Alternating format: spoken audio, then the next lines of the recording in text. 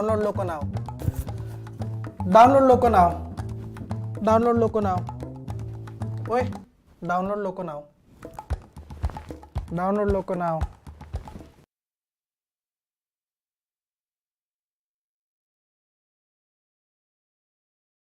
Welcome, ladies and gentlemen, to the All-Star Showdown Valorant. A huge shout out to our partners, Penta Esports, Trinity Gaming, and Loco. It's just been a couple of days since Champions. The off-season's just begun, and Penta's like, you know what? Why not just enjoy the laughs and lulls? Let's throw down not only the biggest sum of cash there is for the streamer event, but also more importantly, we're not only going to have the best streamers, but the best players in the country duking it out. So I'm just looking forward to an extravaganza of a weekend. And what about you, Krebs? Yeah, you're right. The extravaganza is the word I would use to describe this event because, yeah, we expect friction, we expect conflict over here between the content creators and the pro players. We expect them to, battle each other out in this amazing streamer tournament. But you gotta keep one thing in mind that they have already been battling each other out since 2 days ago. We just had an auction event on 21st where the four captains had to choose their teams, and that was quite a spectacle as well. If you guys haven't watched that, then go ahead and check that out while you're in the breaks or something. But yeah, these teams, they did not just form overnight. I mean, technically they did, but then I'm sure that the content creators who wanted the team members have been plotting this since quite a long time. Yeah, 100%, dude. I think the one thing that I'm personally going to be looking forward is how these so-called professional players play away from their team, right? We're so used to them playing that team game or pugs. You Yeah, never see that in between. yeah. So now not only are they going to play their own game, but they're going to play against their own brethren, which is going to be a spectacle again. Exactly. And some of these players, they've been sharing sweat, blood, and tears in order to achieve their hopes and dreams on the national stage and everything. But, Valorant can be a difficult game. It can burn you out if you don't play it for fun. And while the streamers have their fair share of fun, the pro players sometimes forget that they started this game because they fell in love with it, and burnout is the real thing. So, every once in a while, it's necessary for them as well to just take the gloves off and feel the game for themselves, hold no punches back and just play it for the good old sake of fun and not to win something. Of course, there is good incentive for you to win. There's plenty of prize money up for grabs, but let's be honest, these guys are not after the money. These guys are here to just chill and probably BM each other. Yeah, I mean, you live by that philosophy, but there are so many people on this server who don't, right? I think one person that actually comes to mind who you will be seeing playing in the first game today is SK Rossi. Not only is he like really good at Valorant, but any game that he even touches for fun, right? He ends up making it to the leaderboard some or the other way. I asked him, what's your secret? He's like, bro, how aren't you good? So that's the kind of answer I got, I There's no guess. secret. There's just expectations. His expectations are set pretty high, and I think you guys should have your expectations set high as well, because we've not only had the best streamers, the best players, but also some players that you might not have witnessed play their competitive break yet. One of them I'm personally looking forward towards is Kohli, because he's been in the leaderboards for quite a while. I've seen his name, but I want to see that game, baby. Oh yeah, definitely. Kohli has been one player that global esports have been holding on to. He's like the trump card, the ace up your sleeve that you haven't really revealed yet. And I kind of want to see what Kohli is capable of. I mean, back when he used to play for FS, was awestruck by his gameplay. But of course, he must have evolved leaps and bounds ever since he joined global esports. So I want to see what progress he's made. Yeah, 100%, dude. And the fact that he's going to get to potentially duke it out against his brethren. Again, we have SK Rossi on Team Alpha. Meanwhile, Team Snax has not only Hell Ranger, but also Lightning Fast and Skills. So it's like half the G roster on Team Snax at this point. So we're going to go through the entirety of it. We're going to go through the teams. We're going to go through the brackets. We're going to go through the prize pool in the matter of no time. All in all, is there anything else walking in that you think you might want to allude to? Because there's a lot of conflicting storylines, a lot of new things that we can think about. Is there anything else that you think that we might have swept under the rug? I don't think this is something that you can sweep under the rug. And while you don't have anything to do with this tournament, the one fact that literally every Indian has been talking about since the last 2 days is the fact that Global Esports made it to the Valorant franchise. Sure, this particular event has nothing to do with this, but I'm just so happy for this. I'm just so glad for them. They have been working really hard, and they've proven that India can accomplish many great things on the international stage. So now global esports being the flag bearer of the country, that's an immense, mammoth task. And quite frankly, there's going to be plenty of people in the country who have their hopes and dreams pinned on you. So carrying the hopes and dreams of an entire country is extremely difficult. And while they do have enough reason to celebrate that they are able to get into the franchise, I just hope that today they're able to kick back, have some fun, because the next few months are going to be difficult for global esports and all their players. Not only is this year left with a lot more, I'd say, fun events down the line, which you might get to know pretty soon, but we also have next year, which is going to be a huge leap for our region as well, right? In terms of how competitive we can be, the kind of teams that we'll get to play against, and the new format that's going to be in place. You made an interesting point there because you look across the seas, right? You look at NA, you look at EU, and you see the way franchising has affected that ecosystem all in all. There's a huge shakeup that's over the horizon with teams that are going to make it into franchising, with teams that aren't, players who are tier one, who might get another chance, who might get a move team. So there's a lot of interesting storylines brewing overseas, and I can't wait for that to hit APAC. I can't wait for that to hit maybe even South Asia. You never could really foresee the day where SK Rossi might go in representing Southeast Asia in a Southeast Asian team under champions. I'm just seeing, dude, the future is kind of wide and bright. Oh, definitely. The future is bright for Indian esports, but so is the evening. We have some of the best content creators in the country right now who, over the course of the last 2 days, have bid for their teammates, auctioned them off, and tried to purchase their loyalty, purchase their skills, and maybe even treat them like mercenaries to some extent. But hey, at the end of the day, the team that walks away with the grand prize is the one that is able to get together. Of course, this is not a competitive team setting, right? You haven't had any time to practice, you haven't had any time to get to know each other. Sure, these players know each other because this is a small industry and everyone tends to know each other, but they haven't really been able to play with each other all that much. And this is basically how it turned out. Like on 21st, we had this auction, the four captains bid for their teammates, and today we begin. We'll be starting off with two best of ones today in the upper bracket. The teams that lose those matches will then be relegated to the lower bracket, where they will be having a best of three today, followed by Yep. more tomorrow and day after. Yeah, you know what that means, Crips. One team is already going to get bid farewell at the end of day one. Damn, Oh talk about yeah, being a little cutthroat. yeah. I mean, who would have expected the All-Star Showdown to be this cutthroat, right? And with one team going home today, that's just them being forced to settle for the fourth place.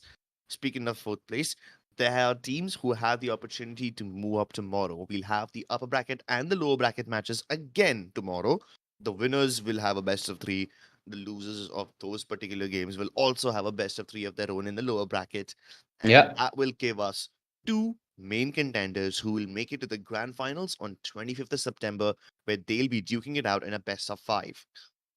The fact that this is a best of five, it's going to be a very fun Sunday, right? Because we're going to get to see a whole lot of shenanigans across multiple maps. It won't be like the vanilla Ascent, Haven that you get to see out of South Asia so often. So we get to see a little variety across the board, and let's hope that that helps. We mentioned that there are big names, there are big personalities, there are big players out on the playing field. Well, what are they playing for? A huge chunk of cash. That's one part of it. Bragging rights, I think, still holds a lot more value in the pockets of these players. But the total prize pool, nonetheless, is five large, and the line share that is going to be won out by the first place, going to take 2 lakhs home. So, there is incentive, of course, Crips, but knowing a lot of these players personally, knowing a couple of these streamers as well, they're waiting to one up you rather than to, out on you.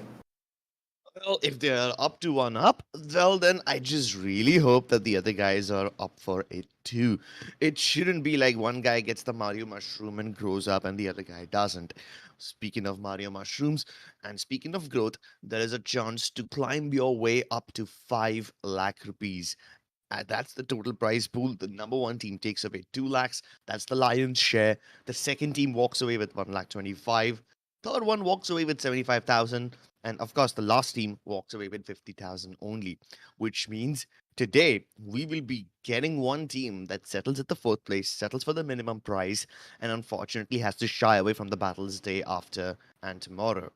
Yeah, and the MVP gets bag half a lakh himself, so that's gonna be a good bit of vacation money for whoever performs the best. And yeah, considering the rosters, considering the players we have, I think it could be literally anybody from any team. Yeah, we have a decent mix of professionals and streamers over here. So I'm assuming the MVPs will be from one of the professionals, but hey, these streamers harbor a bunch of talent as well. And I don't know, maybe they can surprise us. This is what the brackets look like for today. We're going to be starting off with Team Alpha and Team Scout going up against each other, followed by Team Snax versus Team Mortal. And while one of them will move on, I'm sorry, not one of them, while two of them will move on to the upper bracket finals, that is happening tomorrow. Yep. Today itself, one of these guys will be sent back home. Hmm. And for anybody who's just tuning in, the captains are going to be on the server from what we are aware. So do expect to see Scout, do expect to see Mortal just gloves off and into the ring. It's going to be some good old fashioned fun. I know for a fact that Scout is proficient not only on the mobile but also on the PC. I've seen him We play all multiple are. PC games, so I'm expecting a lot from Team Scout considering the team he has. It's Scout, Bad Love, Wimp, Coley, Rex, and McQueen. So you see that roster being so well rounded, not only in terms of firepower but also supportive elements like Rexy and Wimp.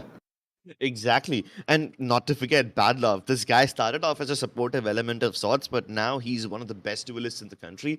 And not just that, I'm also excited to see Kohli in action because this man has been sitting under G's thumb for quite some time now. They've been keeping him, in their sleeve as an ace card, but they haven't really revealed what he can do yet or what he's capable of. So I want to Yeah. see him in action as well.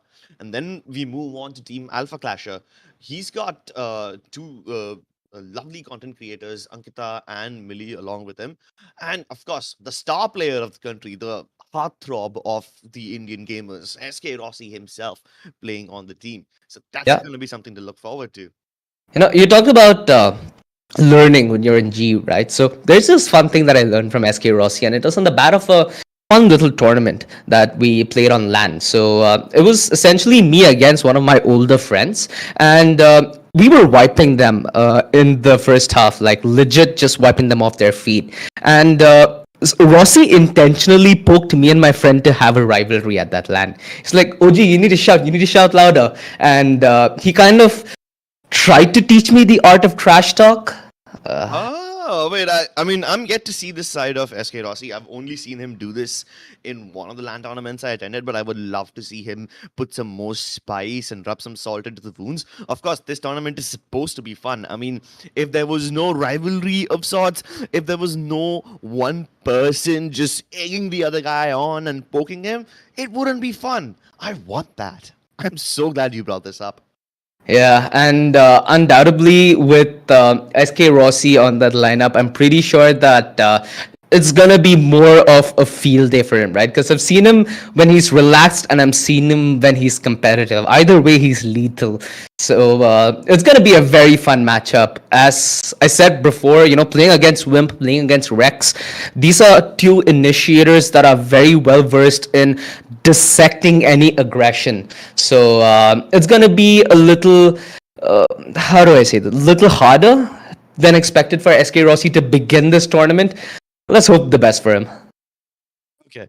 Now, that was just the first game of the day. That was Team Alpha versus Team Scout. We've dissected what this game can be and what it should be. Let's move on to the next one, and that's going to be the upper bracket semi-final match 2, Team Snax versus Team Mortal. Now, Mortal, as you all know, is a very calm and composed person, and one would expect him to be that way, but that was his BGMI personality.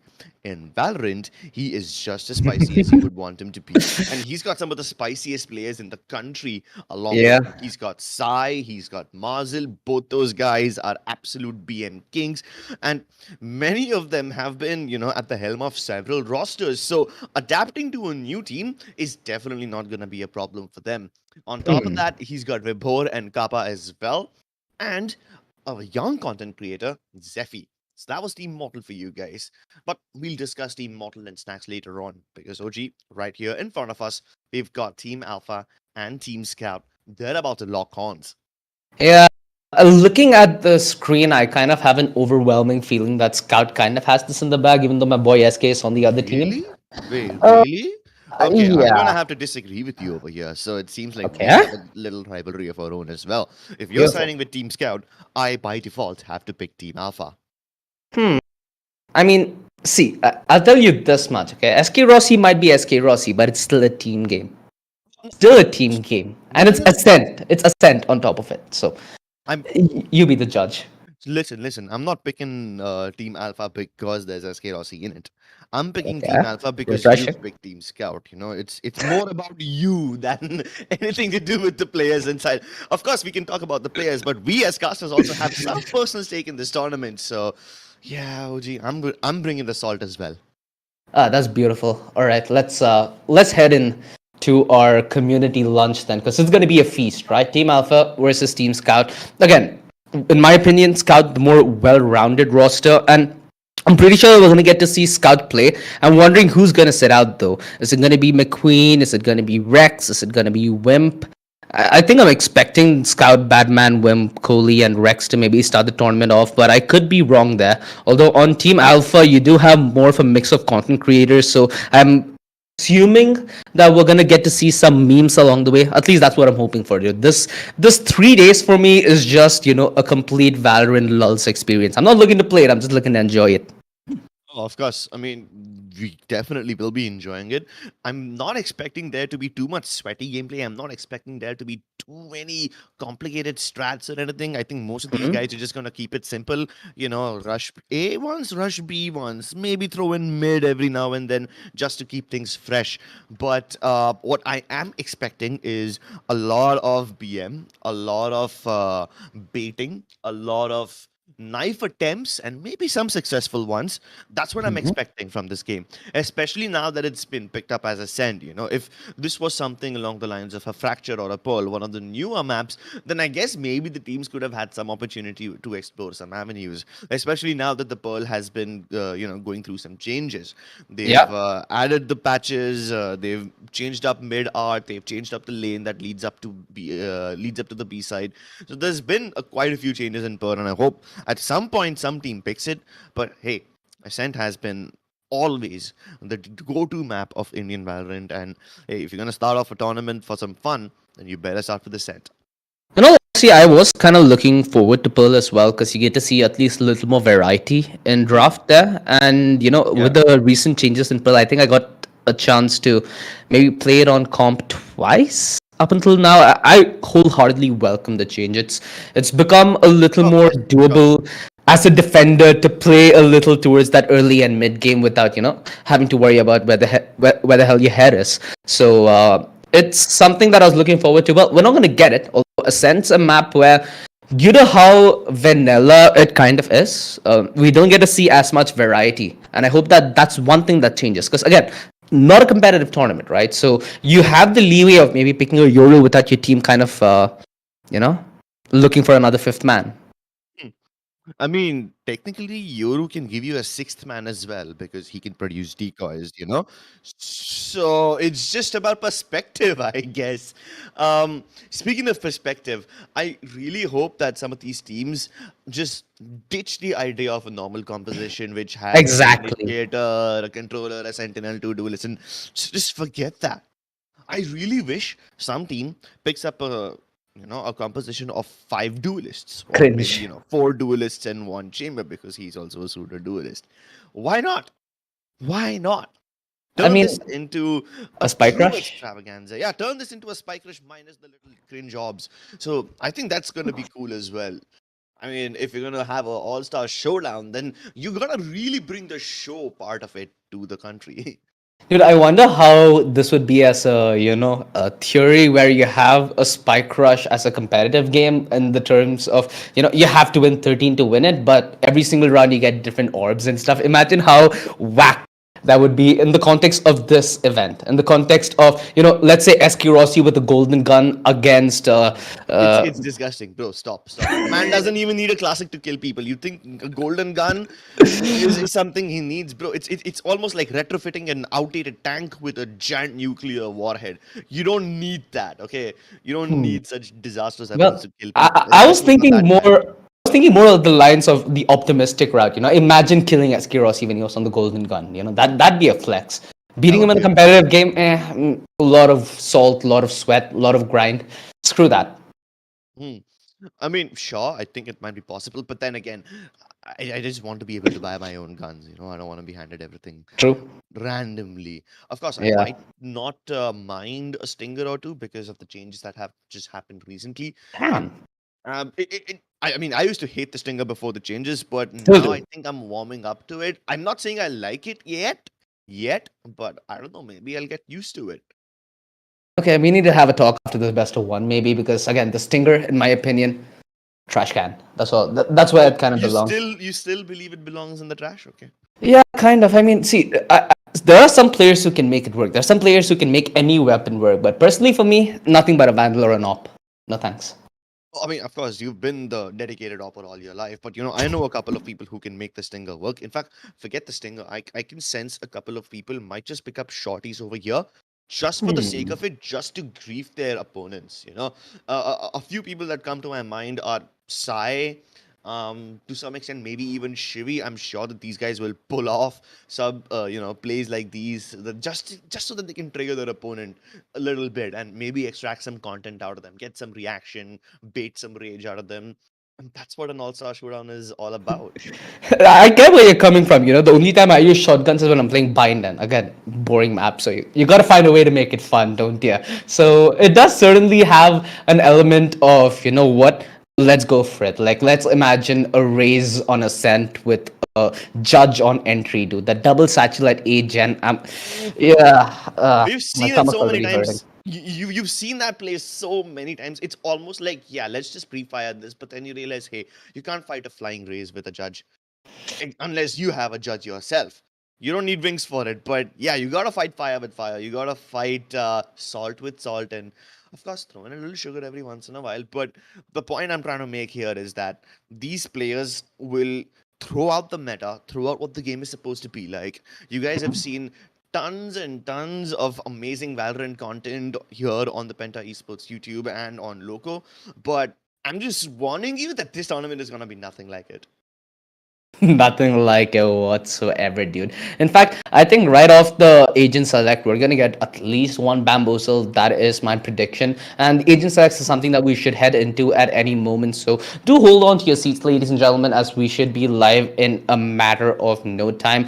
Like I've mentioned, it's gonna be Team Scout taking on Team Alpha. It is gonna be Ascent to start our day off. The one map that I feel like they should change, apart from Pearl, in my opinion, is Ascent, just due to the way it's kind of too bread and Becoming butter stale at the now, moment. yeah. So, interesting changes that come to the top of my mind is a small change towards the mid area, because I've noticed, especially in a little more of an uncoordinated setting. I'm not talking about professional play whatsoever here. Usually, when you play Ascent, mid is very pivotal, both as a defender, but more so as an attacker. So you get to get heads up on rotations. You maybe even get a chance to get a pick off if there's an over ambitious defender up ahead of you. I think a couple changes at mid could do a good trick, especially for the engagement where you take it from top mid all the way to the arch, right? If a little tweak in maybe how much the arc is revealing of mid. Maybe you widen that a little. It puts more of an element of risk, but it also opens the map up a little bit, which gives a little bit of flexibility. I think that would be a good change. Is there anything that you think that you'd change in Ascent to spice it up personally? Get rid of the door, just completely. Damn. Honestly, get Okay. rid of it. I mean, I've seen teams who activate the button right at the start of the round and then just break the door down. And I think that's so convenient as defenders. You just never have to wait to get the guys to come over there and press the button. Like, imagine that you have a jet on your attacking team and you just move in. You're supposed to clear out Gen. Once you've done that, your teammates are coming up behind you to press that button, shut the door down, and you want to plant the spike. But then you realize, hey, wait, that button's broken. The door is not available anymore. And then that's basically literally no time to get post-plant positions. And I love it when teams do that. I don't know why people stop doing that. There was like this one golden era between, I believe, from July to September 2021, where that was the go-to strat of every defensive team on Ascent, just break the door down. People don't do that anymore. I mean, to some extent, the counterplay was developed during that meta, and it kind of Yeah, became like a 50-50 thing. In a professional setting, you'd never like to enter of a course, of course. duel with 50-50 odds. You're Yeah, most yeah. probably going to end up throwing that round. So it's kind of understandable, although I do get the point that you're trying to make, you know? Why be a gentleman when there's no door whatsoever? Yeah, Just kick it break it down. off the bat. Yeah. I It needs mean, to. uh, It uh, reminds me of Johnny from that horror scene, you know? here's Johnny. I mean, if you ask me what I would do to Ascent, I would just get rid of it. Don't tell anyone I said that. Don't tell anyone I said that. But hey, I just said it out loud in front of the whole live stream. But yeah, I honestly think Ascent has more issues than Split. I don't know why that's been taken out of the competitive map Exactly. pool yet. At least Split is Dude. not like one-sided. You know, there's still plenty of opportunities to create combo plays that you haven't really seen before. Yeah. And yeah, so that's my 2 cents. But I kind of want to get to another topic over here as well, OG. We are about to go live with the first game of the day. It's gonna be teams alpha play first, right? Now, any one particular player that stands out for you on team alpha? Uh, I kind of want to give it to Haiwan here. It's been a very long time from since I've seen him even play. So Yeah. it's going to be a little bit of a treat for me, considering he also had his birthday real recently. Let's see if he can take home a Oh prize. yeah, like just 2 or 3 days ago or something. I think it was during the bid, right? If I'm not mistaken. Yeah, it had to be around that same time. So that's the one thing I like about Team Alpha. You know, they might have SK Rossi, but they have people like Logi, they have people like Haivan. These are players that I've seen for the longest amount of time, and I've not seen them in recent history. So I'm really looking forward to what Team Alpha have to present. All right, Team Alpha. I mean, of course, SK Rossi is going to be a talking point, but I'm so glad that you brought up Haiwan. Uh, Man's been creating a lot of content for Godlike recently, and of late, he hasn't really competed, so I don't know how rusty he is or how in form he is. But hey, he doesn't need to be in form to just kick some ass in pugs. Exactly. Yeah, another person who used to do that quite a bit is Chevy. You know, I remember him back from Same, good same. old 2019, 2018 days back in ye good old Mumbai service. He used to just absolutely pawn on everybody. And seeing him get on this level per se, now he can pawn maybe even some of the best that India has to offer. It's a pretty good platform, dude. Yeah, it is a pretty good platform, and more importantly, Shivi just playing in general. It's amazing because it's been a while since I've seen that. Sure, his teammate Knight Rider and everyone, they've still been in action. They've still been competing in the recent past, but I haven't seen Shivi himself. So it's gonna be fresh to see him come back in the server. Yeah, 100%, dude. It's again a long weekend that we have, right? We have a lot of things to look forward to. I think we are right about ready to head into the Agent Select. Team Alpha versus Team Scout. SK Rossi on that chamber.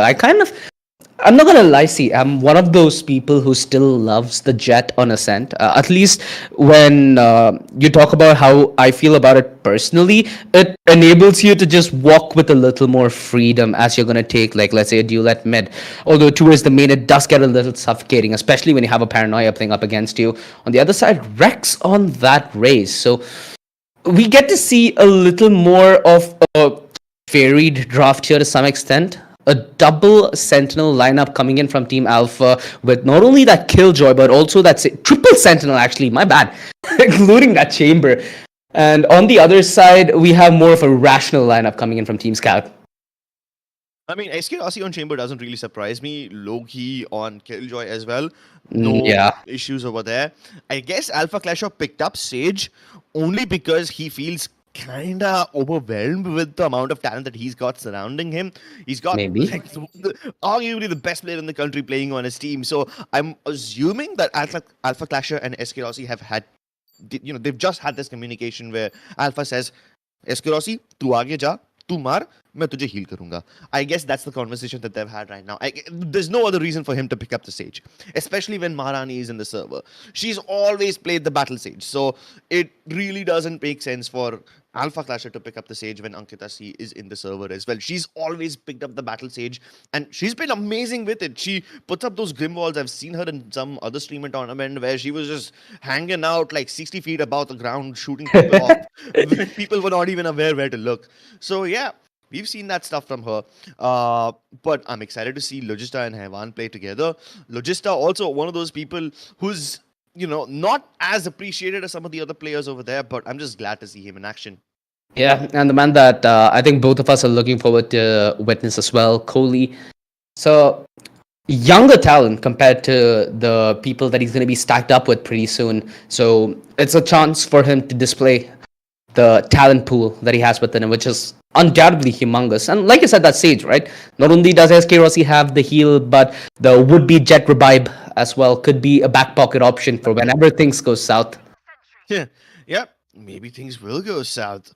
But I think there's something else also going on over here. I mean, the fact that Wimp is playing right next to his teammate, both of them just sitting close to each other, that's going to result in some insane comms. And speaking of insane comms, here's something going wrong. Badlove tried to go out through that wall right at the beginning, but his teammates never followed through the aftershock, and he ends up dying way too early. But Wimp is already on track. He's been there we go. And SK Rossi, while he does manage to get another kill before he dies, it's Wimp who silences him. Yeah, on either side you have the breach, which is not something that you very occasionally get to see on a sense. So it's going to be interesting as they walk into the site. You still have Hyvan alive. Has a little bit of utility left from what I can say, but the defense has just crumbled in towards the side, leaving Alpha with an all to do. All towards the back side. The Classic is pretty decent at his range, although Kohli, just the frenzy drive-by, leaving Scout all by himself in a 1-on-3, but he's good on the first.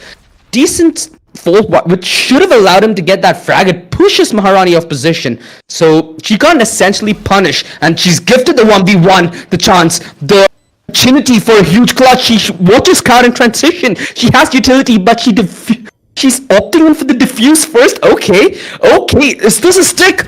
Oh, Scout on the push, but the punish. Maharani finds the clutch. Who needs utility when you're an absolute boss?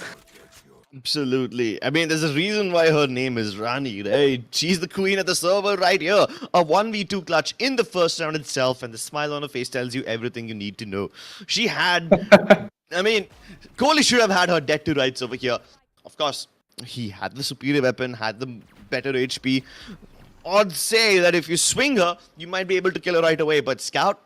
the way he planted, I think he kind of panicked over there because the spike wasn't exactly stoppable from that position, if I'm not wrong, because she was able to get the defuse without getting shot at, and then she had to go ahead and fight him as well. And yeah, 1v2 clutch right at the beginning. Team Alpha off to a good start. And whoa, we've seen Vandals in the second round itself. I mean, under normal circumstances, I would say that that's a very risky pick, but hey, this is a pretty risk-free zone, so go ahead, knock yourself out. Yeah, I mean, it only becomes risky once it goes to the other side, so they better be a little wary as to how they support SK Rossi, although at this point he's like, bro, keep the support of yourself, I'm just gonna go W into mid and just see which head I can find, which he does find 2 off so far, and it's definitely shaken up Scout's team for now, as they just lie in wait outside B main. Nobody to challenge, and that's the part I love, right? Team Alpha, they have a Vandal out in the playing field. They prioritize numbers here. Oh, what a flick. Yeah, that was just plucking Kohli out of thin air. He's not going to be feeling too good about that one. For the Dark covers to just keep them suppressed. And as the nade forces are out in the open, she doesn't shy away from a fight. Ankita goes down swinging. Yeah, and Scout did manage to find the only frag that his team was able to find this round. So, a job well done by Team Alpha. A good start to this map so far, and Maharani absolutely killing it, dude. Ankita is just pawning them from round 1, which should be a story that changes, because now Team Scout should have a bye. They should be able to go head-to-head, and this is where Team Alpha and Co need to improvise. They need to play on the back of Ankita's and SK Rossi's Vandals as they try to supplement them in getting frags. Oh, well, here you go. A nice fault line to start off SK Rossi, hoping that he gets set up for a B-lane kill. But hey, there's danger on top of mid as well. So you gotta Yeah. be careful about that. They can't push the smoke just yet, but you know for a fact Hewan wants to make a flash play given the opportunity. For now, they're able to hear Rex just Oh, pour they don't every anticipate it. utility into a shot, but they were definitely not prepared for him to get shot at from behind his back. Ooh. Straight up diff, man. Bad Love showing true love to SK Rossi, although Hyvan still goes down. Bad Love was 100% blind, wasn't he? Yeah, I mean, he doesn't need his eyes to get the frags. He's got that sixth sense. Logi also has a spidey sense tingling around him, but Badlove is just on a roll. There's absolutely nothing that can stop this man. Ankita trying to deny the inevitable, trying to stop them from crossing over into the side, but the spike has already traversed. Look at her slowly creeping away though. Nobody's looking towards this vicinity. If Alpha is just able to buy enough distraction, this could be Ankita's round to win. You just have to wait and see. Alpha, 1 HP and the punish instantly from Kohli, leaving it all on Maharani's hands. I'm pretty sure that even she would maybe like a save right now. There's no point in maybe giving away that Vandal, although in this kind of a situation where you know weaponry might be bad on the other side, she's like, heck, why not give it a try, Kohli? Swift with the punish yet again from that same position to give Team Scout their first round in this game. Well, the buy down goes their way, as expected, as most economies function. Team Alpha, they're off to a decent start, but Team Scout isn't far behind either. And sure, Marani has been able to pull off that 1v2 in the pistol, but this 1v3 was a bit too tall of a task. Especially that they did not give her isolated 1v1s, you know? So that kind of made the job harder. Heck load harder. Yeah. Although I love the way how Hewan is setting up SK Rossi for kills. I mean, just seeing those fault lines and flashes right at the start of mid, I had some good hopes going for SK Rossi. And of course, when he's got the operator, you gotta fear. You gotta pray to the heavens that he doesn't find you. Yeah, it's a quick opener that SK Rossi was able to find. Team Scout, no rebuttal whatsoever. Is he gonna get timing here, Bad Love? I have a feeling that he might just work his way to a pick, although Logi on the other side is causing quite the distraction.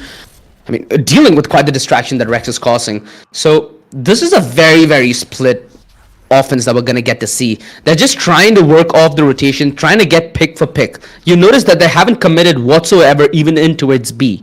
So the patience for now pays off. They got that one pick towards heaven. They've cooled off and they're maybe allowing Team Alpha to overthink themselves because that wall's bound to break and there's soon rotations that are to be made. Although that alarm bot towards mid that SK Rossi placed is one saving grace for Team Alpha to not overthink in a situation like this. Well, as we line up for an imminent A hit, there's only one defender left over here, and they also won't be able to do anything as Ankita's been locked out of the action. Yeah. Team Scout take a side for themselves. The plant is yet to go down, but Rexy is being meticulous. He's clearing out every angle before he commits to the plant. SK Rossi, though, he doesn't shy away from a fight. He's trying to climb up. And let's see if he's able to do that. There is a crucial ult though. There is the Rolling Thunder on Team Scout, so they better make a move here quick, Team Alpha. Otherwise, they're just gonna play post plant comfortably here. Oh, the Rolling Thunder comes out and not in the lick of time. Logi's able to get that kill on a Bad Love. Scout, understanding the importance of swinging and getting back the numbers game, he takes the initiative, he takes the frag, and he takes the advantage back into his court. Although Logi is fighting tooth for nail to maybe contest in a round like this, although time is gonna be of the essence, and so is timing. What? Alpha. He almost found that frag. Rexy on 22, but he survives, and so does the round for Team Scout. That Rolling Thunder there was pivotal. Definitely, it changed the course of the round. And I think that Team Scout would have been fine even without the Rolling Thunder, but they just simply don't want to take any risks. They don't want Team Alpha to get any ground over here. They've worked really hard to win that buy round, and they will do everything it takes to maintain that economy advantage. This smile that I'm gonna get to see from Ankita C, I'm thinking I'm gonna get to see it far more often. It's just the start of the game, and the start that she's pulled off, I'm pretty sure that there is still more of a show that's yet to come. Although the script has flipped. This time it's Team Scout who has the investment. Let's see what Team Alpha are able to do, because they have very proficient player on their lineups, right? In their lineup, right? They have a lot of players who are Sheriff Demons in their own respect, and Logi is one of them. Well, Good start, but SK Rossi in maybe with the finish, although the trades go evenly. Well played so far from Team Scout on this round. It's a round that still could go south, but they're doing everything in their power to hold on to this. Scout's just dumping all the utility he can to keep members of Team Alpha at bay. You know for a fact that Ankitasi wants to swing this one, but with superior weaponry, Scout obviously has the advantage. There wasn't much that Team Alpha could do in this round in the first place. I just hope that they're able to get at least one more kill, convert Scout's low health into death. It doesn't happen, but hey, if Team Alpha was able to get 3 kills in this round, I think that would have been a good economic situation for them. They would have dealt enough damage. You can't have that much of an expectation though walking into a round like this. So even an L, it's a fairly small L for you to swallow in the greater context of things. So we get to see both teams not do so well on their pistol, which is something that I was thinking will not happen today. Considering the kind of tournament we had, I assume that we're going to get to see a heckload more of thrifties that are going to be up on the board, which we still have a chance to, although this time it's going to be SK Rossi on that third day force. I love this man on the sniper, and this is the best gun he could possibly get. Well, it seems like it's going to be pivotal in a round like this, where they need his help to claw their way back, and he's in perfect position to deny. Oh my goodness. Look at the flank that Battler wants to make. It was a bit too risky trying to push through his own teammate's smoke, but SK Rossi punishes that one, and he punishes Scout as well. The 2 game changers have been taken out of the picture. The spike, however, it's still ticking away, and Team Alpha, even though they've gotten all these kills, they need something more, and it can come through in the form of a Rolling Thunder, but they might want to outlast this Showstopper, or maybe force him out of the open. He does die, but at least he takes down Alpha Clasher before he does. But the Danger Man is still alive. Hunter's Fury make a difference. Yeah, Coley going down, the Hunter's Fury removed, and it's all a lot of Wimp! Oh, he almost let that one through, and it's SK Rossi on the other side. You do not want to miss a bullet up against this man, going for the half streak, but Wimp, white swing for the win. Whew. That got a little sweaty. Maybe if Alpha would have held this ground, a lot of ifs, a lot of buts. Even Coley had that Hunter's Fury there. It was not necessary for him to peek that post plant, although Wimp, he manages to recover. Yeah, you kind of have a point there. Although SK Rossi doing his very best on that Tode force. What I've been waiting to see, and yeah, we're going to get to see a whole lot more of that, because he has that operator back on that sniper, back in a position where he can do damage. And mind you, he's not bought that armor, right? So he can reinvest, even if he does take an L in this round. Taiwan with the newly updated Stinger. He's dumping in so much utility, but Wimp has already gotten through, and I think he knows that there's one more stuck around in the corner over there. It's Scout who blows him apart with the aftershock. Nah, but he pushed his luck a bit too further. SK Rossi. Spam. Oh, Hunter's Fury! This is a disaster! He's down, and so is Alpha, maybe? Alpha got tagged for sure, and Rex finishes it off. Oh no. Perfect timing, perfect utility. They just W their way into this ace site, and you know, you gotta give it to Coley there. Perfect usage of that Hunter's Fury, because that operator, we've seen it change entire rounds and entire series. So yeah, it's really good that he removed it out of Rossi's hands early, although considering Rossi's investment, he's able to reinvest into that operator because he didn't get the armor the round prior, which he's still not going to do this round. So yeah, they're still gonna have to tame the beast. He's not down just yet. Yeah, but at least the beast is a little weaker this time around without the armor. Of course, that is assuming that you're able to even connect a bullet to him in the first place. He's probably gonna snap out of it before you even get a chance to shoot at him. And as Wimp is holding the fort over here, he's gonna give multiple people try to swing him. Hewan gets the dub, but it's Battler who's trying to recuperate from the losses. As he now tries to explore mid, the rest of his teammates are falling back from A main, picking up the spike at attacker spawn again, and hopefully they should be able to find something else. Quick turnaround. Oh, the play through Mel's love was just so quick. He just W'd his way through Pizza, and the opening enables them to just rush main. SK Rossi, good rotation, but needs to land an even better shot. The flick. Jesus Christ, this guy's a beast. Oh, absolutely. He was a relentless beast over there. Paid no heed to the pinging recon dart. Stayed over there in the angle even though Battler was prepared to pre-fire him. He just flicked him away. flicked him away like he's a common piece of peasant. But goalie, he's got an opportunity. Alpha Clasher. Let's brings go. it back before it's too late. I think this is Alpha's first kill in the game, so, well, better late than never, right? Yeah. Better Although late that than never. flick, dude. Oof. Absolute boss-like behavior from our man here. Let's see that again. First frag, understandable. Yeah. This one was Recon normal. dart, he doesn't care. He doesn't care. He's like, you wanna know where I am? Well, go for it, bro. Ooh. Took less than a frame to get to his opponent. But then, you know, the funny part is that it doesn't even surprise us anymore. It's just something that we've come to expect of this man. Oh, dude. At this point, what can't you expect from Rossi? And, Same thing you can't expect from Rex. Yeah, exactly where it's gonna go with this. Man just gets a frag and gets away when it was a double swing ahead of him. So no fear. Exactly, a double swing into something that could have been a utility dump. But this man simply has no fear. I mean, I'm surprised that Scout also decided to dry peek him instead of bombarding him with fault lines and flashes and whatnot. But hey, They tag him. respect. Are they gonna try and maybe dump utility? Are they gonna maybe satchel their way through? A lot of possibilities, but no commitment so far. And that's a trend that we've gotten to see from Team Scout for the past few rounds. They are willing to split and pick, but they do not really want to commit. Although Rexy, he had a good inkling as to where Alpha's position was, still managed to get down.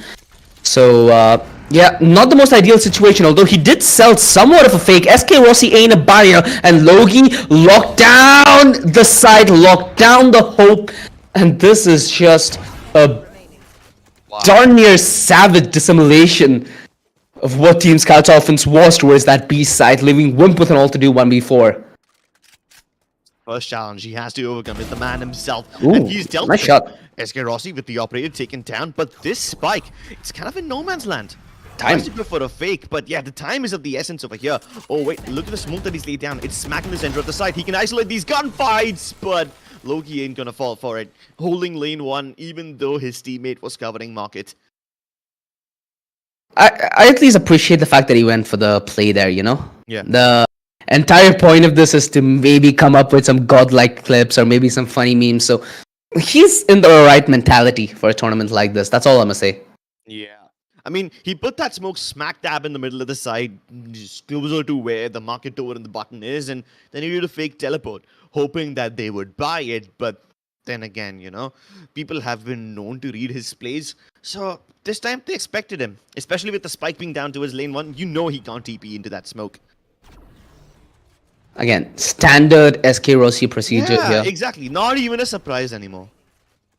At this point, he's just making that op look so easy, right? I kind of wish it was as easy as he makes it look. I know, right? I mean, he makes it look like he's not even trying, as if it's just another day in the office. And, you know, for him, it's probably is. It probably is just another day in the office for him, but nah. Stuff like this usually amazes people. Blows people's minds. The prime reason why he's the highest bid in the tournament. So, yeah, make complete sense. Alpha Clasher, he's put his hopes all in one basket. Although that basket has a pretty darn good exterior. Let's see this timeout. What does it resort to? I think there needs to be a little bit of a change from Team Alpha, right? Because we've seen Team Scout kind of change the pace, kind of change a lot on the fly. This is when you can maybe throw a curveball. I'm pretty sure that Team Scout now are trying to strategize as to what they change, how they approach this, because the last 2 rounds haven't been good for them whatsoever. Yeah. I mean, one thing we did notice coming out from Team Alpha was that at least during the start of the game, we saw how Havan and SK Rossi were just playing together and trying to make those plays. We saw Havan trying to fault line towards B-Link, maybe set up SK Rossi for an aggro peak on mid, something along those lines. But, I mean, over the course of the last few rounds, I've just seen them do their individual thing. They're also not trying to, coordinate too much. They're just focusing on their own gameplay, as one would expect in a tournament like this. One would expect them to chill around and not try too hard with the comms and everything. But yeah, I mean, at least that was there in the first few rounds. Now we just don't see it anymore from Team Alpha. If we even get to see a hint of that once again, then maybe things will change for the better. Yeah, the one saving grace for them is they have crucial ultimates up, and SK Rossi is again 1 kill away from his Torefos. On the other side, we have a lineup that's very good at setup. They have Breach, you have Omen, you have Sova. It's a very, very well-rounded lineup, even if you want to try doing something as vanilla as an execute, because the utility goes hand in hand. And I think that was something that they had in the back of the mind here, Team Scout, as everybody is grouped up towards this main position. Although the rotation and the utility that Team Alpha threw their way puts this to a grinding halt. They're full members on the other side of the wall, Crips. If Team Scout even take a step outside this wall without proper reconnaissance, they're gonna regret it. Yeah, they will definitely regret it. But at least the opportunity to fall back from this region is still available, you know? They haven't really shown any presence after the first contact. SK Rossi prompted to check mid, prompted to check the other areas of the map, which does take away one man from the site. But hey, there's still a 3-stack, which can be difficult to deal with. They're just being patient here. They're anticipating that preemptive rotation that SK Rossi so often commits towards that B side, which has been a problem. And that's a very good timing window Team Scouts found to enter the side. The recon, oh, it was pitch perfect. But was that a counter fault line, or did Rexy get stunned by his own team's Rolling Thunder? Well, only time can answer that, and time is teaching them a crucial lesson, that is to respect it. They used a lot of utility on the entry, but they weren't in a position to capitalize off that utility. And yeah, once that's down the drain, the numbers and the utility from the other side is gonna choke you like there's no tomorrow. And well, a flawless victory in that as well for Team Alpha. I assume for a second the worst, because they had numbers, they rotated off. But yeah, Rexy with the most unfortunate timing window there, getting stunned, wide open, right outside the switch, not the place you'd like to be. Exactly. I mean, he had Heaven dead to rights. He was pinging from that recon dot. I guess everyone on the defensive team just seems to ignore recon dots, right? Last time we saw SK Rossi do it. This time Heaven did it. They don't need to break the recon dots to keep themselves safe, and they are able to kill even without it. So, hey, if something's not broken, you don't need to fix it. Once again, ignoring the dot, killing, Yeah, but he dodged it. away. That was so unlucky for Team Scout, because Rossi just found the perfect dodge. There's a recon that he can send which is higher and a little further back, so it does reveal him. Not the case whatsoever. Kohli though, a very close play to his shot, and I'm assuming Scout would have at least, again, used the utility to prime himself to success. Not the case whatsoever. Yet again, he gets caught off guard, and Maharani almost making that play there. She was a very vital part of the defense. Now the backline's being leaked, and Kohli has a chance yet again to make a massive play. He's up against his comrade, up against SK Rossi. He needs to show that why he is the star that's rising up to maybe find himself the ace clutch. A 1v1, Loki on the other side. Kohli made an instrumental play in a round like this, bamboozling the entirety of Team Alpha, and he has time. 35 seconds, Hunter's Fury. This is crucial utility that will help him piece together the clutch. And Logi, he's playing the spike, playing objective, and he's more than willing to take that first deal. Yeah, but look at the angle that Logi's holding as well. From this particular position, he doesn't need to worry about getting surprised at all. He knows for a fact Logi doesn't have enough time to go all the way around A main. And now that he's given away the position, Logi can just hold it. He can swing later on when Kohli will simply not be looking in his direction. And he understands when his opponent will be at his most vulnerable. Something that even Kohli had a great sense of, especially when he was just running through, rummaging through the gardens, swinging Ankita from the smoke wide and everything. Yeah, he did all of that really well, but Loki just simply refuses to take any risks, refuses to give that fight that Kohli has been looking for. Yeah, and a very conservative play, like you mentioned, keeping Logi alive. So you get to see Kohli come in with a little bit of brilliance, no reward.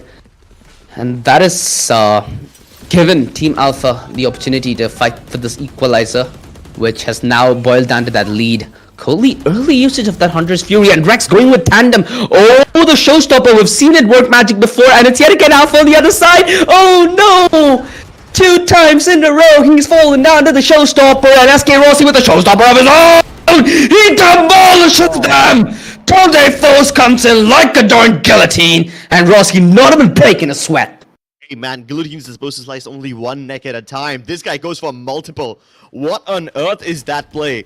Honestly, why am I even surprised? It's SK Rossi. He's supposed to be doing stuff like this, but not in such a brutal fashion, you know? I feel so bad for Wimp. He somehow managed to dodge the paranoia, but couldn't catch the flashpoint, and then when the rest of the people came through that smoke, they had just no idea what was waiting for them on the other side. I'm glad that SK Rossi went to his conventional hair color, dude. I didn't like the white hair SK Rossi. Really? Thought Yeah. he was a nice little gender bender jet cosplay over there with that. Oh god, nah, not that whatsoever. Oh, 20 kills. Okay, this guy is taking it a little too seriously, I think. Yeah, and I think after your comment, he's gonna be even more triggered. He's gonna try to do things even more aggressively. Hevan Flash setup. and Escarossi, they both had been playing together since quite a long time, and it's been a while. It was only like, what, the second or third round since we saw them play together, and now they're trying to go at it again. But Yep. after making contact towards B, they still are preferring to go towards the A side with SK Rossi knocking on the doors and probably trying to knock Rexy's head off. Why is he falling back so quick? His team is committing towards the side. Is he baiting his team? Okay, he gets punished. Rightfully so. Thank you, Scout. Regardless, it's going to be a 3v3. Nice job with the paint shield there, Rexy. Denying Haimon any kind of aggro, which gives the numbers back to Team Scout. 2 versus 3 spike wide open as day, and Loki needs to force an awkward fight. At least he manages to get back in the nick of time to cover. Oh, Alpha! That could be his frag. He's fighting 2 people at once, and now he has a lonely task, a lonely road ahead of him. The double swing, which puts him to bed, although you could have seen that round swing drastically. Only God knows what the communication was like, because SK Rossi had something entirely different concocting in his mind. Bro, I think Scout had something different concocting in his mind, and I can assume what the comms are gonna be like. Scout would have screamed out and said, "No, no, no!" I'm sure Scout would have said, "Ruk, hum knife karenge usko." You saw him go for the jump. You saw him make that leap across. Oh God! And Rexy was the one who saved him from humiliation by killing him with a bullet instead. Knife karenge usko. I love how this is boiled down to like a Mumbai server game right now. I don't know why you expected anything different. This is quite the lineup to have a Mumbai server game. This is also a good setup if you're looking to have a mowdown, because Kohli is in a very good spot and he has Scout right next to him. I think Scout used both his flashes initially, so little utility to support, although Rexy getting a little low for his own good there. Gets taken down by a classic Love, along with Scout, trying to just choke them out, because again, in a round like this where they don't have weaponry, you can afford to play a little haphazard. And SK Rossi, without a doubt, going to be run down. Yeah, 4 people peeking him at once. 7-7. Team Scout, round of shenanigans to find them the equalizer, and it's gonna be a very, very fun game, because we're boiling up to the finish, right? This is 7-7. Once it starts hitting double digits, and once those memes start coming on display, that is what really hits you. I mean, there's several things that can hit you, but some things hurt more, Kochi. It's all about perspective, like I said. And what's gonna be hurting right now, the most for Team Alpha over here, is that they had a decent lead. They blew it. They won the last 5 rounds of that first half, and now they are back on even grounds. And SK Rossi is making things harder for them. Yeah, they are trying to play off inferior weaponry here, Team Scout. Again, they're trying to play the bonus. Something that's not that easy when you have a person like SK Rossi against you. Although good use of utility helps Kohli net that kill and should net him a Vandal as well. What's the reply? Team Alpha. Quick split towards market. They anticipate that taking B main is going to be harder than ever considering the forward positioning. So they're like, you know what, we're coming from the back lines. Why the hell not? Although the amount of time that it's taken them has given the defense significant time to reposition. Scout still ends up going down. This leaves Kohli all alone, and there is rotations finally in the nick of time. Rexy's made his way through spawn. Kohli still being a beast, close range. That Spectre is an absolute dirt weapon, and he's just grinded them to the dirt with it. Goodness. 1 narrow corridor, 1 run and gunner. You can know what's gonna happen next. You don't need much to figure it out. This guy, I gotta give credit to Scout in this round. Sure, he team stunned his own guy like just once, but he kept him alive for so long too. That fault line hit not only Kohli, but it also hit the entirety of Team Alpha. So Yeah. I cannot blame him for doing so. Plus, the fact that he was able to take B main control and retain it while they were losing control of mid market, that's the best counterplay that you can make in a situation like that. Talk about fighting salt with salt. Yeah, SK Rossi this time with the Spectre. Close range drive-by on his friend Kohli. That could have been nasty. Bad Love was perfect position, perfect timing yet again, and he finds himself the double. It's Alpha who's bit the dust, so they don't have the wall, I'm pretty sure. They don't have the heal. And Love yet again, dude. This guy is a speed demon! Headhunter Ace, come on, get the first one. No! Ankit the C steals it right from his fingernails. That's a very, very close round. How? We've had 2 rounds when not only Kohli but also Bad Love were in touching distance of an ace. I think it's going to take a little bit of time from the time we've begun to finally maybe see one. But yeah, we're getting a good bit of action early on here in this tournament. His crosshair was dead on. How did he not kill her? Yeah, at Valorant SA. Yeah, at least in slow motion, it seemed like his crosshair was placed pretty well. But hey, I guess it's just simply I not love this time to game. see an ace yet. I love this game. Yeah, you love to hate it, don't you? Well, it's always fun when it doesn't happen to you. There we go. When it doesn't happen to you, SK Rossi getting put to place by the Tode Force. Is there anything more poetic, Krebs? I think the death of Heaven would be poetic enough. He tries to make his way in. The contact play works. Of course, Wimp does swing him later on, but Rex had to pay the price. Wimp still defending the chat, but it teleports right into Marani's crosshairs, and that's gonna be his doom. What? Alpha Clasher blocks the path of Scout as soon as he releases that flash. Scout blocked the last block! But I mean, he's not completely blocked. Although Alpha Clasher, he's playing dodgeball with Kohli's Hunter's Fury, so it's now Marani's turn to do the same with the utility. But hey, she still hasn't gotten swung on. Kohli tries to go for it as soon as she gets pinged, and that's gonna be the end. Yeah, what a utility that was on her, dude. Hunter's Fury, Fault Line, Recon. Jesus. Yeah, couldn't even expect her to do much from the position she was stuck in. If Alpha would have just put that wall a little more to the left and maybe would have blocked out Scout's exit, there was a possibility that round would have turned on its head. Because mind you, if Alpha would have gotten a frag or the plant, he would have gotten the revive. So, yeah, that was a big ulti that would have helped them clutch that mid-round. Not the scene whatsoever. 10-7, and Team Scout hitting double digits, taking the lead, and taking that first frag. Haivan is down to the dirt. This is a crucial round, Crips, and this is a very, very good resurgence that we're going to get to see from Team Scout. Oh, Team Scout plays super aggressively. They're just pushing mid every single time. Whether it's going towards B-Link or not, this time Kohli also holds nothing back. They crunch this B-Link and B-Main from both the sides. That leaves all the stragglers towards A-Main. They know about the positions. Revive does come through, but is it really going to make an impact? Well, it is SK Rossi, and he is known to make an impact. But he's trapped over here. I mean, the rest of the forces of Team Scout are just positioned outside of tree. Even if that area gets smoked off, there's nothing that can stop them. And Rex, already having broken the alarm bot, is causing a distraction. Yeah, and he has the party in the backpack, mind you. Is he gonna go for that tap clip?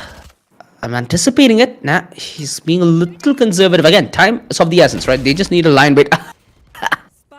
Those two was frags. Oh god. I feel bad for Rexy, but I also feel good for him. He got that frag, but not the way you want to die. SK Rossi, though, still in a position where he can deal and administer death love in a very, very cheeky little off angle with that operator. Is going to deny an alpha. Very little he could have done, considering he was going to walk into a two-man crossfire. Anyway, Team Scout on the verge, sending SK Rossi and Co to the lower bracket. Yeah. Battle of holding the one-handed angle is not something that SK Rossi probably would have expected. I mean, of course, since he's played him so often, one tends to know the off angles that people hold. But in case something went wrong, there was the SOA right on him. So there's insurance policies on top of insurance policies over here for Team Scout, who are, by the way, undefeated in the second half up until now. They haven't relinquished a single round. Damn. That's devastating. Yeah, and SK Rossi back on his third day force. Is this with gives Alpha their first round on their attacking half, well, it's a very, very incognito play that they're trying to make. Contact is what they're trying to achieve. This is a very, very big showstopper because they used the Rolling Thunder, but they're firmly denied any plays. Loki denied his life. He's painted with all colors under the rainbow, and the man disadvantaged yet again. It just doesn't seem like they can get a break. Rexy on the swing with a triple. Hello? Yeah, now Alpha Flasher just looks at his dead Oh. teammates. He can kill the captain of the other team, but he cannot recover the round. Definitely not when Bad Love is already on the flank. Denies him any opportunity of going back to its B, and that leaves Hevan stranded on top of high mid. Barely any HP to work with, barely any information, and time isn't too big of a as well. At least he's able to deal with the first threats, and now the opportunity of spike. going towards the B is available. But hey, will he be able to make it to the B side on time? I think so. None of the other members of Team Scout are moving in the right direction. They do use the TP though. Marani has made the play. She's committed Birdhouse. This is going to be a one-on-one that's going to be offered to Hyvan. HP, not the best, but certainly a doable ask. He's been very silent so far, and so is Wimp. Oh, is he going to overlook Wimp? They spot each other, but Wimp's not biting into the fight. He just plays time. Wimp, he gets the kill in the nick of time, and that is 12 on the board. Team Scout laughing it out as they hit match point. And still haven't relinquished a single round. I really thought that maybe Team Scout would prefer to play together, both Wimp and Kohli just sticking together and trading each other out in case something goes wrong, in case Hyvan decides to come back towards the A side. Of course, he didn't have the info to make the play, but it's still good. Wimp commits with that from the shadows. Double loaded. ultimate, and yeah, it Ugh. just continues to win rounds. But did you just say double Odin? Yeah, I think that was on Kohli and somebody else. I saw it, and yeah, my hands are on my head right now. It's a very salty strategy, especially on a map like Ascent. The But- ability to spam, the ability to just lock down avenues, it's frightening with that gun. Of course, it is frightening, but then again, you gotta consider that Team Scout just doesn't want to drag this game longer at all. You've got Kohli sipping and munching on something. He's got a bowl of food right next to him. I'm sure that Badlove also has what seems to me like a mug or like a bucket of popcorn next to him. He's got something.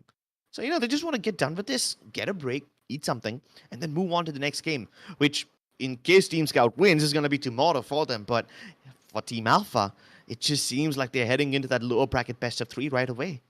Yeah, so we could expect to see them play later on tonight, as there is not only a best of 1 after this very game, but there's also a best of 3 to decide who's going to stay in the tournament and who's going to be shown the door from the lower bracket. Of course, we have a lot of really famous streamers, a lot of big personalities, a lot of big players on the server. So whichever team we are going to lose, it's going to feel sad nonetheless. Although Yeah. Rossi's team was something that I thought would survive the storm. Now they're in the They're in choppy the waters. more questionable position. I mean, it's not really his fault, isn't it? SK Rossi Oh, still for sure. kicking ass, still sitting on top of the server at the highest frags. But hey, then again, if you're not having fun, then what really is the point? I'm sure he won't be salty about this loss. I know, right? Talking about fun, you know what's actually fun? So Rossi has about 22 frags or 23 frags in this game. And even though he had like a majority of that in the first half, Kohli now sits just 1 frag behind him. So he's got up. Yeah, playing the Sova. That too. Oh, okay, yeah, now that's a flex. That's a I think flex. by the time this game ends, Kohli might just be able to tie up with him, maybe even overtake him for that matter. SK Team Rossi, Alpha who? fans- Yeah, I mean, that's what Kohli will be saying. Of course, that didn't come from our mouths. It's been a while since we've seen Kohli. The last time I saw him like actually play was back when he was still in FS. And ever Oh. since he's joined GE, he hasn't really been seen much. Of course, he might have stepped in for some of the smaller games here or there, but we never saw him play the VCTs. We never saw him play any of the bigger tournaments, none of the LANs. So I want to see what this guy is made of. He's been sitting on the bench for quite some time. Yeah, and talking about lands, even Logi got his first chance to play in a land recently. So, Yeah. yeah, this is. Wait, is Rex still disconnected? Oh, that's sad. Oh, God.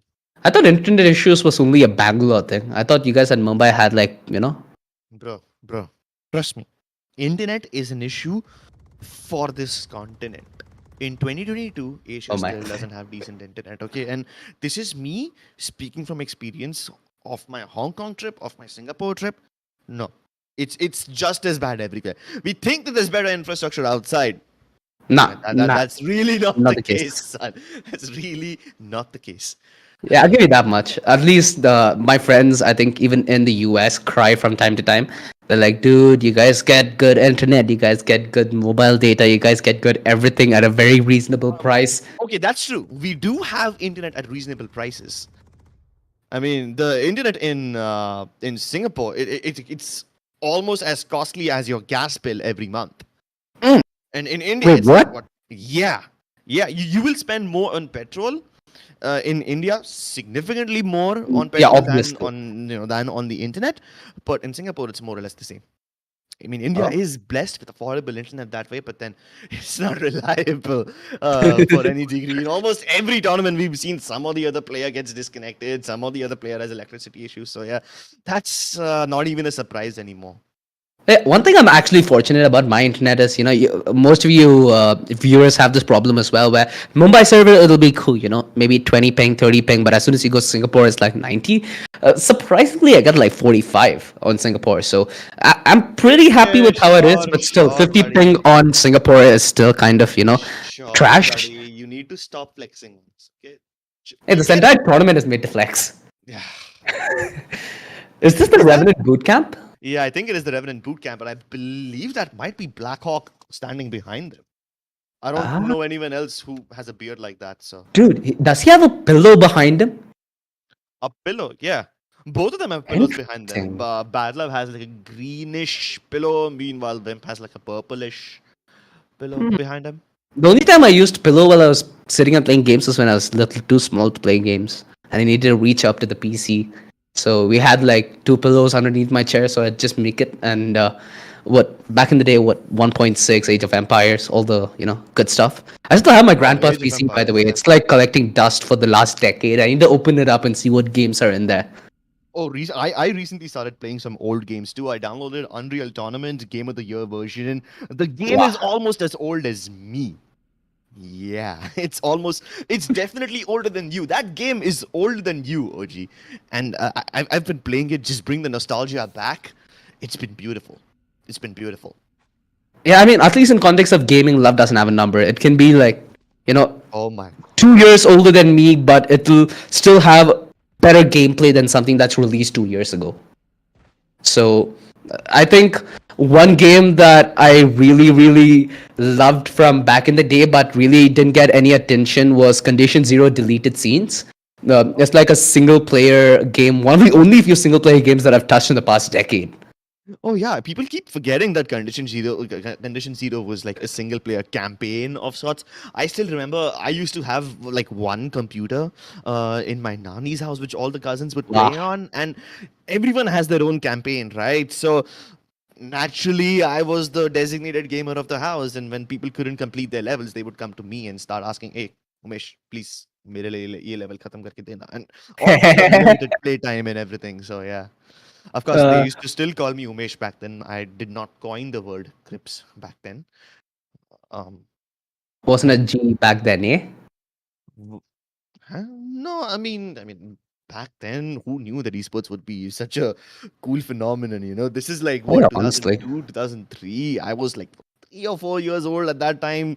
I was a toddler, Age. still eating dirt off the ground. But hey, I was still good at video games at least. Yeah, now you eat dirt off your enemy's trail. That's all. That's all we do on a daily. I wish to. I wish to. But yeah. In fact, all this Bonanza has gotten me excited as well. It'll actually be fun streaming for the heck of it, not being dedicated to any game, just streaming for streaming's sake, connecting with your audience, and more importantly, enjoying. Right? I feel like that's something that Scout does very well. He's able to enjoy any game that he touches. Let it be on the mobile, let it be on the PC. Well, talking about enjoyment, we obviously have the Odin on your screen, and Kohli is having himself a delightful day. Why not? Why not? If you want to start off your ace in the tournament with such fashion, not that quad kill before, but maybe the Odin spray now, a perfect candidate to take our first ace here in the All-Star event. Yeah, but Ankita Seed decides to ignore the opportunity of giving Never him the ace, mind. runs away to the other side via the teleport, only to die to Scout himself. Well, at least he did not, at least she did not give the satisfaction to him, at least she didn't give him the ace. Dude, So- Kohli is not even smiling. Like, Why he did he wonder. smile? He missed the ace. That's not a reason to smile. Yeah, but he demolished them without even removing his hand off the mouse one button. So, some reason to celebrate, I hope. Ah.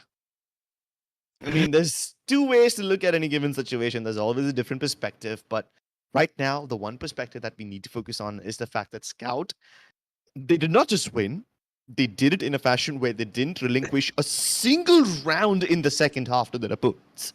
It started off 7-5, they were the ones trailing behind, and then they just demolished their opponents, absolutely bodied them. This is some next level stuff that we're getting to see. And, it is a tournament where we don't expect the seriousness to come out. So results like this are to somewhat be expected.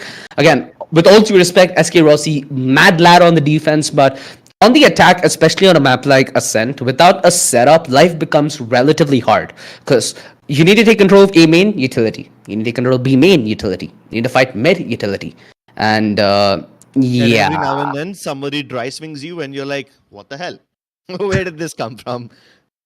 This is this is, I think, good that this was game one, right? I think that after a couple of the other captains see what happened in game one, we might get something like a Haven. Now, in all honesty, Haven is a map that still requires a decent bit of setup, but because of how open it is and because of how reliant it is on rotation, we'll get to see a whole lot of bamboozling, a whole lot of timing, and more importantly, a whole lot of lulls, which is exactly what I'm here for. So I hope that we do get to see a map which is not vanilla in the games that are going to come forth. Oh wow, I want something completely the opposite of vanilla. I want like a full course cuisine. I want people to pick Pearl up right off the bat, get that deep sea action going. Deep sea, I think I'd go for Breeze on that front. The coastline, the beach, that's where I chill with the sea. Yeah. No, I want to get like 100 feet under. I want to go inside that glass dome, get the teams on Pearl, get them started to, start doubting themselves, start figuring out how to play around this map, especially now that it's been changed.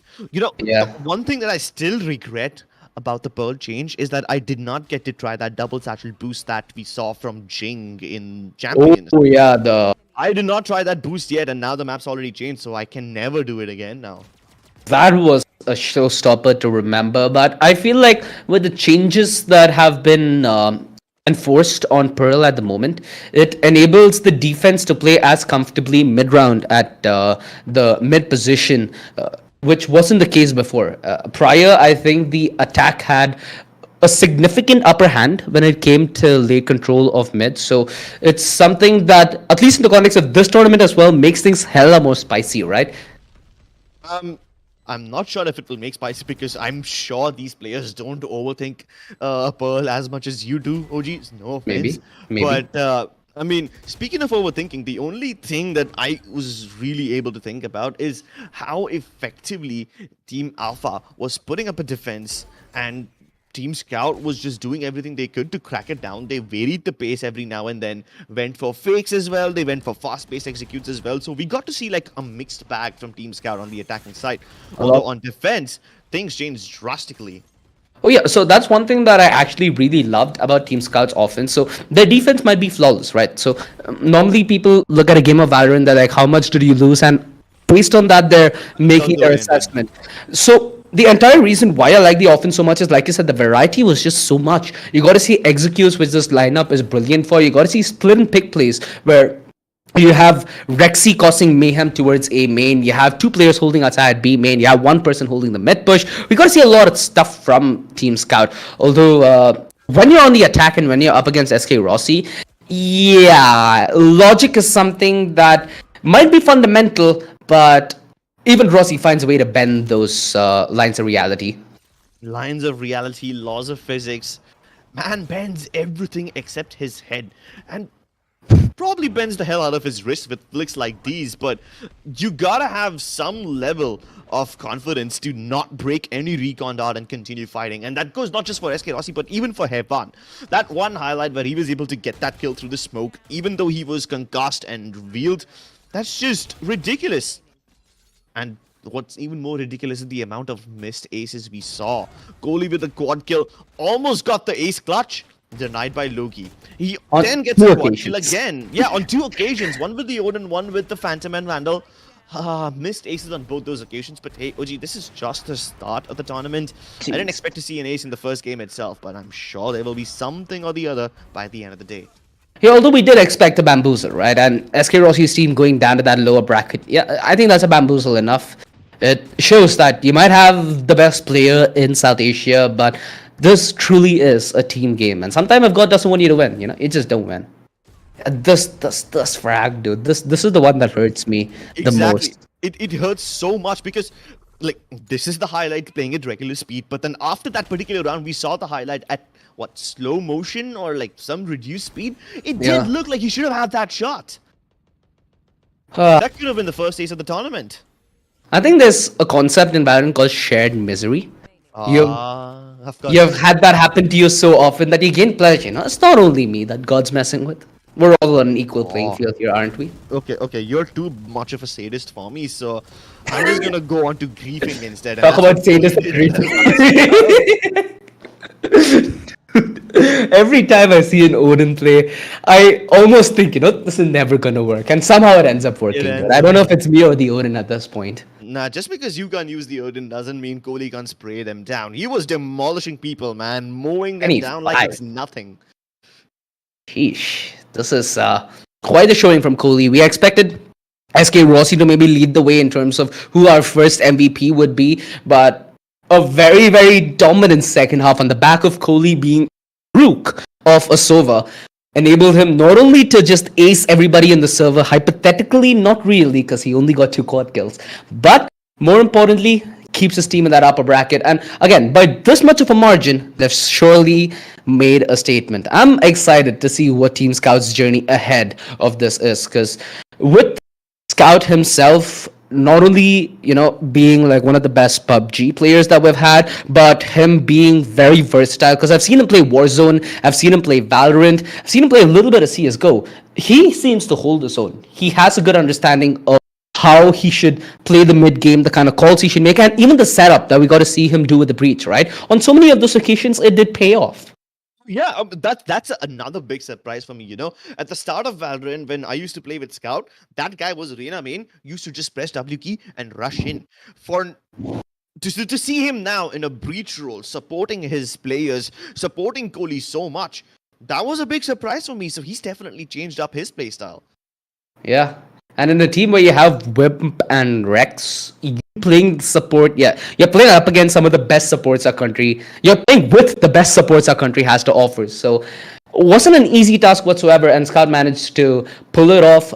Decent scoreline of 13-7. They will be playing in that upper bracket finals, which will be a best of 3, mind you. So the next time you will see them on your screen, ladies and gentlemen, this is a team that needs to be far more prepared, although it seems like preparation has kept them ahead of the competition temporarily. Well, speaking of temporary, Team Alpha temporarily find themselves in the lower bracket. Alpha Clasher had a surprisingly decent game. He was able to get a couple of kills onto Rexy and Wimp every now and then, so hey, I'm not completely disappointed.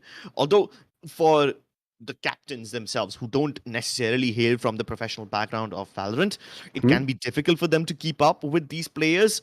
I mean, of course, both the captains, Alpha Clasher and Scout. I know frag is not the metric that you're supposed to measure, but I'm really happy with the way Scout was supporting his teammates. Even Alpha Clasher, every now and then he was getting the res on in the crucial rounds and turning the tide.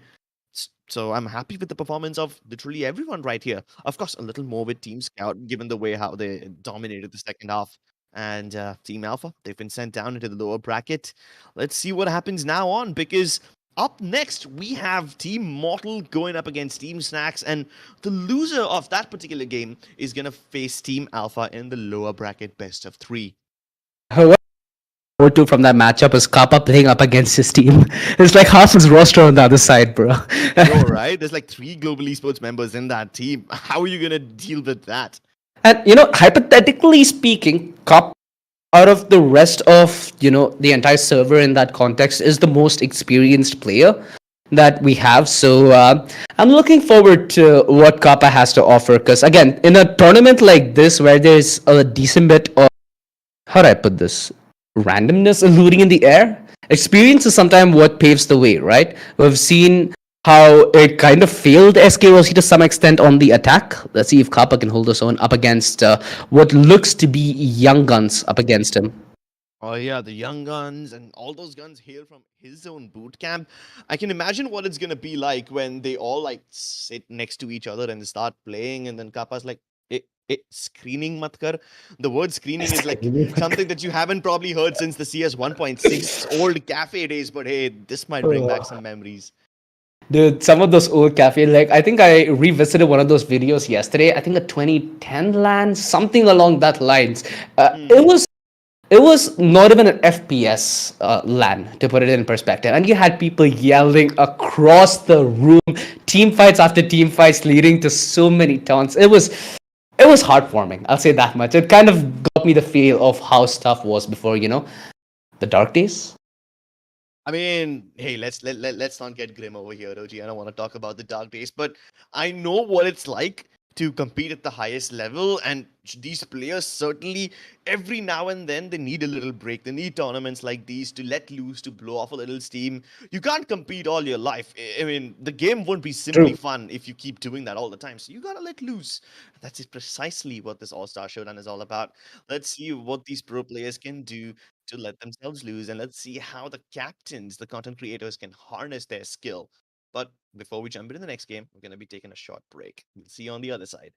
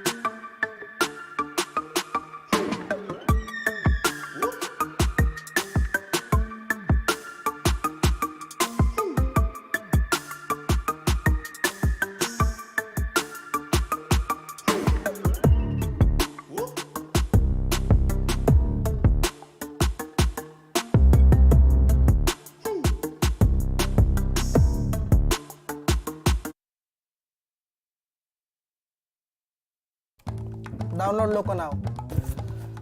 Download Loco now. Download Loco now. Oi, download Loco now. Download Loco now.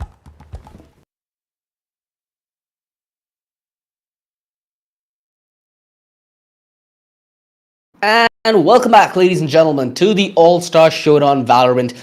A huge shout out to our partners, Panda Esports, Trinity Gaming, Thug, and Local, who have made this delightful tournament possible. Because in an age of sweat, in an age of competition, and in the season right after Champions ended, yeah, I think we all deserve a nice laid-back seat and some good old-fashioned fun Valorant. Crips, I don't think the first game disappointed us by any stretch of the margin. We got to see a lot of, funny and interesting storylines brewing in that pot. But this time around, I feel like it's going to be much more of an even matchup, in my opinion, as we are in the cusp of going into semi-final number 2, which is going to be Mortal up against Snax. And yeah, I'm looking forward to what Friday has to offer now, man. Oh, definitely. Friday feeling, everyone's chilling. And I'm assuming that Mortal and Snax, because they've had this long-standing rivalry in BGMI, might bring that forward into Valorant as well. I mean, of course, they're friends in real life, but Team IND, Team Soul used to be like the biggest names out there in Indian PUBG Mobile. And some of the most popular players of that team were, famous because of people like Mortal and Snax. They were the star creators, and they've dabbled with everything, right? They've dabbled with professional plays as well. They've dabbled with content creation as well. And now they are here dabbling with other people's game sense, their expertise, and trying to just incorporate that into their own team play. I want to see how these captains that hail from the BGMI background utilize the power of the Valorant professionals that are on their team.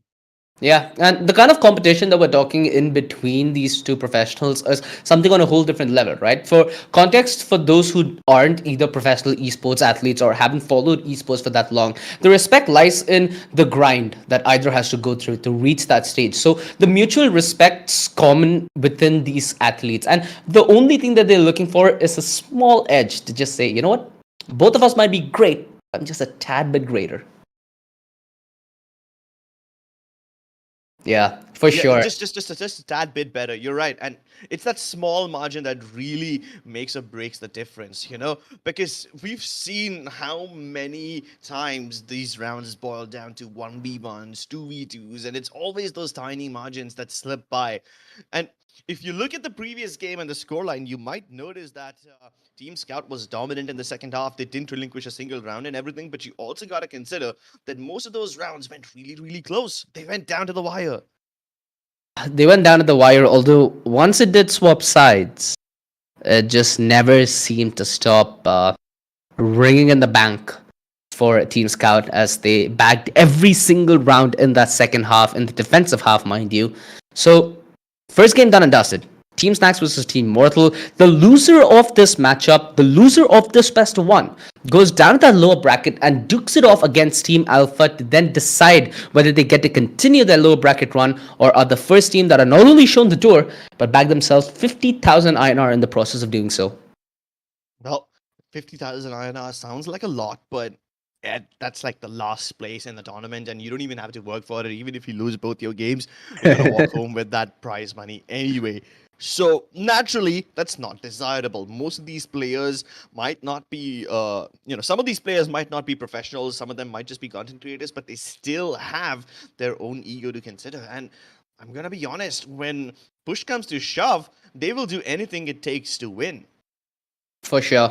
Mind you, the lower bracket, the third match that we're going to get to witness today is a best of 3. So that's going to be a long Friday night, ladies and gentlemen. I hope that you have your dinner plan sorted out. I hope that you guys are able to just lay back and enjoy this extravaganza as much as me and Crips are going to enjoy it. And, we have on Team Snax, we have Hell Ranger, we have Lightning Fast, we have skills, essentially half of GE. You have Pinksus and Shivy to add into the firepower. And, Shivy, it's been a while from since I've seen him play. Pinksus, still somewhat of a very competent sentinel when it comes to how she can contribute to Team Snax. You still could see the possibility of her playing in the field, although I'm pretty sure that all 4 captains are going to be in the playing 5.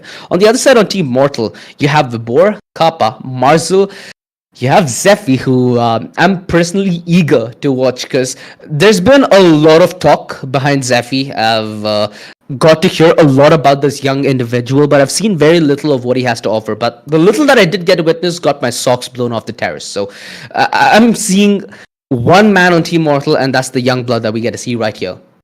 Also, I'm Sai. really Yeah, of course. I mean, I'm excited to see Zephy because this is gonna be my first time watching him play. I've heard about him, but I haven't really seen him in action, you know? And he's so young. He's small. I mean, compared to people like Kappa who have already crossed the 30 mark, this guy is barely just a teenager. So you have players of all ages on Team Mortal over here. It's a big mixed bag. Yeah, look at Kappa, and on the other polar opposite side is Zephy. So kind of looks like Mortal for some reason. I don't know. If you put those glasses on him, do you think you can put a Mortal cosplay together? Looks that way. I fail to see the resemblance, but hey, yeah, you might be onto something here. I mean, at least in the case of one, he's yet to prove himself, but he's still somewhat of a star. Has a lot of time ahead of him. In esports terms, he started so early on. Yeah. I've seen some of his duelist plays, so I certainly knows that he has the metal. But I'm just putting it in context of somebody who might be 15, who might be 16. When you're going to play on a team where you have people like Marzel, Kappa, Vibhor, not to mention even Sai has a very strenuous history in tactical FPS in South Asia. Of course, Mortal. So Yeah. yeah, that's a very very tough team to fit in, but I feel like he might be a prime candidate in terms of breaking the stigma. Mind you, I'm calling this a stigma for a reason. It might be something in the past because at least back in the good old days, even when I tried competing, I kind of noticed how this pressure adds in when it might be your first big game, when it might be your first time playing with really renowned individuals in the scene. And we have yet again Ascent. Aw, kind of bummed out by that, Crips, not gonna lie. Yeah, I'm disappointed because there's other maps that I want to see. There's other maps that I want to get into the action of. Hopefully, the best of three will show us something nice. I just hope they don't pick Ascent, Bind, Fine or and something like Haven. that. Just the Uh, typical pug maps. I just hope they don't pick those up. I hope somebody goes out on a limb, gets a little brave, and picks up something unique. But hey, we have a second game of Ascent. Do you expect this one to go in the way that the previous one did? Or do you think there's going to be something different? I hope that there's something different. I hope that, like in Of course, we Champions, we had hope. the Phoenix Fever, right? I hope that we get to see a little bit of Phoenix Fever on the server. I mean, it is Ascent, right? Phoenix is still somewhat of a viable agent on this map, although we do Yeah. get to see a lot in professional play. This is like the perfect grounds even for a Phoenix, because in professional play, there's a lot of utility that blocks you out. So your ultimate is more like breaking utility and breaking a crossfire. Here, you can actually net yourself feasible 1v1s, which we're going to see a lot of from the last map. So Phoenix is viable. I'm not going to go out of my way and expect a Yoru or something on this map. If it was maybe Pearl, if it was maybe Fracture, I would have seen that coming. What is going to expect us to change? What do you think will absolutely shell shock people if they pick it on this map? Thinking out of the top What's of my gonna head. shell shock? I don't think there's too much that Ascent can offer to us to surprise us. I Maybe. mean, we've seen everything there is to see in Ascent for the most part. Sure, some innovations can come through in some of the other tournaments that Penta holds, and these are just leaks right now, but Penta has some big stuff coming up, so we might get to see some brain moving plays in those couple of tournaments. But in this one, I think everyone's just gonna chill. What I think that we might see differently is how fast do people trade over here. It especially considering that there's three members of global esports in one team. Those guys are gonna be well coordinated, even though the other two people don't know what exactly is going on. So I think regarding trading and that sort of coordination, I think we can definitely see something nice. Yeah, it's feasible. I mean, considering that, like you said, three members of GE are gonna play in this, there is undoubtedly a little bit of chemistry already preemptively Yeah, put of into course, of this course. lineup. Although I still have a good memory of one player just changing the entire chemistry. And mind you, not a tournament where everybody is looking to just ace their Yeah, show and go home, or just have an absolute baller of a day. Most of these members like Hellranger, like Skills. They compete at such a level and at such a pedigree that a tournament like this is gonna be I'd say vacation for them. Yeah. For a change, they get to compete for something more than just pride, glory, or money. For that fact. Yeah, they get to compete for fun. They get to compete with some of the other creators that, are in the same industry, but you don't get to interact with on a regular basis. So that's going to be fun as well. Plus, global esports have a lot on their plate. I mean, they are now responsible for the hopes and dreams of 1.2 billion Indians. That's a massive responsibilities on your shoulder. And the reason they're responsible for this is because, first of all, congratulations for making it to the VCT franchise. The next year is looking absolutely phenomenal, especially when the top 30 teams from across the globe are going to be in that league, and now Global Esports is one of them. That's a matter of pride for every Indian. And while things are going to get difficult for the GE members in the future, this is the one opportunity they have to let loose and just truly enjoy this game of Valorant before they start sweating in it and before they start competing in it again. Okay, so we have the draft right now. This is what I was hoping that we get to see in the first map. We got to see it in the second. We have the Jet out on the playing field. It's going to be on Psy. It looks like a pretty conventional lineup from either side. The KO is something that was somewhat meta on this map, I think close to maybe 8 months ago. And with the introduction of Fade, we've gotten to see a variety in initiators. It's no longer only that Sova viability on a map like Ascent, although I still feel like for Ascent, at least in terms of contesting mid, Sova is more of a, how do I say, more of a pillar stone in getting mid. Meanwhile, when you talk about getting control through main, you see more of the Prowlers being, I think, far more viable because the drone is almost a joke at this point. Well, there you are, ladies and gentlemen. We are about to go live with Team Mortal and Team Snax, your favorite pros and content creators, right here in front of your screen, ready to rumble. OG, before the game begins, do you have any predictions? Any winner that you see coming? Tough question. I was on the side of young talent before. I'm gonna be the side of young talent now as well. I want to give this to Mortal. I want to see what Zephy has to offer in a playing field dominated with big boys. All right. For those of you who are just tuning in right now, and for those of you who are about to start watching this game, you will notice two strange names inside the game. Just wanted to let you know that this first name that you see on the attacking side, boosted player, that is actually Snax, and Himura is lightning fast. So just keep that in mind as we head into this game. Yep, it's gonna be a very, very fun game because we finally gotten to see somewhat of a difference in the draft. Let's see how big of a difference they'll make in the game. We're gonna get to see Satchel movement right off the bat, making a jump to Gen, although Marcel quick with the punish as he was playing the position close to his switch. And this crossfire is simply too strong for them to waltz in with very little utility. They get well punished, they get well put in place, and Team Mortal just sweeping the floor clean of attackers in this first round. It was a very, very unfortunate circumstance that Lightning Fast was caught in there because he had really good movement. He had really good timing. But if his teammates were able to make it outside that smoke alongside him, there would have been a more feasible opportunity for them to fight. Yeah, more than that, he got blinded as soon as his feet landed on the floor, so he was a dead man the moment he touched the ground. But this has to be a round that Team Mortal hit the ground running. If they don't, then Team Snax can more than easily steal the momentum away, especially now that they've forced bot over here. They've got the Stingers, they've got the Spectres, and even after losing the pistol, they just don't want to relinquish any advantage. Yep, the amount of information that Team Mortal have gained here is substantial as well. They should be able to put together a defense that might stand. Although now it's Mortal left all by himself here at the site. Does dispose of that alarm bot, but his position given away and needs to reposition. Marcel jumping down from Market was a saving grace there. Although the number is still not on the side of Team Snax and they have the site, but not the spike.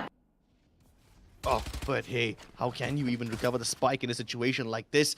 He's gonna have to go all the way around the button, and there's security all over the place. Unless someone from Team Mortal extends themselves and makes a mistake, I don't think Team Snax have got this in the bag. but both Carry, Mortal and dude. Vibor playing right next to each other. As soon as the smoke clears, his clip will too. He's done enough damage, but unfortunately it's not enough to secure anything. And Lightning Fast already has a foot in the grave. Gets the kill. He doesn't get traded immediately. Should be able to get the shot on Sai as well. And he's still alive. He's still gone unpunished. 5 bullets.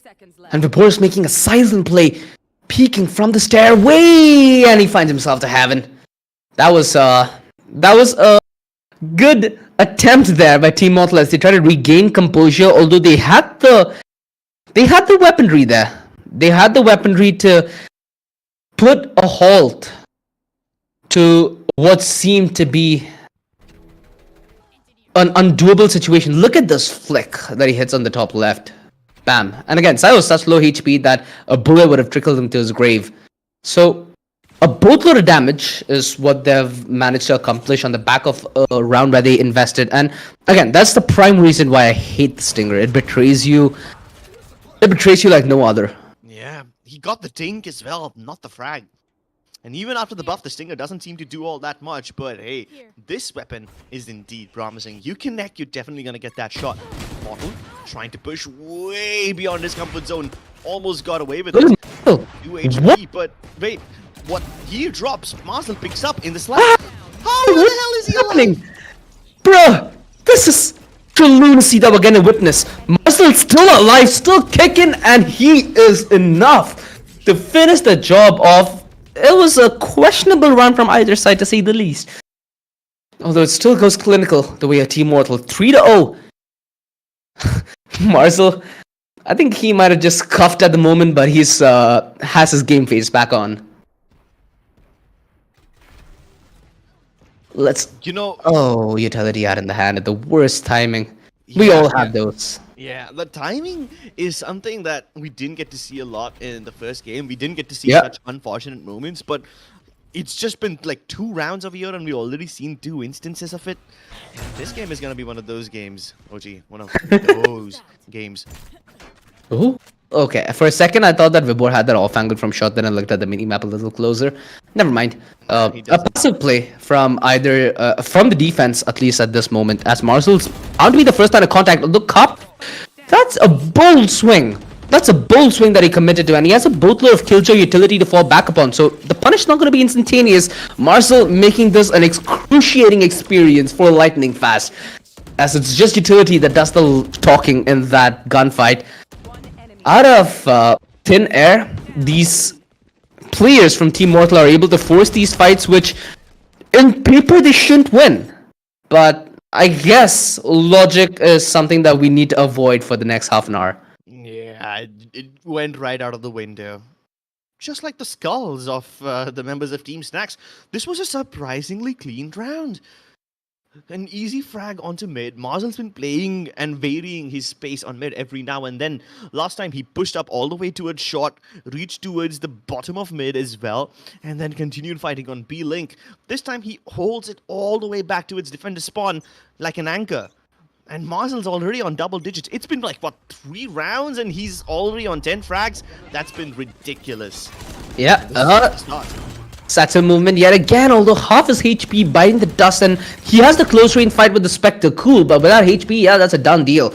Kappa seals it shut. Smoke, it's pushing them back from where their objective is. They're not able to try and find space after they've entered the site, and that's a lingering problem. Look at the composition that Team Mortal have. They have the Omen, they have the Sova, they have the KO, and the Killjoy. All 4 agents are relatively well equipped to buy time and space in positions like those. And yeah, Team Mortal, it feels like for now their defense is rock solid, and it's reminiscent of what we got to see from Team Scout in the second half in the game prior. Wow, this is turning out to be a whitewash. I didn't expect a 5-0 lead right off the bat, but hey, now that we get to see it, I wouldn't be against it completely. Hellranger yet to get a frag, Skills not having the best time of his life, and Lightning Fast has been shut down on his fast approaches so many times, it's not even fortunate. No, a rare miss from Saib. You don't get to see that very often, but hey, at least Lightning Fast will chuck a nade before he dies. Unfortunately, won't do any damage with it. Ooh, Mortal eats a bullet to the head, and Skills is not shy whatsoever about forcing that issue. good control of mid here, Team Snax, and it's possible for them to play maybe timing, play the mid. Look at skills! Oh my goodness! Oh, never mind. Never mind. I thought he was gonna pull off a really big play, but Mortal is like, nope. On the other side, the Hell Ranger was yet to open a frag before the start of this round. Now he's gotten 2. And he's bounced this down to a 2 versus 2. Sai! Another rem miss that you get to witness yet again. And sure, they might have that 5-0 lead here, but once Kill starts waking up to the sound of terror, there's certainly going to be problems, because you see Hell Ranger has already gotten a little warmed up from this early action, and he's put himself in prime vicinity to maybe turn this round as the plan goes down towards the B side. Shivy's the one holding the line. Oh, Shivy still gets the kill, and he gets away too. Sai needs to work against the clock right now. Has a 1v2 clutch lined up against him. He must have heard where Mortal dropped, so he knows he's somewhere towards the left-hand side, but Hell Ranger still remains elusive. Yet to be found, yet to be discovered. Needs to isolate those fights, and he needs to do it fast. What's up? They hear him. The op. Not really going to be the best weapon that he could have used at that range. And what a round for Hellranger to come alive. I don't know where he finds 2 kills, and it's those kind of kills which aren't tradable. So puts your team in a frenzy, as the advantage goes away without any chance of a rebuttal or a fair fight that could be won, which is ironically the first round that's won by Team Snax. I mean, it has been a good start so far for Team Mortal, but this ship could turn at any moment, and Sai, he wasn't really able to make the opsing in the round prior. He has the chance to reinvest back in it, courtesy of the economy that his team has built up. Hopefully, it pays its worth. Yeah, I hope it proves its worth in gold. But Team Snax, they're just still rotating around their spawn. They haven't really committed anything.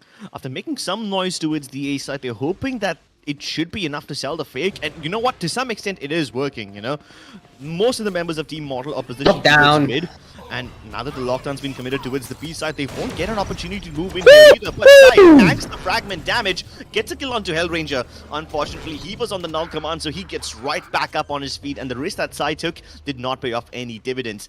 Lockdown, it does detain one player, but they won't go out hunting. Instead, they will plant the spike and just play this 5v5 retake. The Nightmare committed his 10, and this prompts Lightning Fast to go outside. Mortal taken right off. This is a very, very hard situation for Lightning Fast. The fragment, everything is just a nightmare. And Marcel, yet again, the menace perfectly walks into the picture. Flash, the peak, the double commitment, everything going the way of Team Mortal. The fake forces out the spam and the bullets out the barrel, the round out the spike. This is a very, very chaotic post plan that Team Snax had to play. And with all due respect, they used good utility on their way in, the lockdown, the null command, you know, the swarm grenades weren't activated in the nick of time. There was a lot of things not going the way of Team Mortal, but the way they were able to recover cool, calm, and composed under what was a pressured situation was just delightful to watch. Well, I mean, every game has been delightful to watch so far, especially if you're a Mortal fan. These guys are doing pretty well, but Team Snax still struggling, man. They did manage to get one round, and it was the glimmer of hope that they needed, but now they've been plunged back into the darkness. And you know that line, OG? The one that goes something along the lines of the brightest minds cast the darkest shadows? Yeah, that's what I'm getting to see right now from Team Mortal. Finally, they've been awarded the first pick, and Team Snax, let's see if they can maintain this man advantage or not. They've almost got Marzel in the back as well. Before going in discovered, and he's got the first frag. Turns around for the second one as well. Can't escape, but he will eventually fall. It's just down to the captain now. Flick. That was a lightning fast flick from Skills. Wait, is that the new finisher? Is that the new finisher? Do you play with the ball? Okay. Sure it wasn't him just playing around with his C's? I mean, we're talking about Skills. He was playing the Killjoy, and I'm pretty sure that was not Nano Swarm. So yeah, right? Could be the new knife. I mean, that looks a little interesting to say the least. But this is a lineup on Ascent where on either side you have so much utility, right? Any moment where there's objective played and there's like 3 people on either side attending to that objective, it's going to be the same level of chaos, which is which is something that we're accustomed to on Ascent, and Sai finally gets a break from the spree of bad luck that he's been getting with that operator. Finally get that opening frag, and Marcel, he's been a playmaker so far. Timing is of the essence, and he just lets another member sneak by. I think that was lightning fast. Honestly, Yeah. I've given up at this point, Oh! especially when Lakima swings you like that. So I never anticipated bad that. Never in a million years. At least Mortal avenges his fallen teammate, but by now it's too late. At least they've driven the backline back to A main, and with Shivi on the Smart flank, fight. he's gonna get taken care of. No more avenues of approach available for Team Snax now, and Team Mortal just seem to be in the driving seat, in cruise control. Yeah, Marcel had a good understanding of what's happening there. He knew the kind of setup that lays ahead of him, and so does Vibor as they play in tandem towards that east side. The only counterplay, and it's been from Snax so far, although that doesn't last for long, as he's taken out by Mortal himself, proving that everybody is mortal in their heart. And he's playing surprisingly well. He's keeping up with all these professional players, and he's doing significantly better than one would expect him to. I know, right? He's been putting in the hours. He's been grinding out Valorant. I thought out of all these captains, it's going to be Skulk that performs the best. I think Mortal's putting a darn good contest to that. Yeah. 17 frags for Marcel. There's something about these events and initiator players, I swear to God. Yeah. He's already overtaken SK Rossi's record from the first game. I think he might just be able to hit a 30 bomb as well by the time this map ends. This is a quick split towards mid, and Marcel, yeah, he's been dominant across the map. Mid's a position where he's feeling no stranger of being a beast as well. Oh no, unlucky yet again, Sai. A little bit of an overcommitment there, not gonna lie. Oh, Mortal had this peak waiting for him, lightning fast, anticipating it. Kappa and Lightning Fast, two ex-teammates, and now they face each other. They face the rack. The spike spin opens up the hunter. Party! Lightning Fast probably didn't even need the showstopper to blow him up right there, but that is an ultimate put to good use. Can't say the same for the Sova. Look at this! Fast, he's The heads up aware of read. the reverse flank as well. On the verge of getting the ace, but he just about missed Marcel. Can Marcel deny him the ace? He's got the kill onto skills, knows exactly where the last Perfect flash. and Perfect he's got finish. everything. My goodness, this guy, dude. It's yeah, it's just memes and it's just fun, and all of what Marcel's head is. Look at this. Not only does he find timing, but he finds the perfect play. That flash. He knew that there's no way Lightning Fast is getting anywhere far without giving a footstep. So the possibilities for Lightning Fast there were limited. Marcel, seems like his IQ was unlimited for that fact. I'm still a little bummed out by the fact that we don't get to see Zephyr play for Mortal, but considering the lineup that he's put together, I don't think that it's even a compromise at this point. Oh, okay. For one moment, I thought that this might be yet another big play, but finally, logic prevails and numbers win out that trade. Marcel, is he going to go for the double there? He almost was in line for the boop. Although Sai on that operator. Now this is something that's been a problem in the past and could be a problem in a round like this as well. The Prowler, it's a perfect piece of utility to push him back, and it allows Shivi to buy so much aggro. He gets caught off guard at the worst possible time. Kappa showing them who the most experienced man on the server is. And leaves Hellranger with an all to do. Ooh, what the hell? That's a stinger. Yeah, now I know why you love it, Crips. Absolute salt. My god, I wouldn't like it if someone shot me like that. That was a drive-by. But my god, I can't help but feel bad for Shivi. Man had Mortal dead to rights. Mortal was running around at full speed with a knife in his hand, and Kappa is like, you know what? Don't worry. I got you covered. You run around however you want, wherever you want. I've got you covered. And that's like this kind of defense coming out from Team Mortal is ridiculous.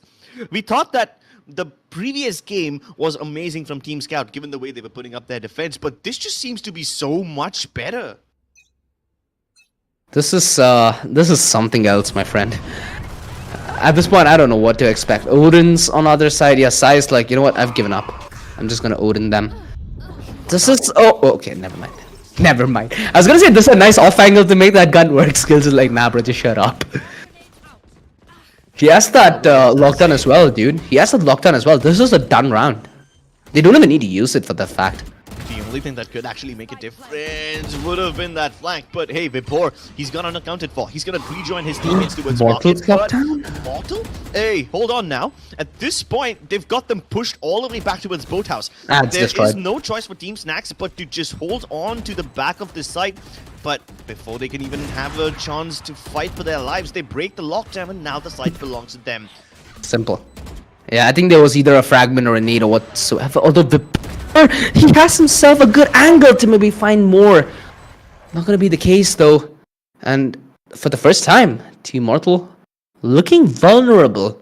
Although skills, mind you, still did not use that lockdown, right? So that is something that Team Snax can definitely use as a trump card in the round coming forward to close the distance. And again, in a game like this, in a tournament like this, you can fully expect comeback. So yeah, for anybody who's already written out this best of one, it's far from over, my friend. I mean, you might say that considering the 9-3 curse might be activated. I mean, that is if you believe in it. Nah, I don't believe in that curse, but I do believe that there is going to be that case where one team is inherently going to feel more comfortable playing a side, especially when it's a team of 5 individuals playing together, not a full team. So that is the Especially on a map like defense. Ascent. Yes, sir. So I'm hoping that we get to see more of Team Snax. I'm hoping that we get to see a resurgence, although the first fight didn't really go their way.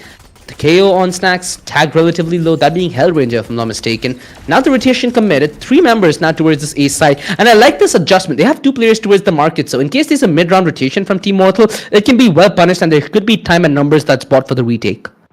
Oh, and they're ready for this. Frenzy. They have Lightning Fast playing anti-flash, and they both just No. turn around to No. spray them down. This is Mercy. a complete whitewash. The Frenzy fiasco. This is the one part of Ascent that I absolutely hate, dude. The frenzies, the shorties, these are viable guns on not only pistol but also thrifty rounds, and that is a prime example of how range can be the defining factor of if you win or lose. Jesus, those frenzies being put in a blender position on the back of a double frenzy crossfire. Could you name anything more disgusting to start your weekend? Oh, it wasn't disgusting. It was beautiful, OG. You, like I said, perspective important over here. And the way they were set up was also amazing. You had Lightning Fast playing the anti-flash, Shibby covering him in case something went wrong. They just tear them to shreds.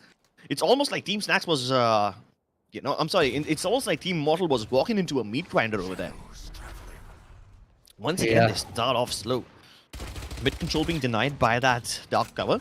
But hey, it's not like Team Mortal are very keen on taking control right away.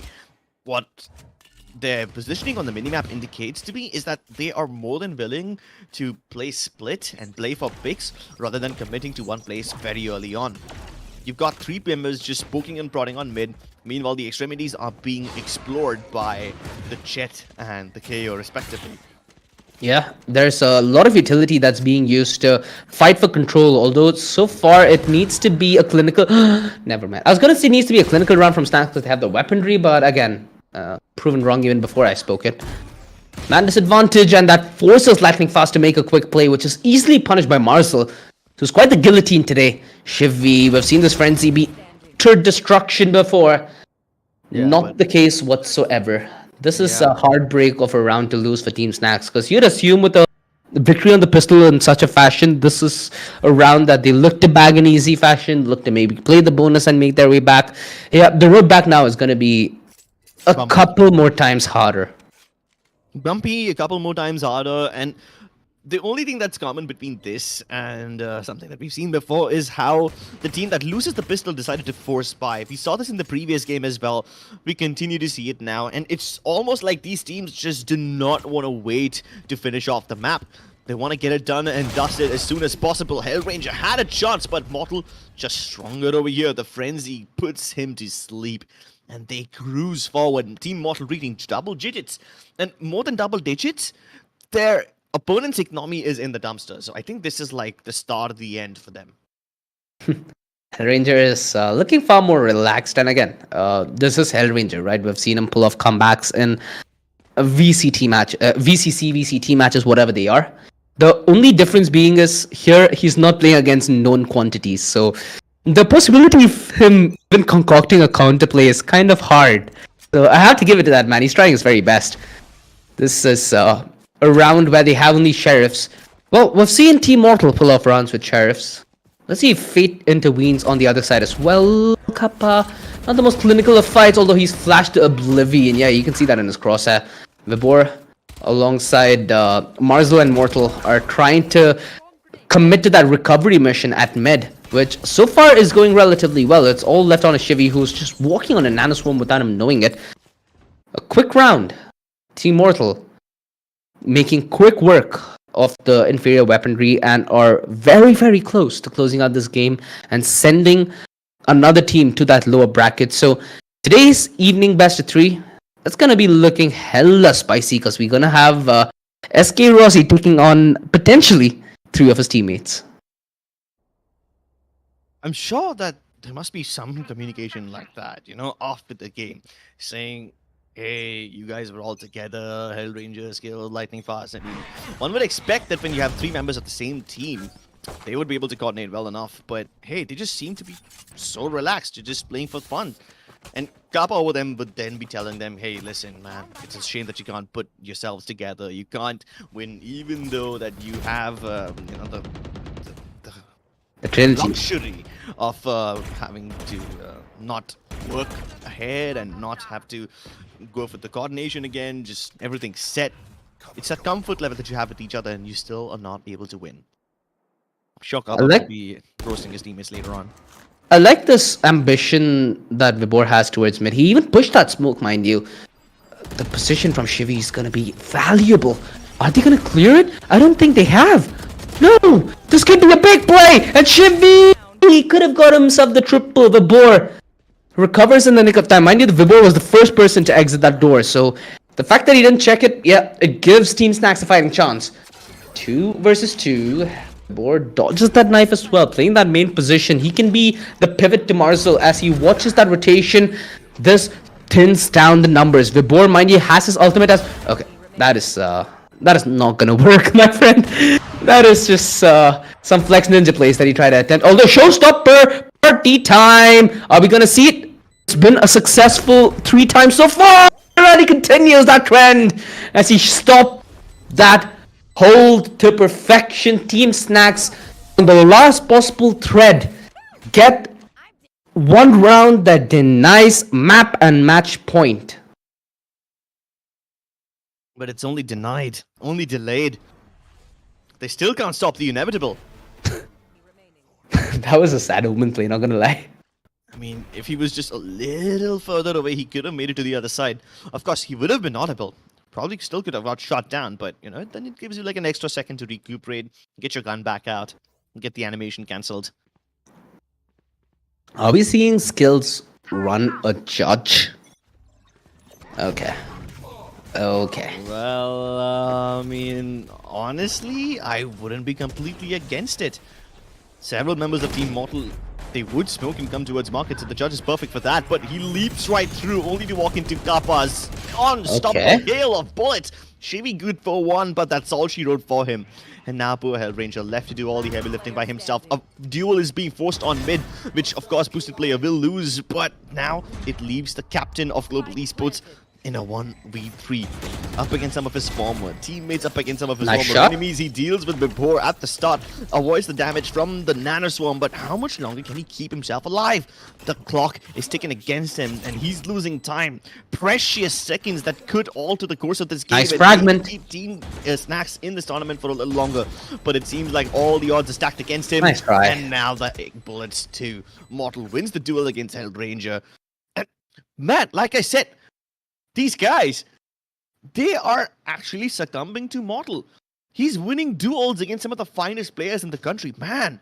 Yeah. He's actually playing really, really well. I mean, who says that this guy's a BGMI player? This guy can be a Valorant professional too.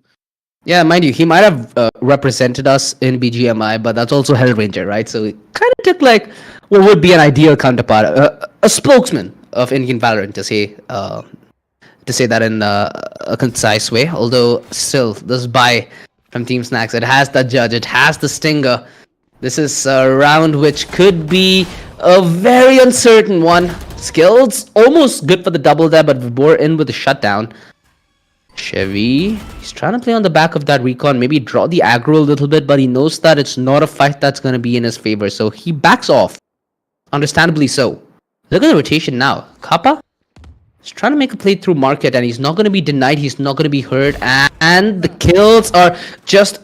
I assumed he'll play a little more trigger discipline there, so that was a slight disappointment. Nonetheless, the kill gave them information, it gave them confirmation on that position, and it's just a crunch effort now from Lightning Fast as he aggresses through short, leaving Vibor with an all to do.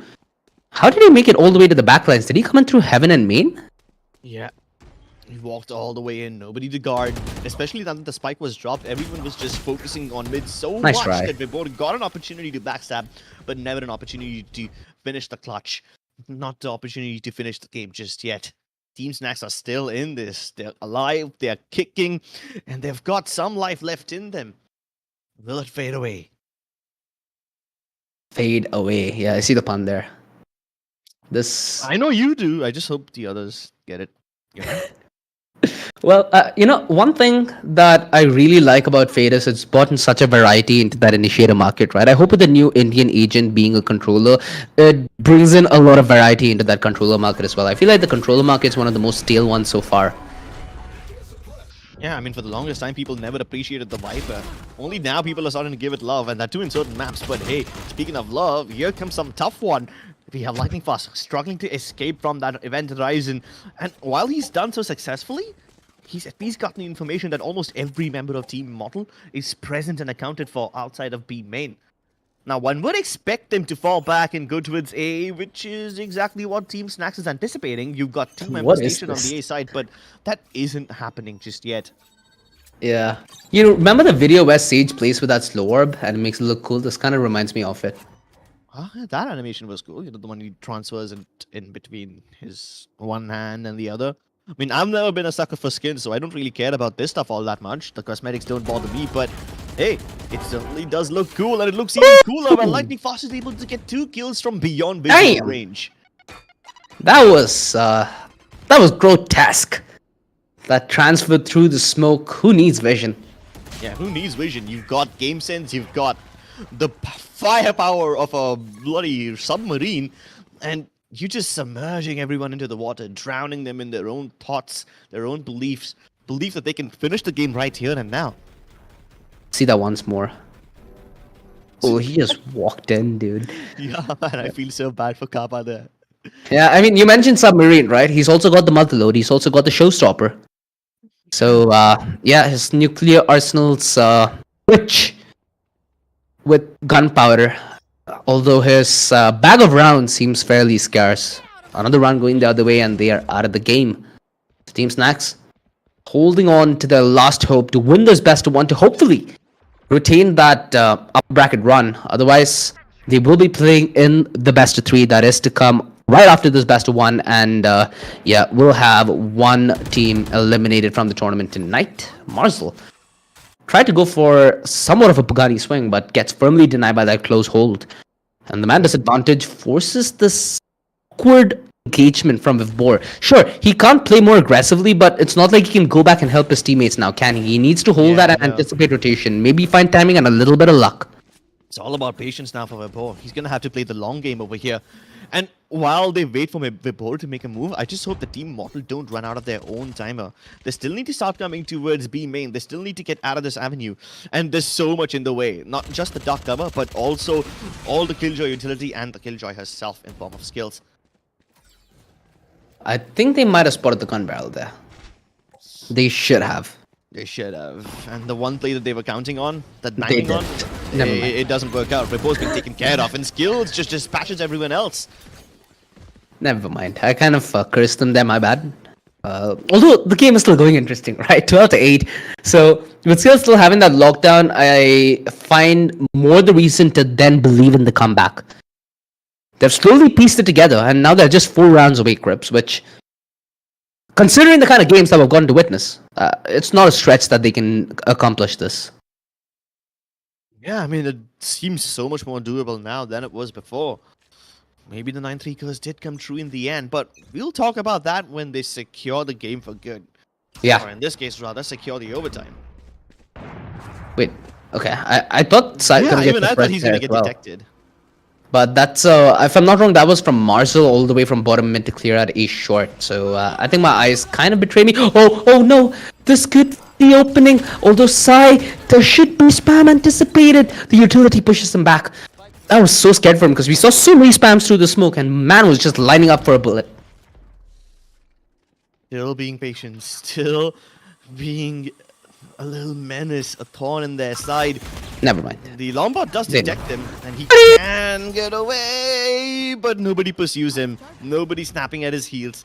He's gotten away, retry mid, while the rest of his team is knocking on the doors of Tree. But speaking of doors, they're close. They're gonna have to re-divert themselves into Tree, Positioning. where you have Snax himself waiting for them, ready to embrace them with open arms. Hey, hold on! Alright. Sai tried to get inside the mind of his opponent, and he did end up getting a bullet. What in is there. this timing? What? Kappa catches his former teammate off guard. Shivy just caught napping over there. Anticipating a mid push, did not see Kappa coming that way. Look But at the Snax rotation. can pick up the difference over here. He's engaged Kappa in a duel, not able to win it just yet, but time is of the essence over here. They haven't gotten the spike plant yet. The spike has made its way over towards the B side. Meanwhile, Kappa is just keeping both these defenders stationed over here on the A side and wasting their time. But look at the silent play though. Hellranger, he snuck his way in through market, and pretty sure the Team Snax will not have any whereabouts of this. Sure, Snax gets that kill on the other side, puts a little more pressure, but it's Hellranger who's put in position to make a play, and Snax, at the nick of time, puts a bullet at the back of Sai's mind. Mortal, a 1 versus 2 lies ahead of him. 1 kill, he will get the lockdown, but that again is a very, very hard prospect, and he's put placed by Hellranger. And Immortal won the last time Hellranger and him took a duel, so it's really a good thing, you know, when you see both the guys go at it, and you can see Hellranger, he's just laughing it out as they fuel this comeback machine. That was a round where Team Mortal almost had that one in the bag, but that was on so many occasions we could have said the same. And it's on so many occasions that they find these close rounds that they've managed to inch this closer and closer to an equalizer, man. I think it's what, 12-10 right now? 12-9. Yeah, dangerously close. And economy yet again in the rubble for Team Mortal. This gives another chance to Team Snax. With the score at 12-9 and the economy destroyed, they have a very good opportunity to get to double digits. Maybe even tie up the scoreline. Force this game into overtime, but they still have to overcome one final hurdle, and that happens to be Snax himself, the captain, defending it like an absolute boss, getting the man advantage, getting the information on the spike, and forcing Team Mortal to reset. Here's Shivy, hoping that they don't have enough time to reset, and he's caught them napping again. The flank is super successful, and while the paranoia hits never him square in mind, the bro. face, Shivy takes Midbor's face off in return. Team Snax are doing this. They're actually mounting the comeback. And not only are they mounting the comeback, and not only do they have skills locked down in the back, but they have Shivy's Nightfall. So, even if Team Mortal go and get a plant, it's not going to be any bit ideal now, is it? I mean, that was a rhetorical question, right? Because I honestly don't have an answer to it. They're going to get both loaded with utility yet again. That lockdown alongside the Nightfall for re-engaging, it's a very, very, very hard combo to try and fight back, because you lose audio information and you lose position. So, two important things down from the get-go. Are they going to try and make a play out of this? They've grouped up outside main, and finally Team Mortal take a back seat, but they've never been one to concede completely. Lightning fast forwards to the far angle, and Marcel yet again finds value with this fragment, something he's consistently been able to do. Mortal doubles up! Finally! Round, but Team Mortal might be able to steer this to a victory. That was a good attempt from Snax, but that only lasted for a little time. Is Marcel actually going to go for this? Okay, that might just be what breaks the that might be the last straw that breaks the camel's back.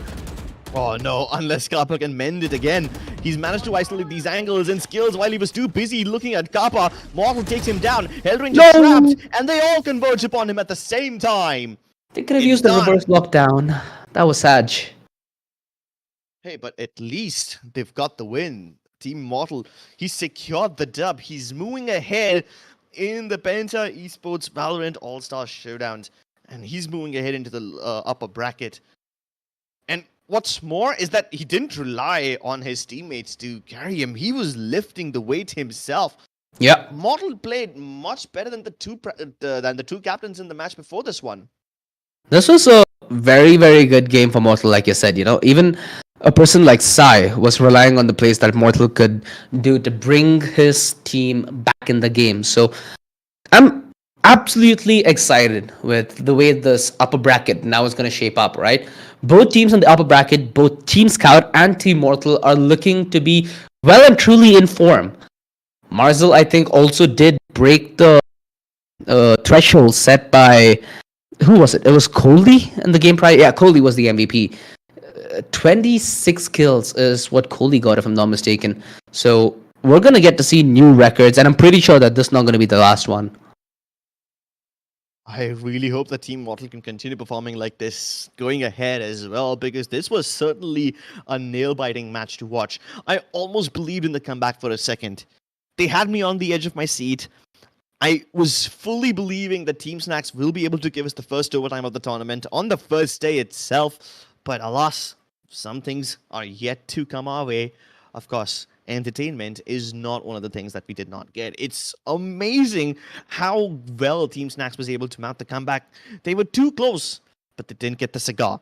Team Mortal, on the other hand, I mean, I think it was a very well-oiled unit. Of course, Marcel did a lot of the heavy lifting, especially in the first half, but then none of the other people were, stalling or just being dead weight. Everyone contributed equally, and this was a very well-orchestrated win.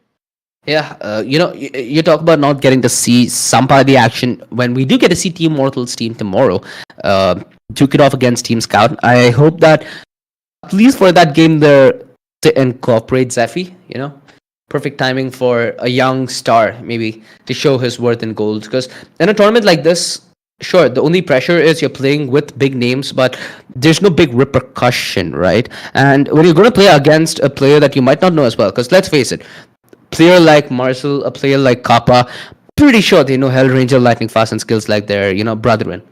But it's hard to predict what could be the unpredictable, and that's the sense of this tournament. That's the essence of what we're trying to go for here. That's what we're loving to see, and we have a chance to see a whole lot more of that. Although low bracket matchup, yeah, that is equally as spicy, my friend, because we have Team Snax who will need to duke it off against Team Alpha. So one or the other way, we're gonna get to witness one member of GE fight against the majority of their brethren. It almost feels like a 90s sitcom at this point. Well, a 90s sitcom would be the ideal vibe for a tournament like this.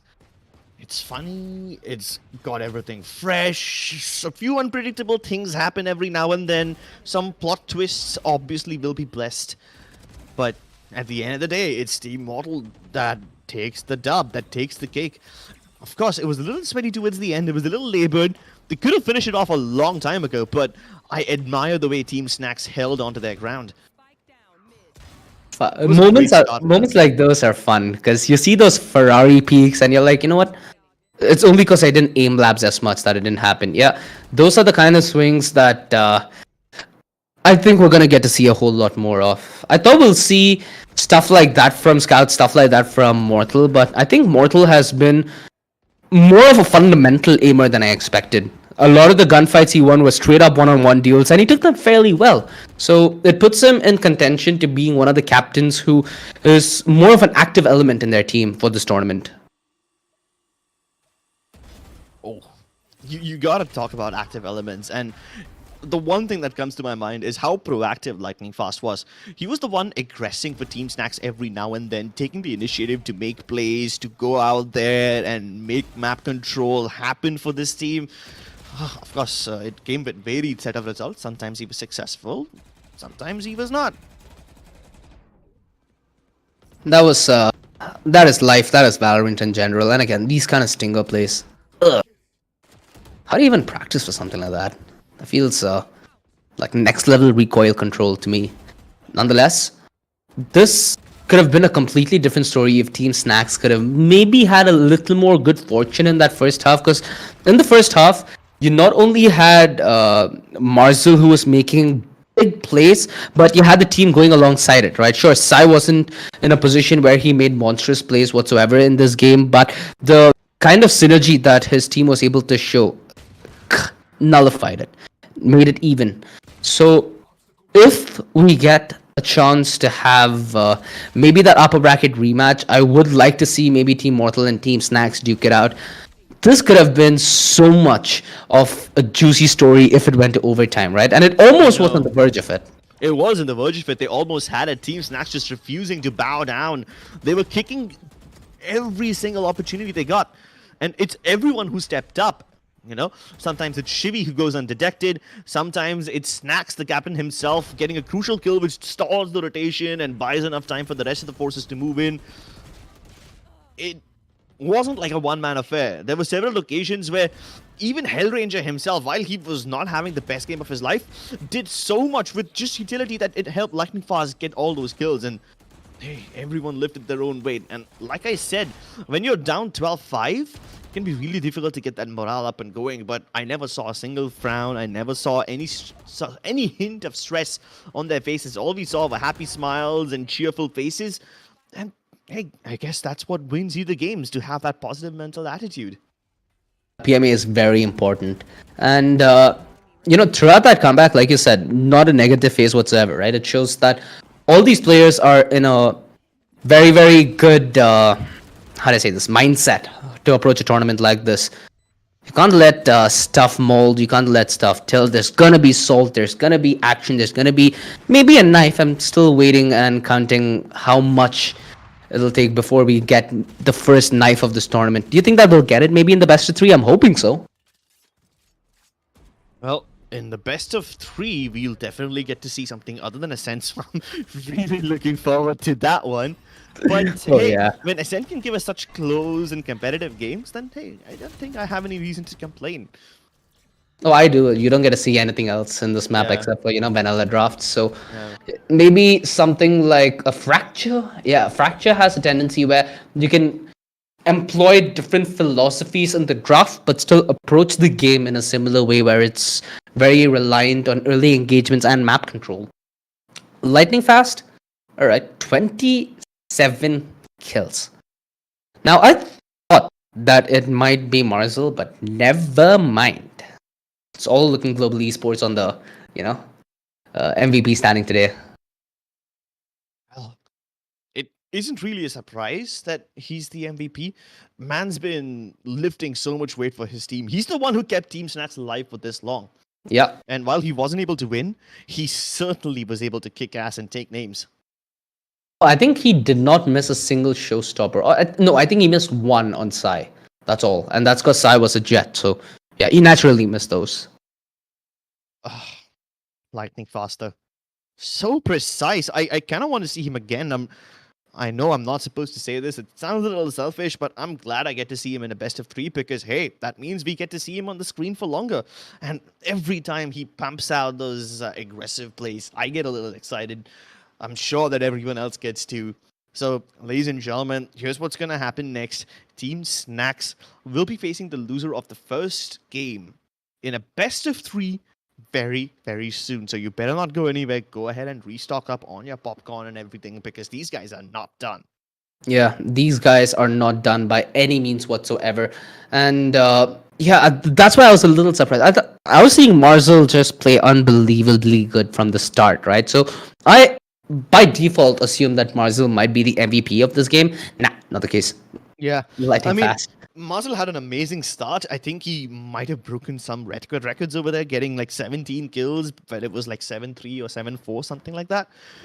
So yeah, that was an undeniably high pace of kills, especially in the first half. But he kind of slowed down in the second half then. It was Lightning Fast who picked up the pace in the second half, starting to mount the comeback for his team, and he just started fighting on all cylinders. Yeah, and considering he is playing the Rays, you do expect him naturally to pop the hell off, right? It's an agent that it's I think a raise is similar alongside the Rena and the possibility of snowballing because once you have a raise really feeling it, the confidence to make aggressive plays and to make daring plays just doesn't really become a problem anymore. And the more that happens against you, the more you have to rely on fundamentals and defaults. And again, these kind of plays are made when fundamentals and defaults are broken, right? So this is something that I expected. This is something that I absolutely loved. And mind you, with the game coming forth, we have some of the best duelists in the country who are teammates, mind you, locking horns. So it's gonna be a very, very, I'd say, pride-based matchup because we always see SK Rossi as the shining star because he's the setup for global esports, right? And then we have Lightning Fast, who's a consistent rook and who consistently delivers the firepower behind SK Rossi for global esports to consistently be number one in South Asia. And Yeah. we've never really gotten to see them pull it off. This is one of the first times I'm gonna get to see it, and boy, oh boy, I would not miss a thing for this day, and neither should you, ladies and gentlemen, because not only do we have a best of three to end today's festive mood, I guess, because it's been nothing but laughs and enjoyment that both me and Crips have been having, but you also have two more exciting days, Saturday and Sunday, filled with best of three Valorant, and mind you, Sunday is a best of five finals. So Yeah. you're gonna get to see everything under the sun, and you're gonna get to see not only all your favorite streamers do it, but also some of the best players that we have in the country. Yep, very soon we're going to be having the lower bracket match right after this one. But before we get started with that, we're going to go on a tiny break, ladies and gentlemen. We'll see you all on the other side. Don't go anywhere.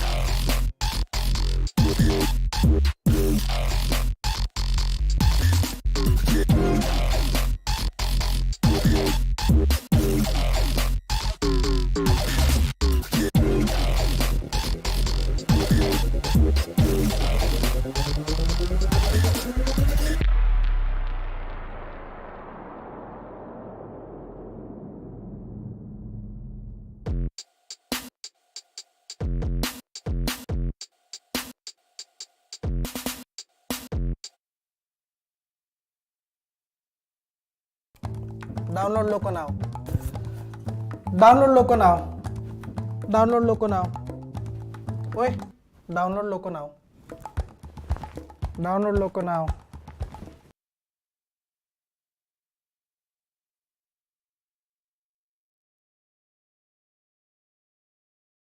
Hello, ladies and gentlemen, and welcome to Penta Esports Presents the All-Star Showdown of Valorant. My name is Scripps. With me is Sochi, and we are partnered with some amazing organizations like Trinity Gaming, Thug, and Loco to make this tournament possible. The tournament where your favorite content creators auction and buy some of the best Valorant players in the country to form super teams that then compete against each other for some amazing bragging rights and prize money. We've seen Yeah. some amazing games of Ascent so far, two to be precise. Both of them were pretty close, although some more than the other. Right now, we are heading into the lower brackets. And what do you think is going to happen over here, Doj? Do you have any thoughts going into this one? Do you have any feelings about a certain player or a certain team? Well, like you said, I mean, we're going to get to see more than a sense. So that's an A. That's a happy feeling right off the Happy feeling, bat. yeah, exactly.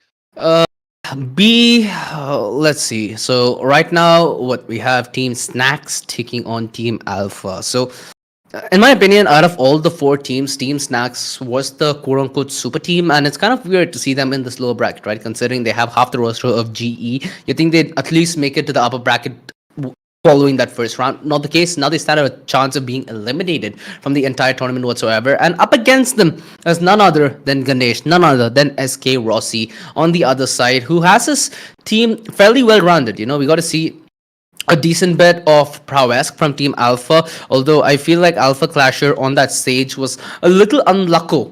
He was the recipient of way too many showstoppers, and again, being a Sage, there's very little high impact plays that you can do that will actually reward your team. You know, that's why the battle stage is quote unquote the hardest role to play, because it's Yeah. not easy playing an offensive stage and still buying value for your team. Yeah, I mean, sure, you can support as much as you can, but then again, Sage as a character on Ascent has been kind of phased out, especially now that Valorant is moving into its third year of action and everything's becoming super dynamic, super volatile. The Sage doesn't really find her right place in the meta, especially not on Ascent. I feel like it becomes a bit too static. Sure, it's perfect for a pug tournament. It's perfect when you want to flex on some people and just dry peek them without having any abilities. That is a factor to be flexed on, but hey, at the end of the day, if it doesn't get you the win, then it doesn't really have a point. Now, going into the lower bracket, we have one team at risk of getting eliminated from the tournament right away. Sure, they walk away with 50,000 bucks, even if they finish in fourth place, but why settle for that when there's so much more on the line? Yeah, exactly. When it also comes down to bragging rights, a lot of these players that we have on the field who are professionals, who are teammates in the past, they have a lot of internal rivalry between them. A Sure, lot it's of not a issues. rivalry that takes, you know, a knife to the dinner table, but it's sure, certainly one that will bring a knife to a conversation and look to kill it in a funny way. I mean, we haven't really seen any knife plays just yet. So I'm hoping we get to see some of that. I'm hoping we get to see some of those aces as well that we missed out on. And those aces might just be able to put that end to the conversation you were talking about because they seem to have been left uncompleted so far. Yeah, for sure. And I'm also looking for personal bamboozle. You know, from personal experience, Valorant can take you down a dark road that you don't want to go. Like for example, the other day I think I was playing Okay. Haven, and we Yeah, were playing against an Omen who TP'd right on me. I knifed him in the last round. Ooh, was that knife the easiest way for me to fall asleep? Don't even need meds for that. Just straight up knife. Don't uh, take that out of context. yeah, but I mean, sure, there's some darkness, but at the end of every tunnel, there is a light. And I'm hoping that Team Alpha and Snake, one of these will be able to fight and get to the end of that tunnel, get out of this lower bracket hell. I mean, they won't be able to get out of it just yet. I mean, they'll still face the loser of Scout versus Mortal that's set to happen tomorrow. But at least they can keep themselves in the tournament for a little longer. Dude, Scout versus Mortal now. That is a game to watch. And again, that's tomorrow, right? So we still have to deal with the action that we have today. So Team Alpha, Team Snacks, a best of three. If you had to pick one right now, who would it be? Again, difficult question considering the tournament that we're in. But in the context of this being a best of three, do you think Team Alpha have the upper edge of having SK Rossi, having Logista, having Hyvan, or do you think the three man three-man trio of global esports at Team Snacks can make all the difference. I think it can. You know, I kind of have a feeling that we overestimated the three-man stat lineup of global esports in that team. You got to consider that global esports really don't have anything to worry about, especially right now that they are in the Valorant franchise league. So this is nothing but a time pass tournament for them. They're just having fun over here, and the amount of money and the bragging rights that are at stake over here is nothing compared to the franchise. So of course the global esports players have nothing to lose. I just hope that they have fun. You know, it doesn't matter if you don't win. It doesn't matter if you get eliminated early. At least you go down swinging. At least you entertain the audience while you're doing so. Yeah, That's the thing I'm looking forward to. 100%, dude. And fun. It's not something that I see going with SK Rossi as much when it comes to Valorant, because he might be the best player in South Asia, but it comes at its own cost. A problem with migraines. It's battle that he keeps fighting on a day to day, but he seems to persevere every single day of asking. So having a tournament like this where he can just chill and be that chamber to just have all the action lined up in front of him while his team does all the dirty work seems like a perfect way for him to just turn fate and have a different approach to this game. I feel like that's something every pro underestimates.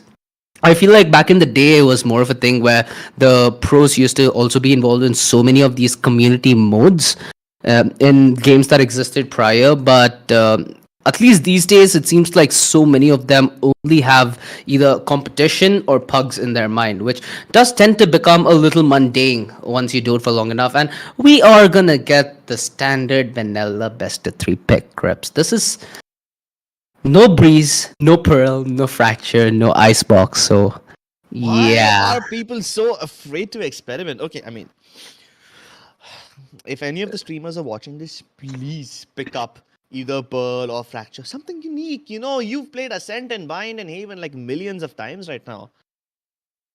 Haven Uh, is my most played map. really? Yeah, I've got like some 700-800 games on Haven. Damn, no wonder you hate Valorant so much. Yeah, I'd be in the same position as you. Yeah, at least I played Haven much more than Ascent. That's much more of a vanilla map in my opinion. But hey, we're going to be starting out on Ascent, so this game looks like a carbon copy of the previous one. I'm not sure if the creators or any of the players would have had time to look at the other matches that are taking place right now. If they do, then they probably would have realized the tendencies of these teams maybe a bit. Maybe they can use them to their advantage. But I don't think anyone's going to read too deep into the mind games going into this best of three. I don't think some players are even going to use their mind for them to be mind gamed, Oh because my again, they're going to god. play different agents, right? You It's can't really counter them with the same thing you might have seen like in a game a month ago. They're going to be I have playing no something fear. entirely different. And again, that's the fun part of this. Maybe we get to see an SK Rossi Sage. Have you ever thought of that? I've never thought of that. It would seem really Exactly. weird, but again, like I said, your imagination is wild, and the fact that you have no filter is even wilder. But hey, that's what we kind of expected from a showdown, isn't it? Exactly. We expect this to be an unpredictable brawl. Most of the times when you see all these professional tournaments, especially the ones in South Asia, it's kind of predictable, right? Who'll come in the podium places, who make the top three, who generally win the tournament. There's not been many tournaments that have been decided on upsets. So it becomes a little standard. It becomes kind of mundane seeing these names compete for the same glory. Sure, not the same glory per se, but glory yet again, right? This time it kind of changes their approach to it. So if indeed it is Ascent, can we expect something different? I maybe want to see SK Rossi gravitate away from that chamber. Maybe something which is pseudo duelist. Sky is a pretty salty pseudo duelist in my opinion. She can self set up. She has brilliant utility to aid the team as well in terms of the teal blaze and the overgrowth, the flexibility that a duelist like Sky or even a duelist like KO that we got to see previously, Marcel, do a masterclass on both defense and the offense. So maybe something like that where we get to see a different kind of SK Rossi. Hmm. But it's, I'm all for the narrative that SK Rossi picks a unique agent, gives us something new to look at. But honestly, I'm not even concerned about SK Rossi anymore. I'm more interested in the other people who are participating in this tournament, other people, because SK Rossi gets a lot of love. He gets a lot of attention. Something in my mind tells me that he doesn't need, he of all people doesn't require that much. But there's several other people in the team who are yet to get an opportunity. I mean, we're talking about people changing up agents and all. Have you considered the possibility that there might be a player change entirely? Keep in mind that almost all these teams have 6 players each, and one of them has to sit out every game. Yeah, if So I'm not wrong, we what? didn't get to see Millie, right? From Yeah, we Team didn't get to see Alpha. Millie. Yeah. So what if she steps in? Yeah, I You know, mean, talking if she, about Team Alpha, you have to give it also to Ankita C, dude. The kind of yeah, start that she brought for Team Alpha in that yeah, best of amazing. one, 3 rounds consecutively, she was straight up MVP material. And even later on in the game, I think her paranoia pulled off a couple of crucial blinds, which bought time in that ace side. The defense stood way stronger when Ankita was around. So, yeah, like you said, the change up in the lineup could be a thing. Now, on team. So, we didn't get to see Millie play from Team Alpha. We didn't get to see From McQueen either. yeah, we didn't get to see McQueen play for Team Scout. We didn't get to see Pinkses play for Team Snacks. Hmm. And on Mortal's side, we have Zephyr, who I think both of us are already eager to have a look at. So, yeah, actually, you're right. Although, who do you think? I think Team Alpha might come in that change. I think Team Snacks might still stick around as the same that they've been, just due to the fact that Team Snacks overall looked still comfortable with each other on that second half. On the way to the comeback, they looked like they sort of got the formula, but the lack of Understandable. rounds in the first half kind of was a big handicap in their ability to come back. Interesting. Yeah, so they're definitely getting comfortable, right? I mean, the fact that they were able to start mounting that comeback, even though they didn't finish it, is a good sign. It's a good indicator that they're starting to get comfortable with each other. But then again, there's very little time for you to gel with each other, right? Of course, they've interacted with each other before. All these players, they know each other in real life and they're good friends and everything. But as long as you don't play together, you're not gonna get that gel. And if in one game you're able to achieve that cohesiveness, that level of understanding with each other, so that's something that you need to keep building on ahead, Yeah. keep building on more. Sure, a 6 player might just throw your opponent off guard and whatnot, but also throws you off guard. So will we get to see some new agents? Will we get to see some new players altogether? We all need to be on the lookout for that one. And I think all our answers will be presented shortly. All those questions will be, without a doubt, answered again. So I got a chance to play in a tournament similar to this, like close to maybe a year ago. I was in the same team as Skills. In fact, it was me, Skills, Zuki. I think it was Kartak. Yeah, we had a couple more players, but my memory is as weak as my aim at this point. But I knew you'd aim say and that. memory It's weak. self-appreciating. All that aside, one thing you have to consider though is due to the fact that there's such less time, right? The teams were formed 2 days in prior, so there's essentially 2 days of prep that these teams could have done.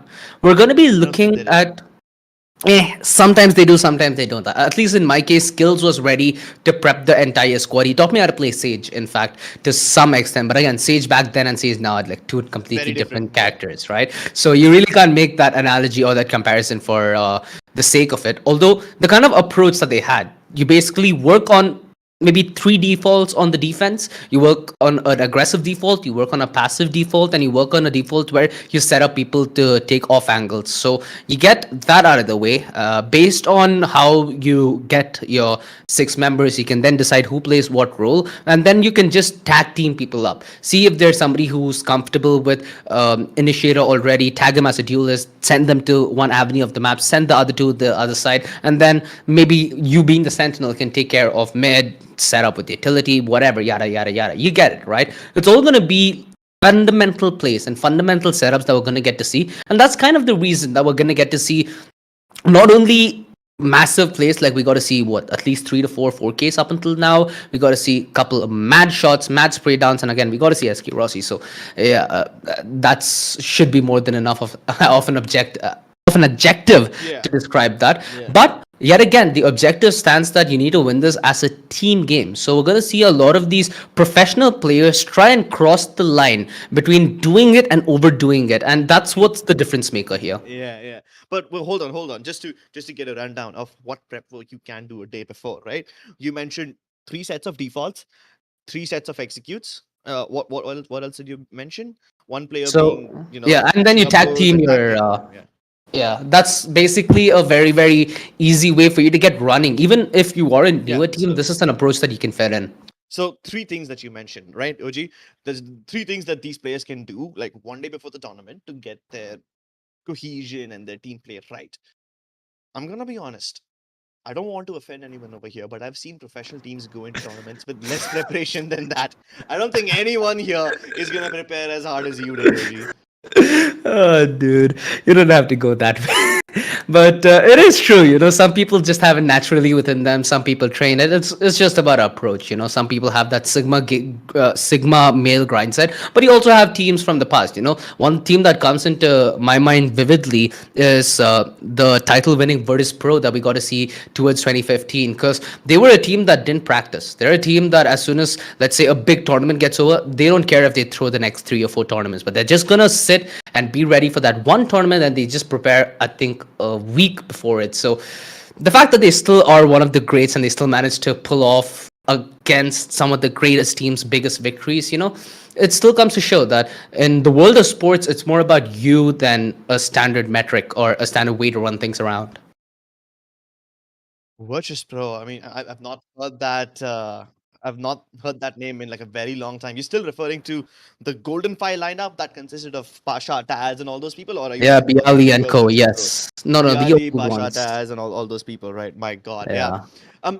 Those guys were like different beasts. I don't think you can apply the same context over here, because you gotta understand they might not have necessarily practiced, but that was in a different game, and they knew each Point. other since like some at least 10, 20 years. Like, if I'm not wrong, Pasha is now the godfather of Snax's child or something like that.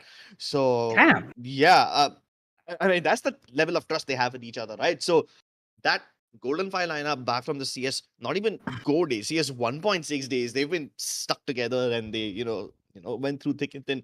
So of course, when they don't prepare for a tournament, it's different. When these players who've barely known each other for a few years, they don't get to play with each other that often. They meet with each other like what, some 5, 6 times a year during all the LAN events, which also have started only in 2022. I don't think you can apply the same logic over here. That's just worlds apart.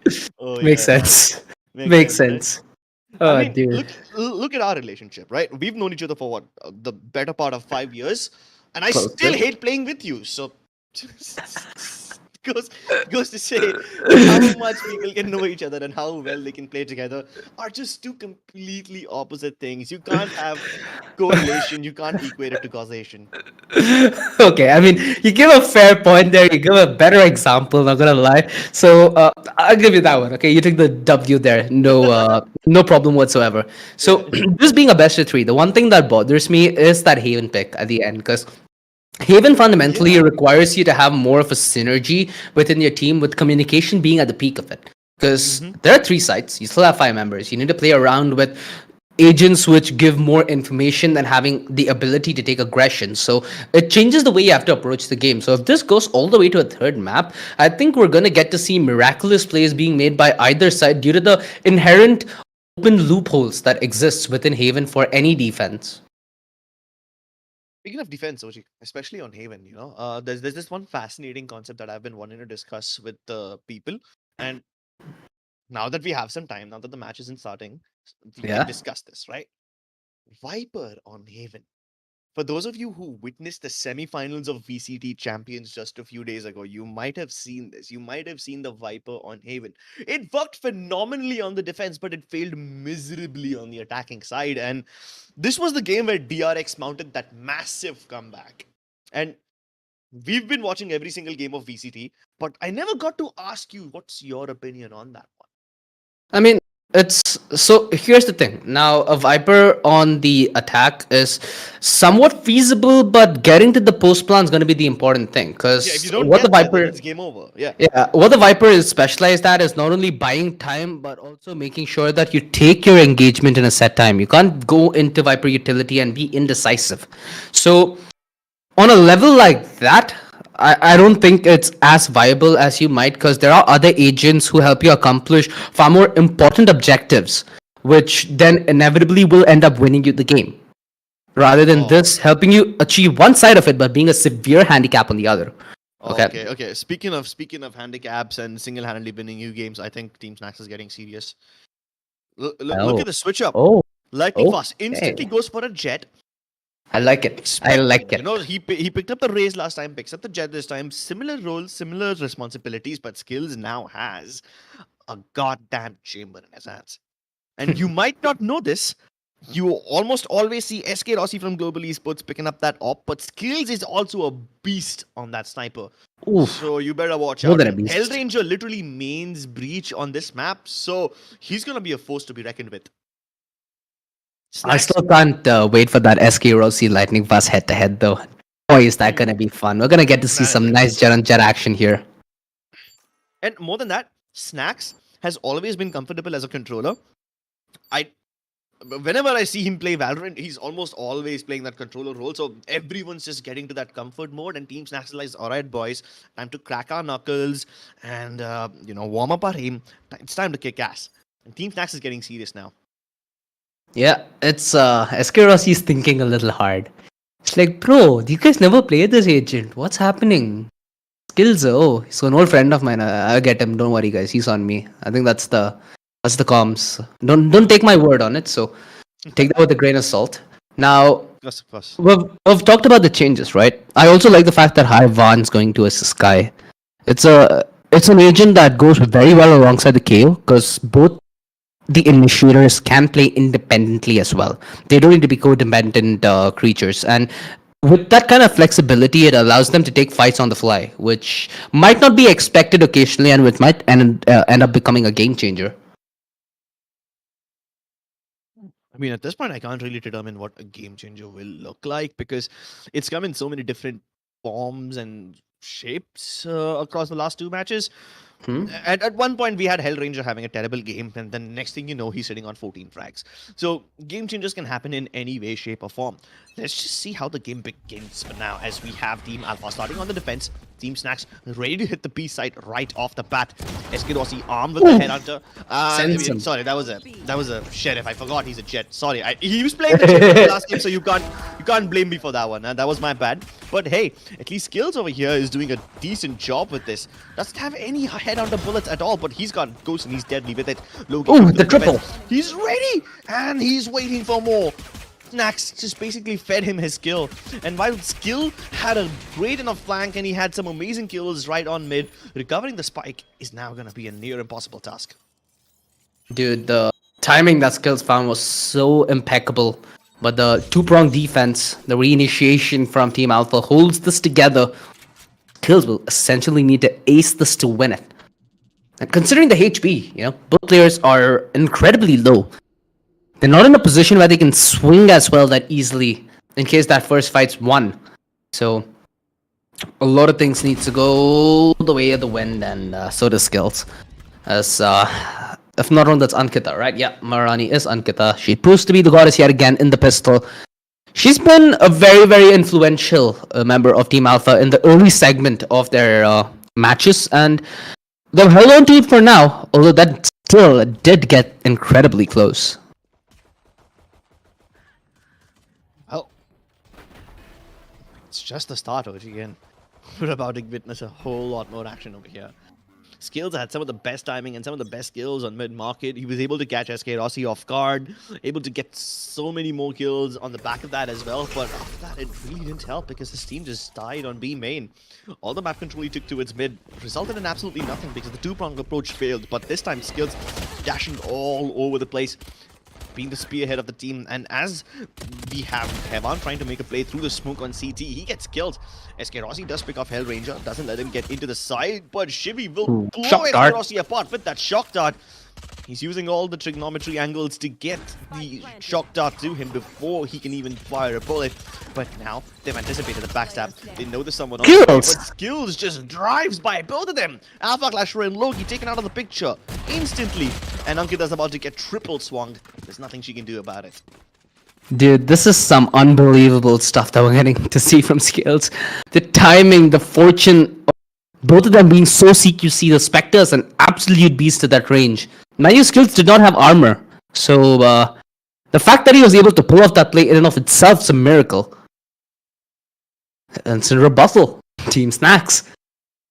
They might have had the pistol snatched away from them, but that doesn't mean they're gonna bow out anytime soon. Instant reinvestment, maybe?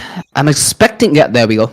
I was expecting Alpha to just force back up, and they have a lot of players who are very, very versatile with their usage, so I don't mind this. They have a feasible chance of taking this, although the utility has been pretty clinical. And it's a very, very quick shutdown that's in fruition, because this backside, yeah, there's no way Logi holds onto with the amount of utility that he's been eating. They just dissect this defense. Never mind, thanks. Yeah, I mean, I knew that the words clinical and dissection go well together, because this has been nothing short of a surgically clean round from Team Snax. I mean, the coordination? You see what's happening? You have Hellranger stunning the entirety of lane 1 and 2, the staircase region as well. At the same time, Lightning Fast dashes over. This would have instantly resulted in 2 kills if it wasn't for that one last-minute fragment that came their way and stalled them for just a little bit longer. But even then, it didn't do anything other than stall. It didn't deny the inevitable. And Logi tried his best to hold on, but there was just simply no backup, no health available, no avenue of getting anything done.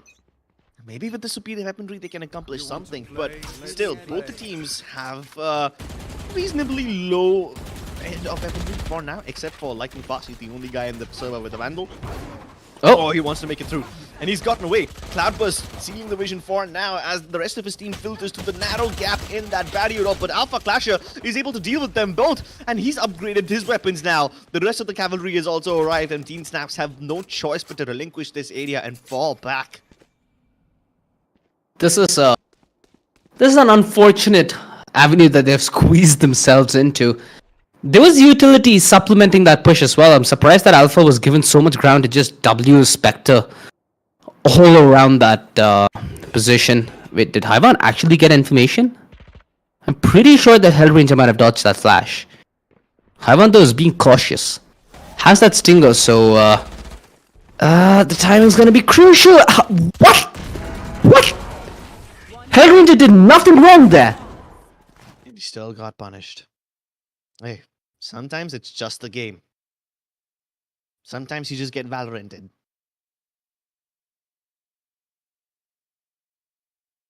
Jesus. Still smiling though. I mean, he took it like a champ. He took it on the chin and just continues to smile through. My hands were right on my mouth. I was like, dude, this is not happening. This is... He got dinked, bro. Can you imagine dinking somebody and still getting tapped?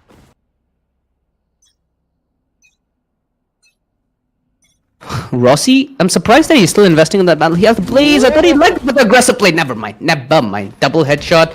He's just chilling. He's just killing. And he is just styling. Man has no breaks apparently. As he just wants to W everywhere he sees a target. And for now, the targets have stopped appearing. Well, looks like Rossi's patience disappearing. Oh, the paranoia, it still doesn't give him the kill. No, he gets the ace! The first ace of the tournament and we get it like that! Look at him! And even he can't believe the way he was able to get it. He had a paranoia on his face and the fault line appearing in front of him. He bested them both. Okay, this play more than understandable because of the brilliant setup that was there on the back of that flash. Yeah, skills... Okay, I can't even give it away. I mean, skills still, that's kind of understandable. This is where it gets a little absurd though. Dodges the, I mean, goes past the paranoia because he has no fear. And then that fault line was just, you know, to push him to get the ace.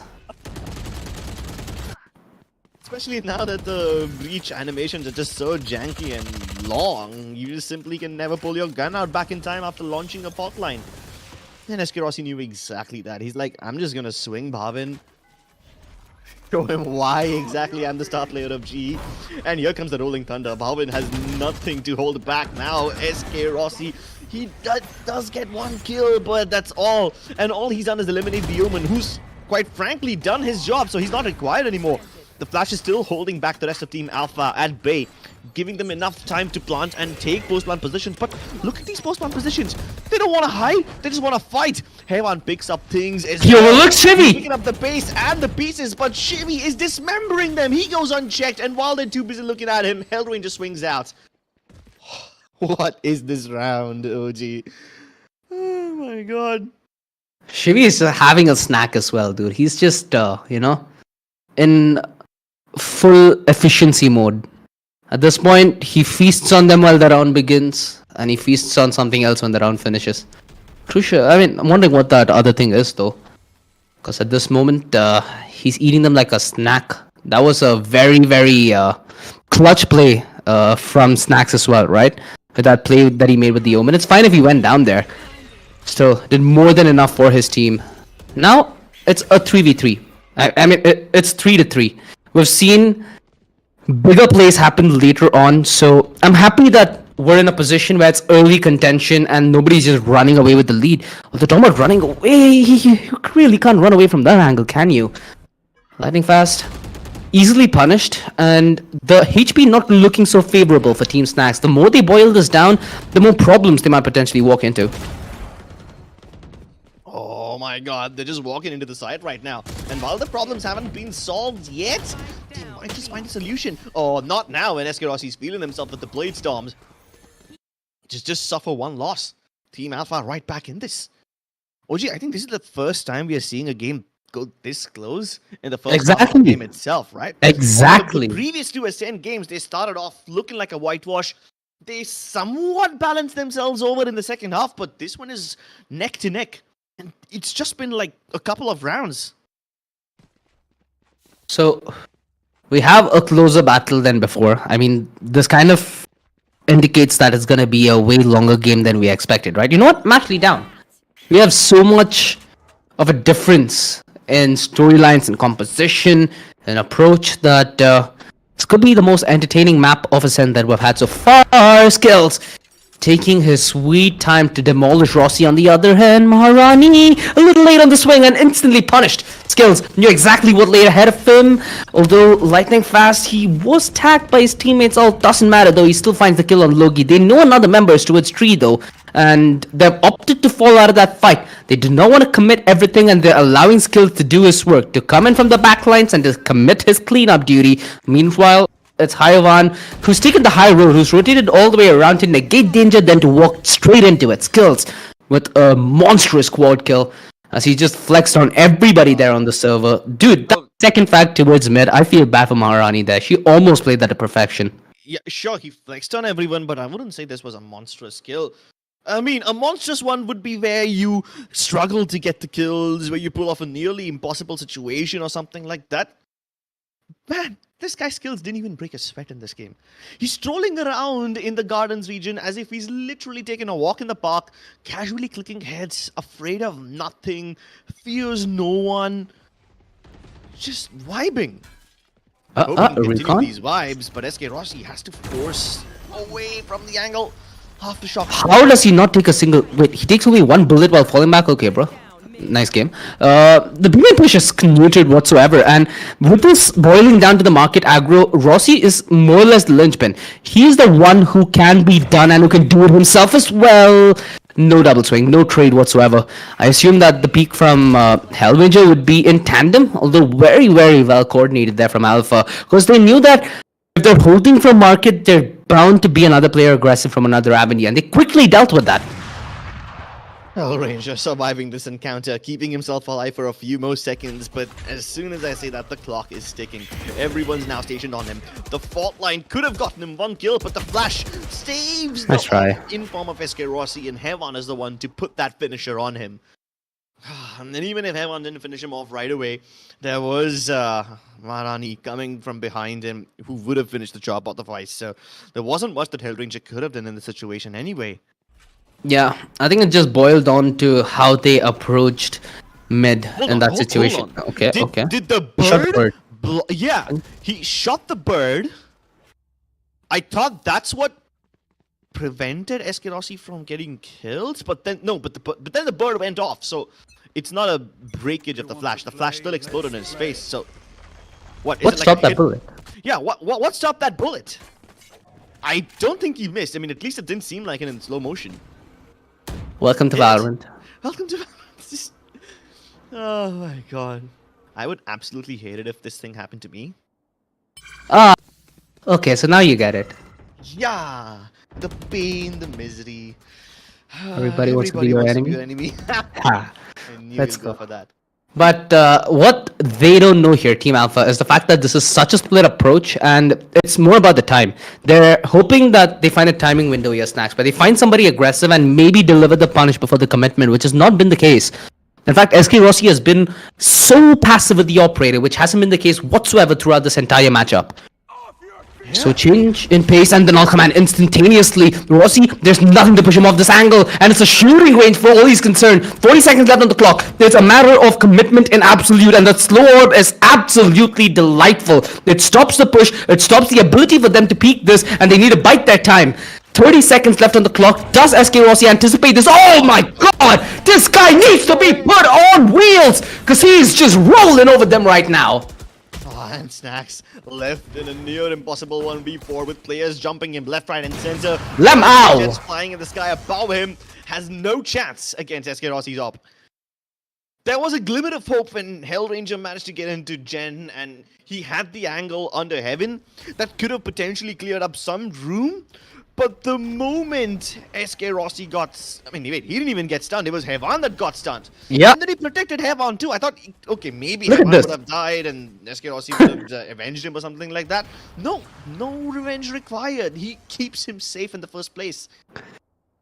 Dude, Snax just got a display of what Valorant dominance is like. From his perspective, he's like, it's a bird, it's a plane, it's Super Kid. Yeah, I mean, all three of those are problematic. Yeah.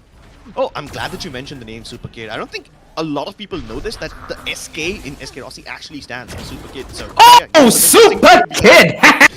You know why? Yeah, I was speaking about trivia, but this guy, he's bent on giving his opponent some trauma instead. Dude, it still boils down to 3 versus 3 though. All the banter, all the lulls, all the fun aside, it's still a very, very even fight. And right now, advantage temporarily on Team Snax. The flash is pitch perfect, and the peak's even better. Logi, he finds himself that crucial frag. That fragment kind of isolates these fights, but again, nobody was looking to swing. When they do, they come out with a ring-a-ding-ding. Oh, the tables just turn. And neither side having decent HP, Alpha is left in an undoable clutch at the Hunter's Fury as Shivy plucks him from beyond the walls. What in God's name is happening here? Carnage. That's what's happening here, OG. Carnage mixed with a little bit of retribution, a little bit of revenge, and a hell lot of violence. Dude. This match is turning out to be so much sweatier than I anticipated. Each team trading blow for blow. I mean, when Oh, SK Rossi hit goodness. that scope and dashed out, I was like, yep, that's it. They've got this round in the bag. But then, whatever transpired after that, it just made me change my beliefs. And as we head into the last round of this half, They spotted I him. think it's... I think it's hard. Okay, never mind. I was just gonna say, I think it'll be a little hard for Alpha, but yeah, SK Rossi. He just does SK Rossi things regardless. And mind you, Alpha Cruz is alone towards the side. SK Rossi is still a little late on his rotate through Heaven. He has the blaze if he opts for it. Oh, he's going for the sniper and could have landed that shot. Shivy though, what a turnaround. That was a 90-degree flick that he just hit. Okay. Alright, this is great now. At least with the Seekers, they should be able to figure out all the post-plant positions. They know one's towards main, one's Bird? towards Gen, but the TP, it could have changed things. Now they've anticipated for Snax, but they don't know where the other two players are. Maharani Nice! both up. What a flick was that? Did she spray transfer? Yeah, I think she did. She must have. There's no other way she gets them both like this. Unless they both whiffed, there's no other way Maharani gets those kills unless that was a flick of the wrist from her. And I think it was. The fact that Ankita is still so composed after she pulled off a ridiculous play like that, I thought she'd be a little more hype, not gonna lie. Although, it's the entirety of Team Alpha who are just chilling. Team Snax, you see Hellranger being a little more vocal, right? You can see Hellranger's skills and Lightning Fast discuss how they're gonna do. And I think this is how you do it if you're a member of Team Alpha. You let the trio play around their comfort and you try to add to that. Yeah, that was a spray transfer. Has to be. We only saw like one frame of it towards the end, but we know what it feels like to hit that flick. To get that spray Satisfaction. transfer right. Yeah, it's very satisfying. You know what else is satisfying? Watching SK Rossi drop a 20 bomb in the first half itself. Okay, at least you didn't go with and still lose like in the previous matchup. Well, he wins out his matchup nonetheless, and Rossi firmly denied because of that flash. They're gonna counterplay though. They're gonna push that. Okay, this is them walking into graveyards and graveyards of attempts. We've seen that happen so many times this tournament. You enter that B-side without utility, it's gonna be a death sentence. We got that knife! Shee! We finally get to see it. We've been waiting for something Look like at this Skills. at the start of the tournament in Skills. Cheekily smiling. Meanwhile, his teammates are the ones who are laughing louder. Oh, dude. Who got knifed there? Was it Harvan? Was it Alpha? It was Alpha. It was Alpha Clasher. We'll see it, because both these teams, they started fighting on B, and then they all start to go inside. The moment Team Alpha tries to step out, they're met with mollies, they're met with paranoias, there's no way to get through. And then they're forced to turn back and fight towards B main. Turns out there's a flank already, and with all this chaos and confusion, you get stabbed in the back. I like this angle. Caesar cosplay because this Oh, is what? carnage. Double think? Bro, this is some next level stuff that we're getting to see with these sheriffs. You normally don't expect it to work as good when it's on you. Okay, bro, this is unbelievable. Rossi didn't even have armor, for those who are just tuning in. The sheriffs are certainly singing the song of death, and this is exactly what I expected, Crips. I wanted thrifty rounds like this ever since this tournament began, and finally, we're gonna get a very, very... the most unlikeliest thrifty that has come our way so far, and it's the one that's thrown us off.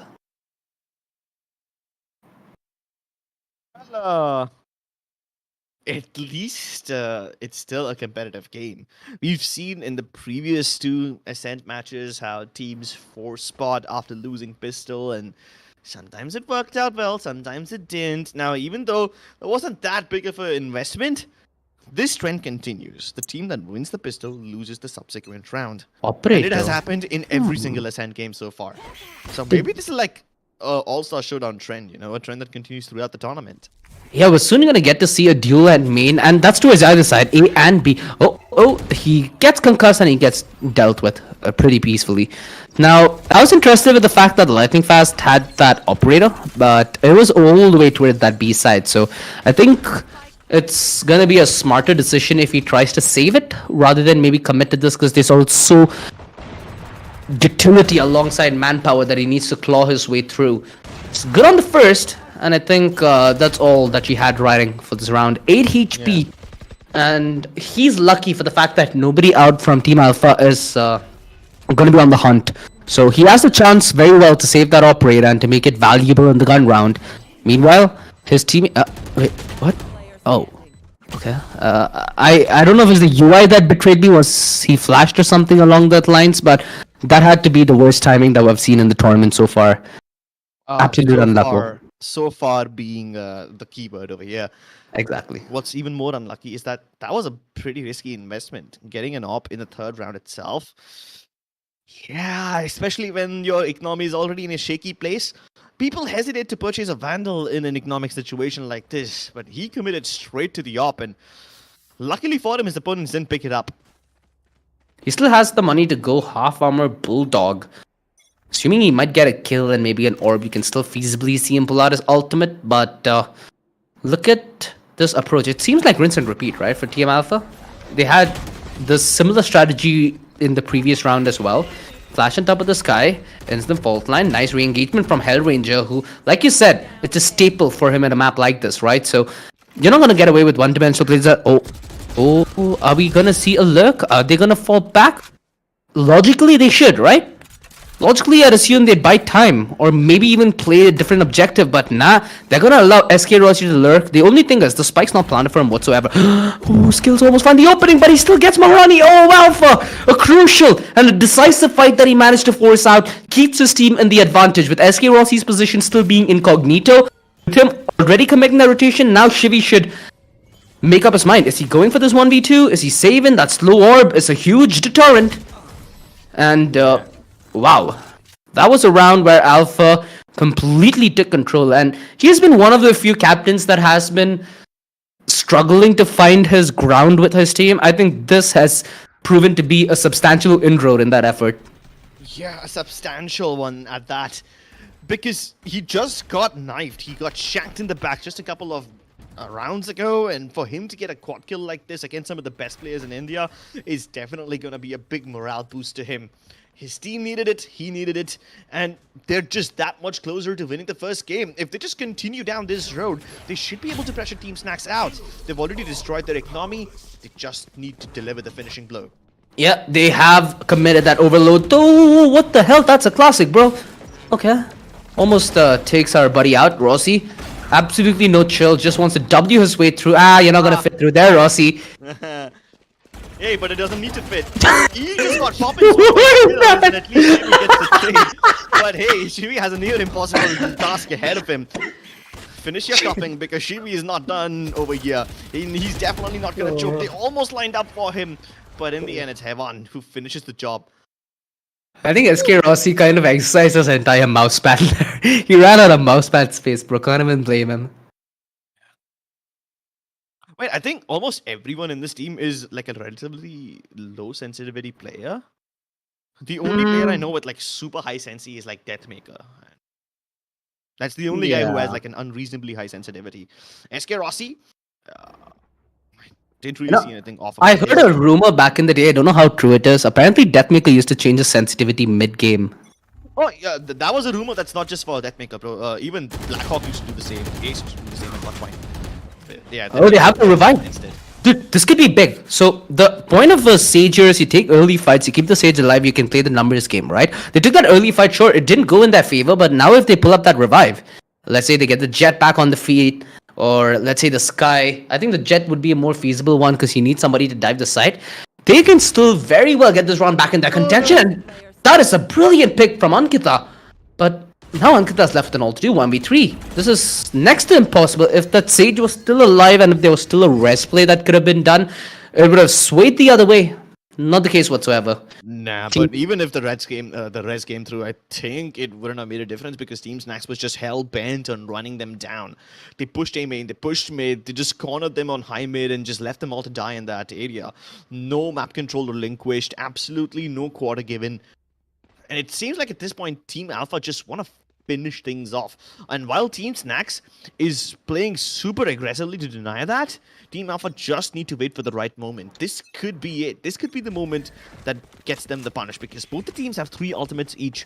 One of them being a very crucial one.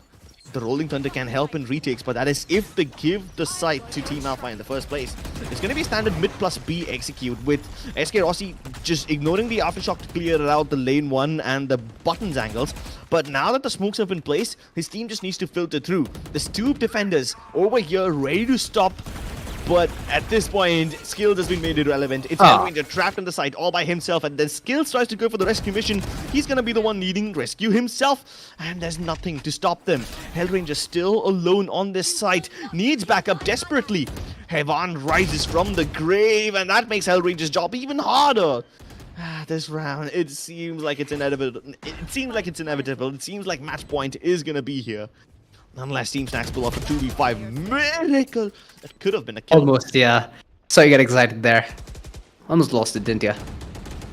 That did, however, lose Team Snax the round. Oh, they didn't clear. Okay, dude, that is just sad. That is just sad. That is just sad. The doggy goes the other way and comes back. Woof woof. Ay ay ay. Talk about being unfortunate. That was just 2 possibilities for them to claw it back. Imagine if Snax maybe sprayed them down and got the double with the aggression at market going in tandem. We've seen harder swings before, and we've seen Team Snax on the verge of pulling comebacks, right? Now it's 5 rounds. And sure, the backs might be up against the wall, but Skills has his sturdy foes. You have Lightning Fast, who also has his Blade Storm. So even if they get in an uncomfortable situation, it's still more than doable. Hyvan, he's pushed out by the Hunter's Fury. Rossi's blinded as well. The frag is just so clinical. Alongside utility, there was nothing that Rossi could have done there to even help his teammate. Mind you, all this action happened towards the A side, and instantly Hellranger rotates towards the B side, lays down utility to deny. Oh, shit! Skills! He got debated! I love it. He's given away his position. SK Rossi's rejoined his teammates, and that leaves B side completely open, right for the taking as Team Alpha plant that spike deeply into the ground, hoping to cement their victory here and now. Maybe Lightning Fast can be an attack helicopter, but SK Rossi denies everything, crashing the hopes and dreams of Team Snax. But skills might just redeem them. It's down to the captain. It's down to Alpha Clasher. He's managed to isolate the fights, but Shivy will not give him any room for error. Team Snax, still alive, still kicking. They're not going down just yet. Yeah, this is a little reminiscent of game 1, although this is so much more doable. So much more doable for Team Snax.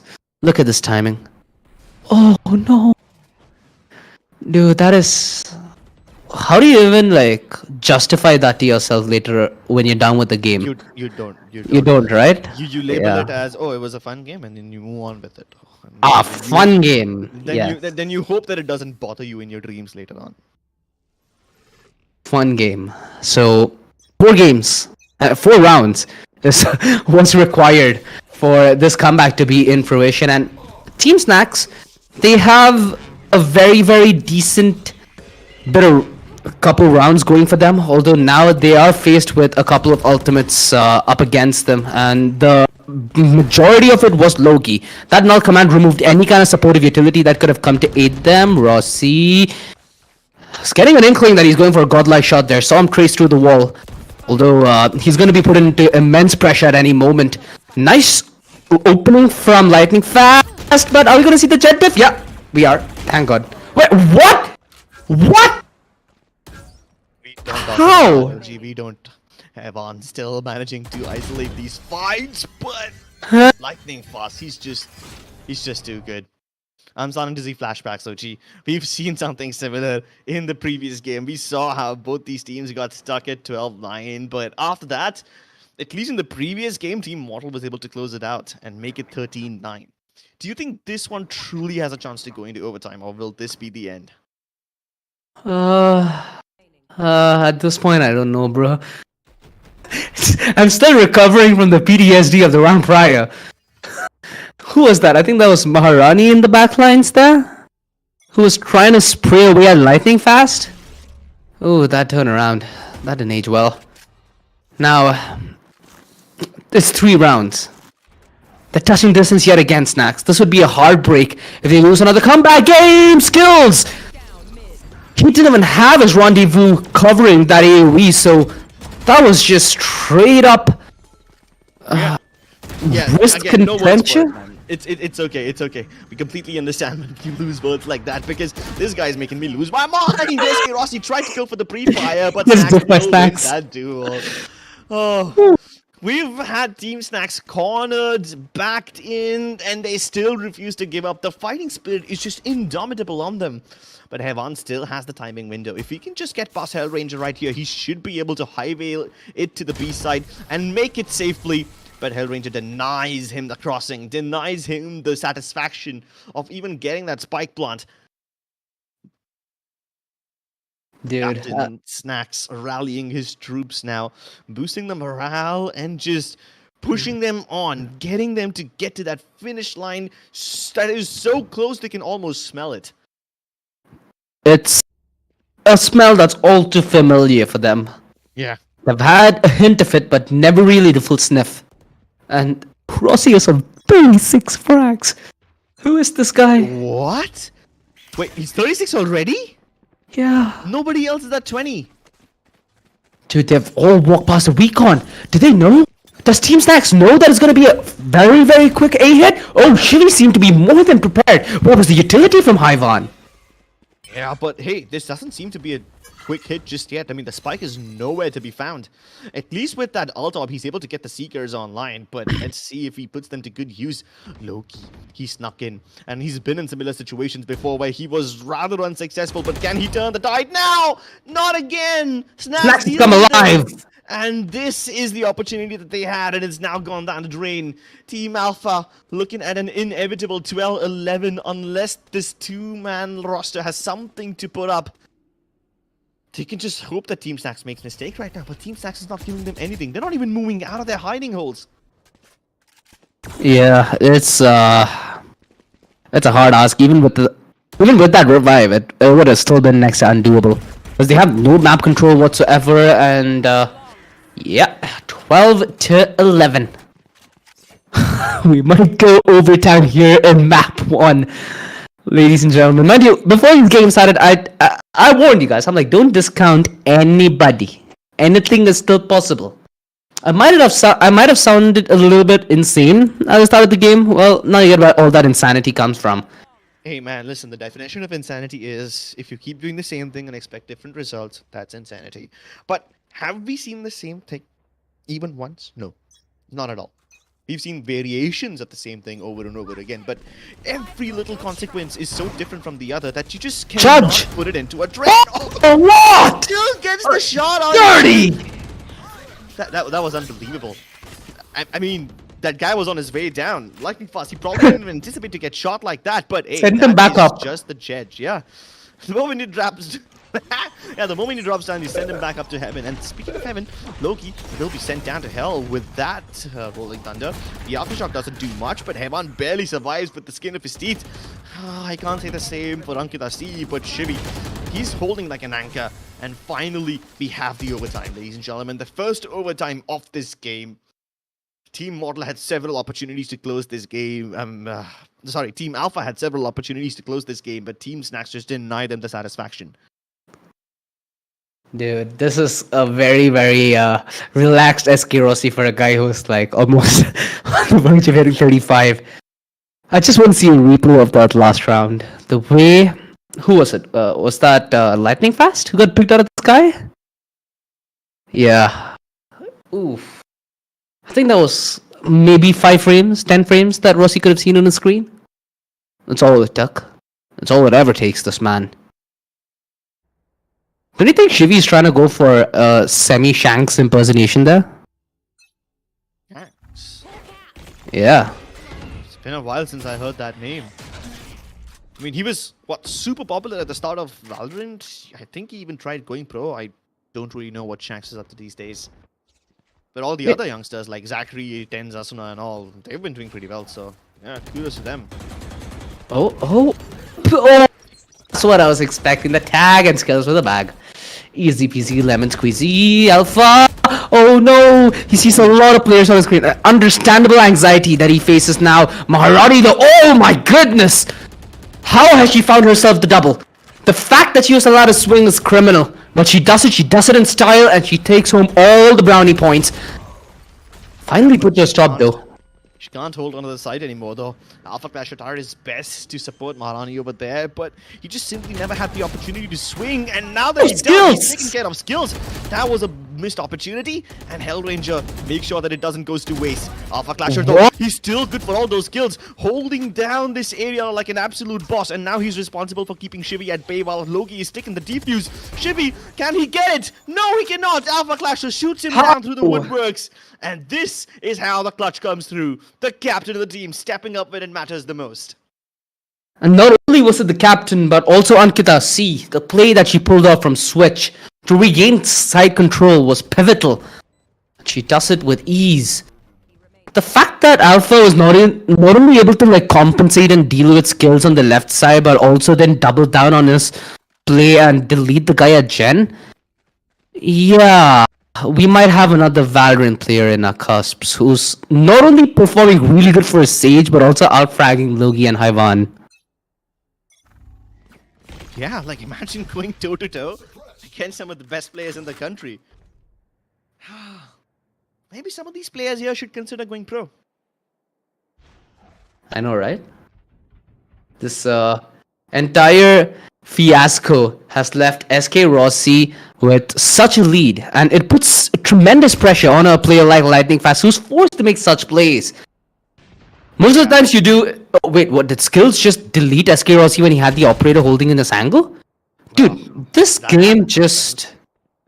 It Yeah. really makes sense at certain points, but hey, you can boil it down to one thing, and that is the wide swings. They just simply cannot be accounted for. I mean, usually you would see a wide swing coming because there's always a setup to it, right? These pro players are used to having their opponent swing them after being dumped by utility, and certain utility just indicates that, yeah, there's a swing coming now. That isn't happening anymore, so all their senses are just being thrown off. Yeah, I kind of get it. I kind of get it when you play against people like this, you don't know what to expect, so you have to walk in with the unexpected in mind, and the flash was almost there to perfection. Actually, it was. 1 versus 4. We've seen bigger clutches before. Skills just running past him. Okay. That's certainly a way to get a frag, and that's certainly a way to equalize the situation as we look to go to yet another overtime, ladies and gentlemen. Map 1 still hasn't even to its conclusion, and we have an entire best of 3 to your delight here in this Friday night. Well, this evening is certainly shaping up to be a competitive one. We've seen almost overtimes in the previous 2 games, but this time a double overtime right off the bat, and hey, it gives SK Rossi another opportunity to get to that 40 bomb. Meanwhile, on the other side, Skills and Hellranger both lifting equally heavy loads, Shivy contributing to make the job a little easier, but hey, it hasn't been completed yet. Going to yet another overtime with Team Snax on the attack and Team Alpha on defense, but look at the way they are approaching this one right now. They're being super slow, super methodical, and super split as well. I mean, they're giving away a lot of noise cues on B, but they are walking up silently towards a shot where trades do take place, but the spike hasn't been spotted yet. This is a very, very good off angle, but Alpha gets demolished. That is just an angry speed demon with white hair up against you. And SK Rossi looking to mimic the same success. Woohoo! Hellranger, he has lightning fasts back. This is yet again a tale of winning that attack, but having difficulties on the defense. Which was surprisingly opposite from the previous game, you know. But I mean, in the previous map, both the teams were just super comfortable on the defense. It was the attack that posed a problem. And now it seems like Team Snax has done a complete 360. They're just being super comfortable on the attacking side, and they're not letting Team Alpha get anything done. No foothold on this map. Nice Ferrari peak though. I like that wide swing. So this is something that happens to a lot of players once they start quote unquote smurfing, right? But in all honesty, you want to play with your friends. Sometimes in a different rank, they just don't swing the same way as you do, and that's easy to get caught off guard with, as it's one of the most fundamental aspects of your aim in Valorant. And it's understandable why some players might find it difficult, why some players might find it easy. Rossi, I thought he's gonna dash away in the nick of time, not the case, and the double.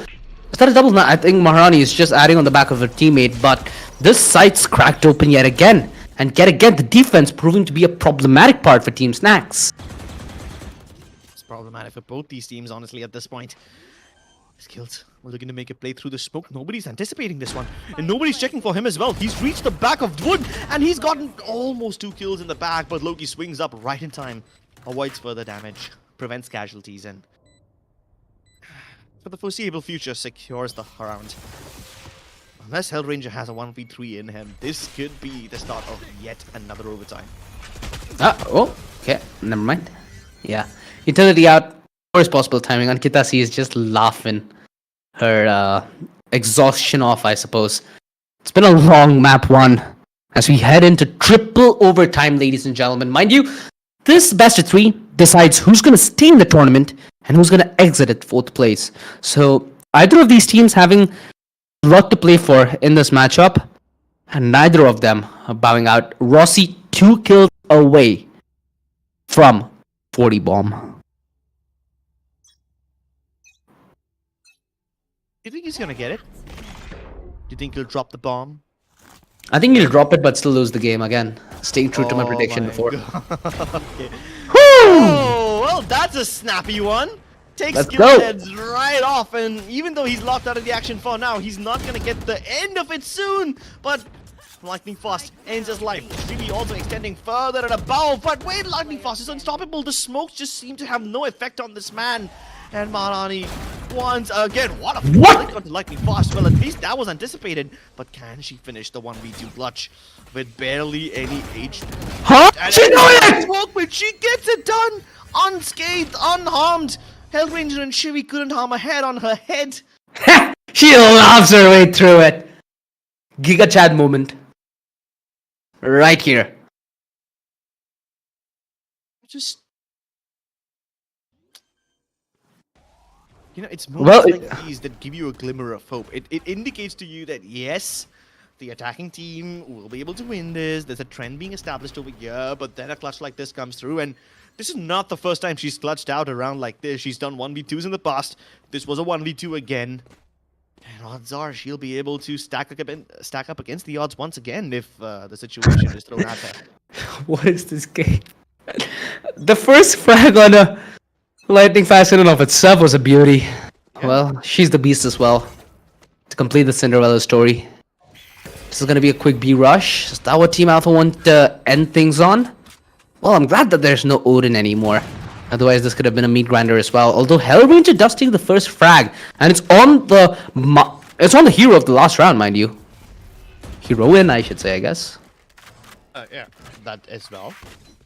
But hey, at least Danger Woman is out of the picture, so there's no clutch potential anymore in Team Alpha. Unless SK need to be put in a clutch situation, Lightning Fast has the better angle on him.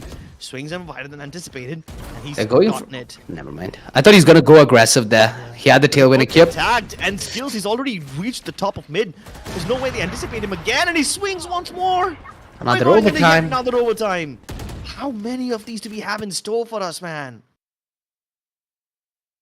Okay, this is gonna be a long game, Crips. This is gonna be a long game. I think both the sides are still yet to call a pause, right?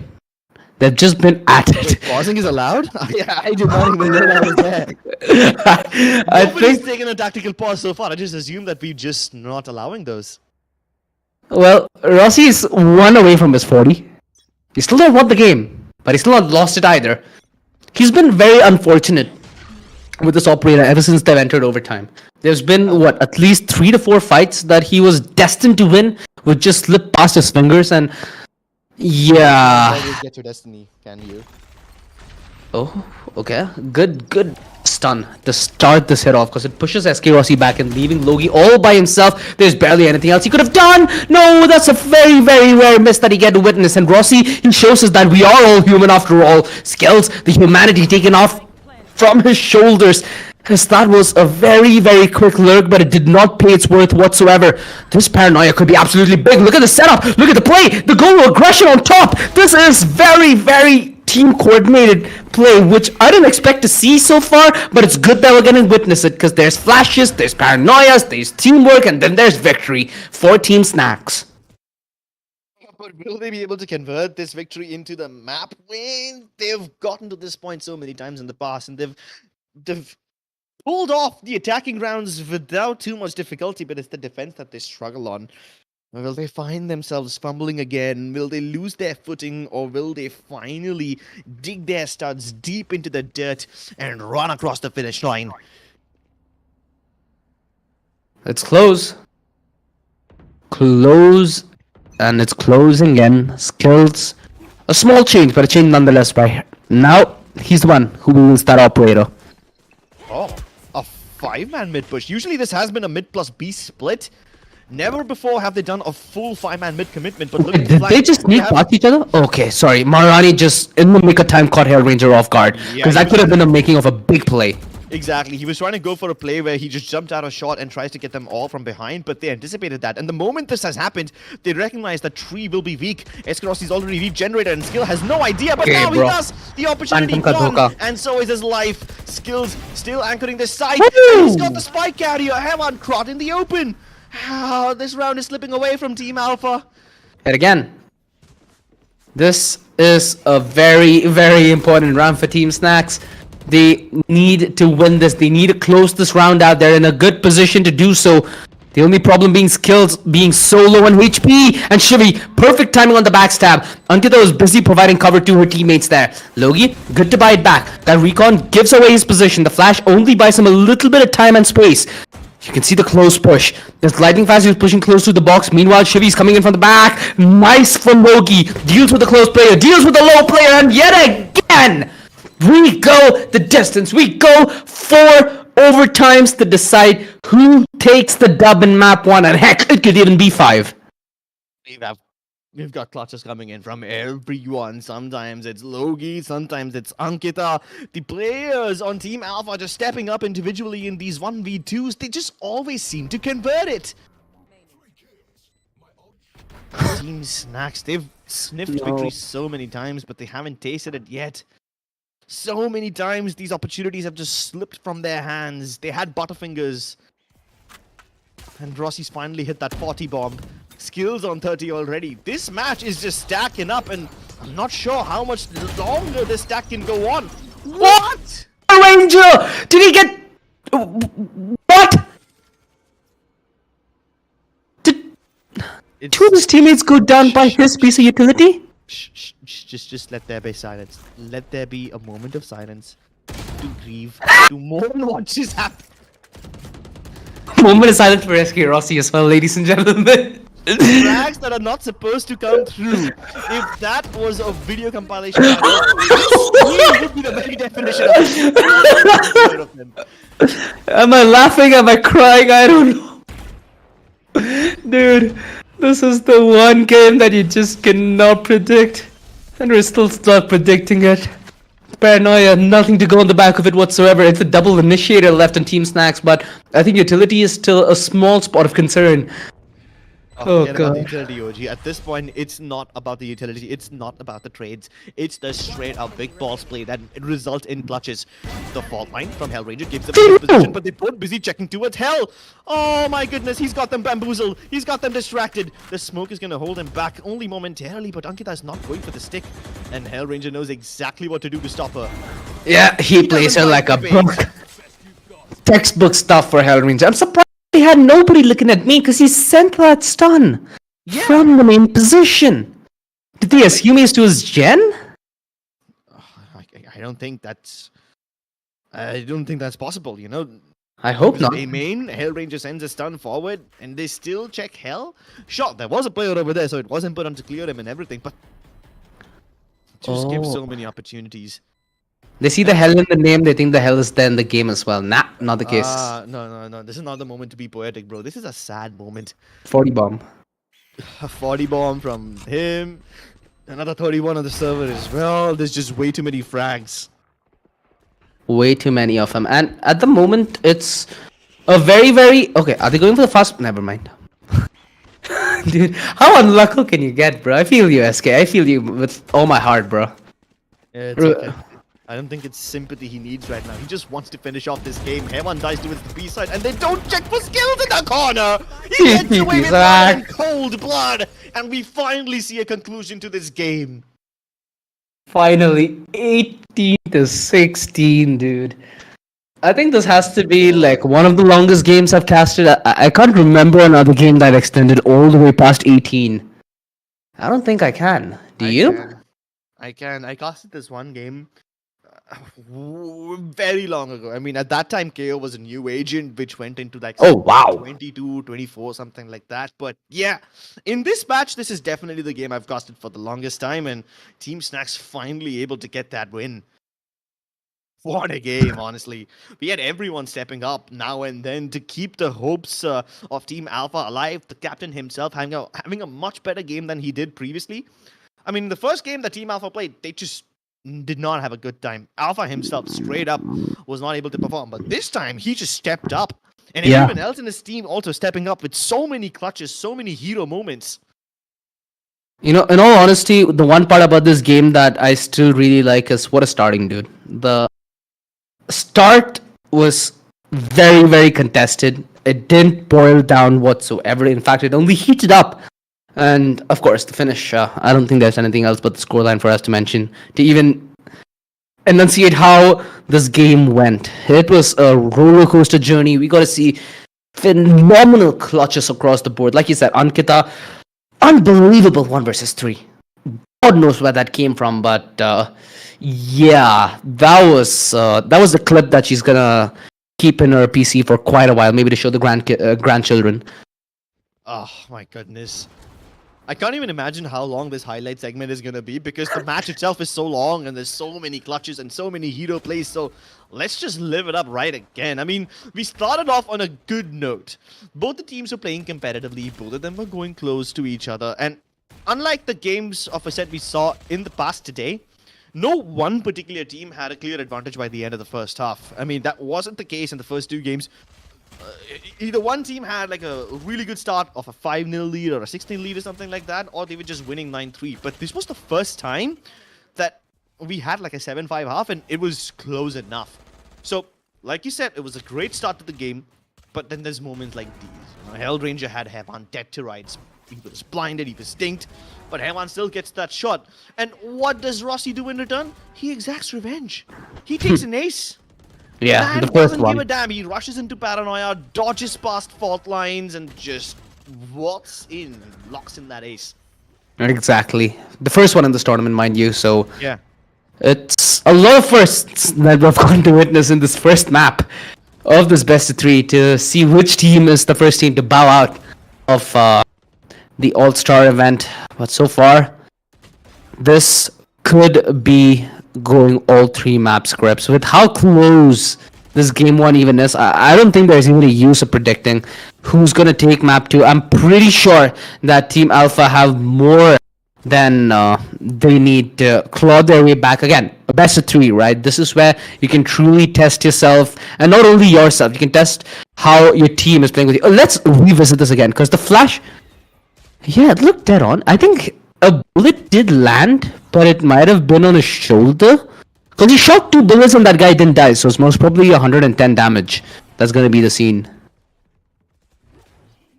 Well, towards the end of this half is when we start to see the really cool moments. Like, Sheesh. when you see a shot like that from SK Rossi, you think that his team is going to win the round. But then some unfortunate stuff happens. Shivi Hellranger step up like it's the second coming of Christ. And yeah, you had a Hunter's Fury to take down an Alpha Clasher guy who was only on 18 HP. It's like using a boot to crush an ant. But, you know, it's not a boot and it's like a meteor hammer. So yeah, makes the sense. 7-5. Half ended well. Alpha in the lead. What do Team Snax do? They equalize the scoreline. And how do they do it? In the most ridiculous of ways. With a knife. This Skills is just Skills is just in the perfect mood for today, man. He's And- a vibe. Yeah, SK Rossi. There were a lot of moments where I assumed that we might get to see SK Rossi and Lightning Fast lock horns, although it wasn't the case. Most of the times, I think it was SK Rossi and Skills who ended up dueling each other, and Skills came up on top for the majority of it, if my memory serves me right. Although that could be a stat that changes in map 2. Hopefully, they have the mental patience to do so. Oh, mental patience, super important. Like, imagine if that one goes into a super overtime extravaganza too. These players would be exhausted by the end of the game. I think they will be. I mean, it did go 4 overtimes, so even if they are, it'll be understandable. So the entirety of Ascent, everything that we've gotten to witness today, I still feel like this is the best match that we've had so far, which has me optimistic because we have Bind coming up, right? Bind is a map where we've seen teams attempt a number of different compositions. We've seen some go for double initiator, some go for double duelist, some go for double controller. If No you're one sweaty particular enough. comp works well. I mean, no one particular comp is the absolute supreme one. Yep. It's been proven to us that in a map like Bind, you can play however the hell you want as long as you do it well. There's no set rule. There's no set meta. There's no set meta per se. You just need to work on the back of what your fundamental idea is. If you're going Yeah. for something like a double initiator, oh, that was disgusting. Yeah, that shot. Even I couldn't digest it for a moment. I wonder how the other guy on the other end will be able to do it. But in overtime is when we started to see the really cool moments. We had Alpha Clasher stepping up. I mean, he's been struggling to get his shots right, but in this round, he stepped the hell up. I know, right? Big time. Big He even time. covered his teammate to get the defuse.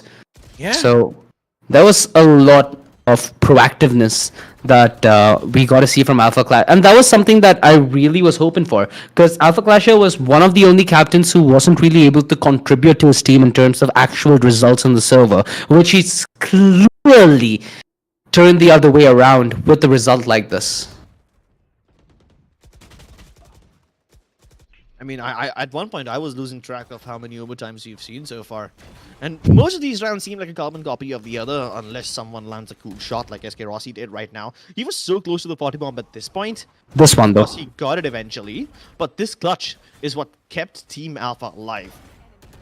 And Ankita pulled off something similar previously as well. She pulled it off again in overtime, which obviously had much higher impact.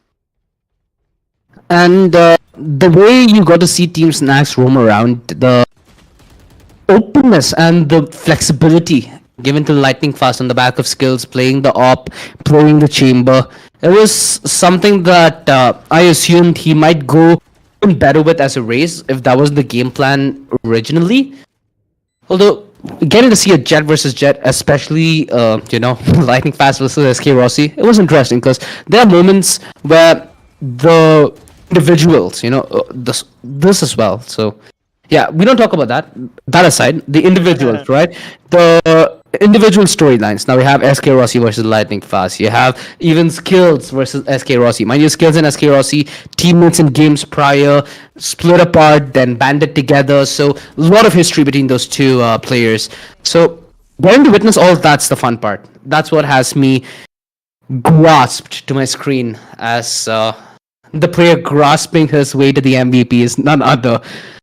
The one, the only SK Rossi with a 40 bomb in map 1.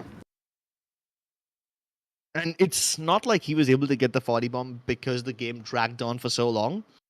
He dropped the 30 in the regulation itself, the other 10 during the overtime.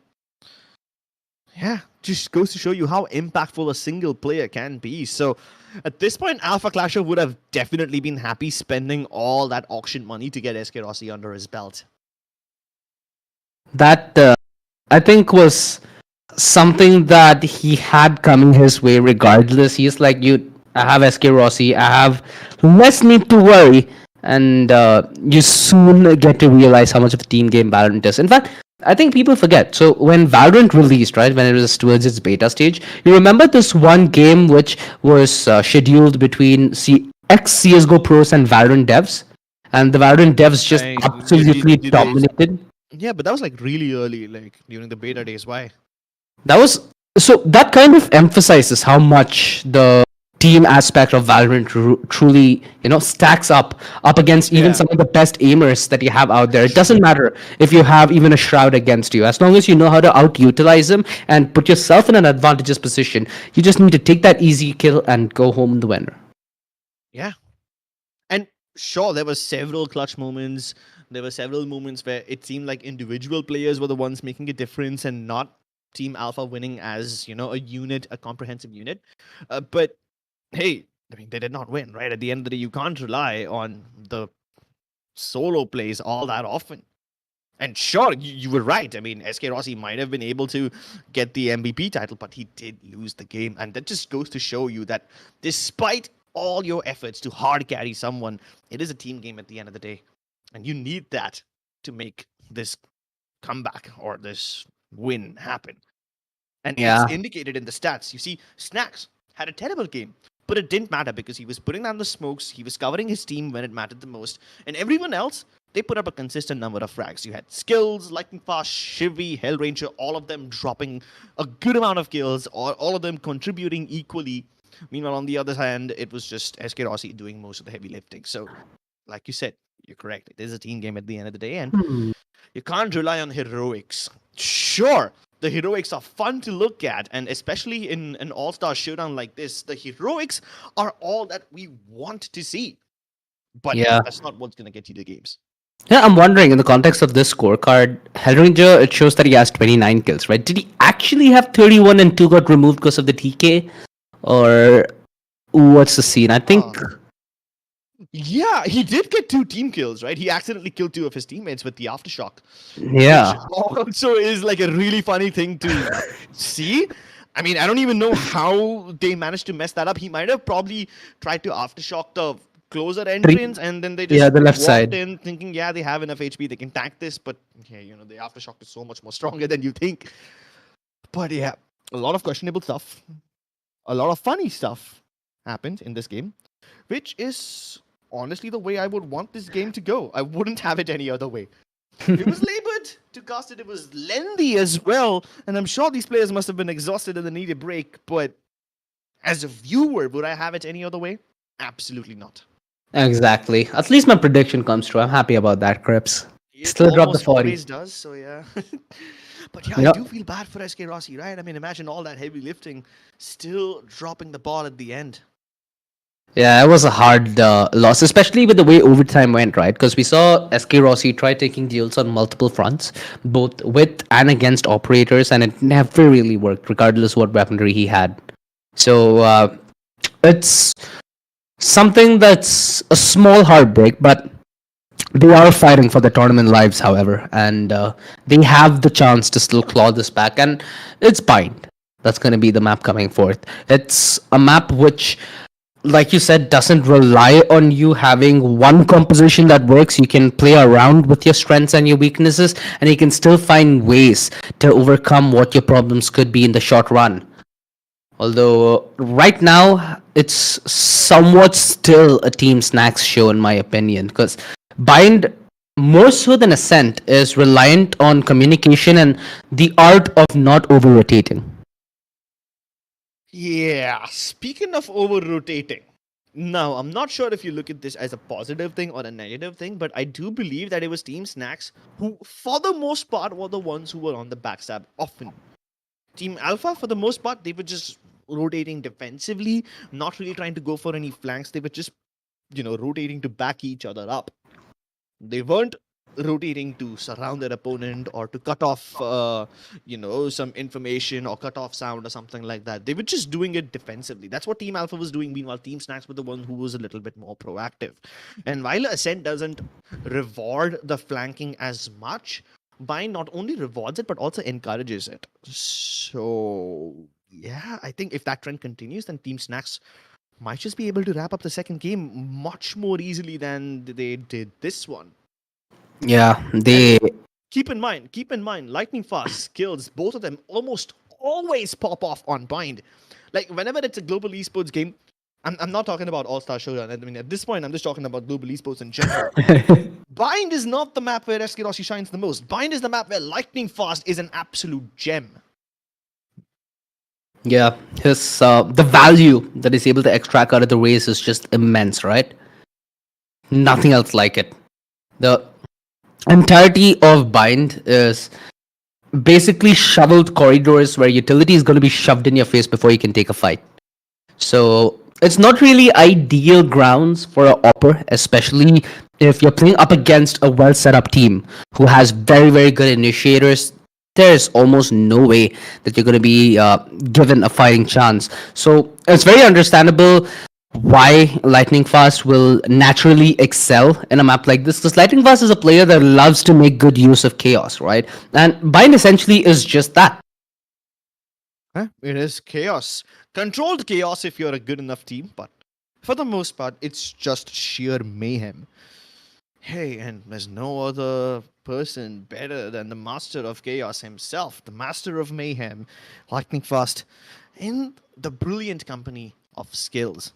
I still remember this one game where Skills was able to pull off a 1v4 on Bind. What? Yeah, it was a really old game. Um, Back when Global Esports was still playing for VCC one. And I Wow. don't remember who it was against, but Skills did pull off something like that. And I'm like, yeah, this guy is just built for this map. He's just built different. I think there was an iteration of Global Esports where Lightning Fast was playing Viper on this map all the way back in the I day. I don't think And it worked out that well, did it? I mean, he did get a 1 versus 4 on a Viper Spit. I think they still managed to win that game, but again, that was close to a year ago. Yeah, a So, long time ago. And the game has changed like a lot since then. All right, so going into Bind, Team Snax is starting on the defense. Now, if I'm not wrong, Team Snax, the way they were playing in Ascent, if they continue doing so in the next game as well, then they're gonna be behind Team Alpha way before they can imagine it. Unless they pick up like multiple sentinels and put alarm bots and traps all over the place, I think flanks are gonna be inevitable. So what I think is gonna happen over here is that Team Alpha is gonna take things slow, at least for the first few rounds, get used to the pace of Team Snax, because like I said, since this is a tournament where you don't have anything to hold back, you don't need to play conservatively, I think Lightning Fast and Skills are just going to push it. And given how aggressively Lightning Fast was playing in Ascent, I think that's going to be amplified exponentially going into Bind, because I'm confident he's going to pick up a raise. He's amazing on those double satchel movements. Skills probably going to pick up a controller and not play it as a controller, of course, because why not? Because he's got nothing to do this time. And if those two things happen, then there's only one person who can stop it on the other side, and that is going to be whoever decides to play the controller on the other side, because it's going to turn into a battle of lurks very, very quickly. Yeah, I mean, the person who has been playing the controller on the other side is Maharani, is Ankita C. So you'll need to maybe see either adaptation from Ankita in terms of playing another agent, or yeah, she needs to be an absolute demon yet again. Mind you, I think she was, second only to SK Rossi in a team in map 1. So definitely a performance for her to remember, although this needs to be a memorable result for it to go down in their memory. Otherwise, yeah, you're just gonna try hold on. Okay, sir. Okay, We have a team sir. change. We have Pinksis in the server. Oh, wait, what? I just noticed SK Rossi ran and I lost it. Okay. Nice observation there. Yep. And even Millie is in the game now. Okay. So the captains have stepped out. I do not see Alpha Clasher himself playing this game anymore, so Millie has stepped in for him. Meanwhile, Nice. on the other side, Snax has stepped out and Pinks has come in. So the captains are taking a break now. Interesting. And you also have a change in the role because it's Millie playing controller. And, Millie is an Omen main right from the start of Valorant. all right. I think she's Right up the your on- alley.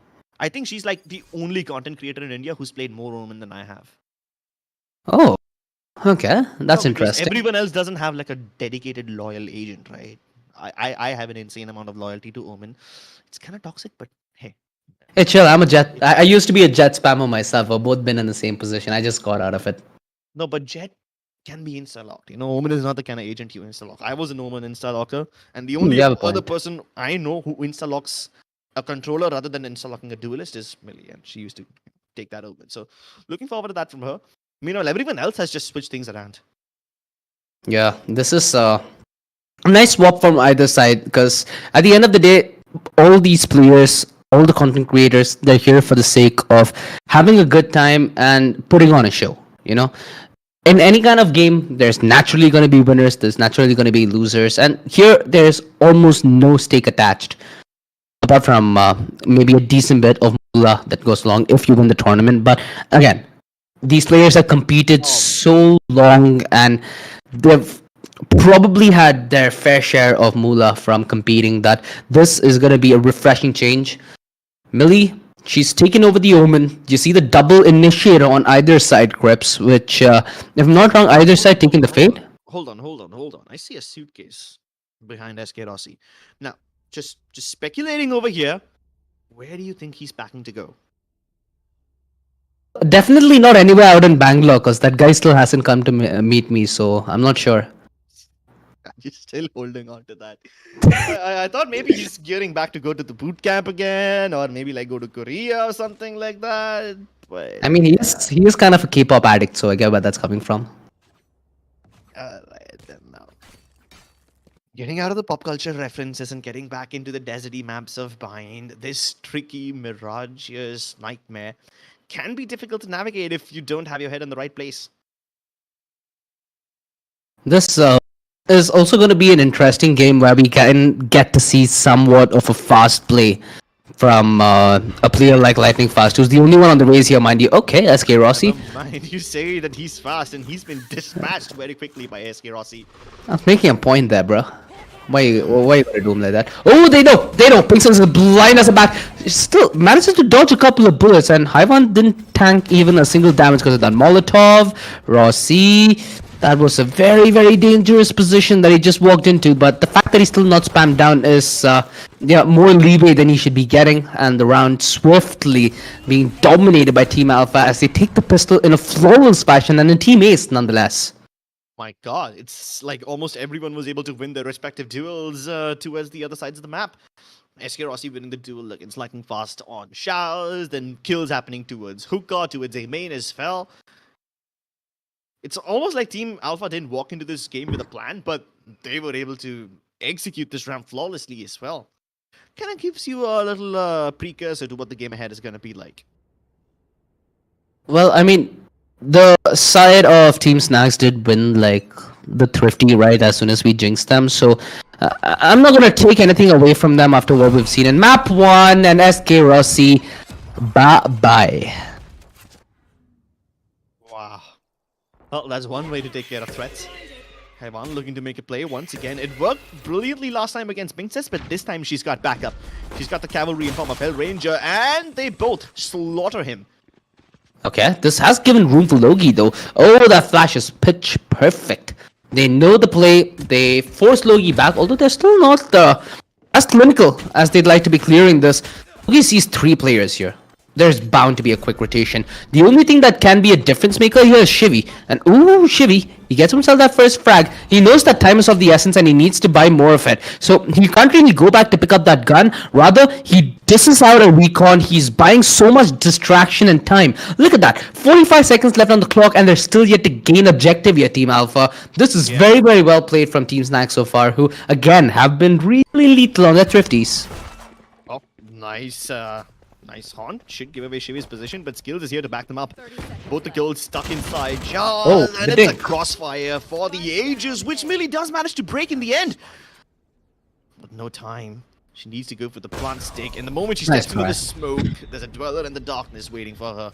And it's none other than Princess.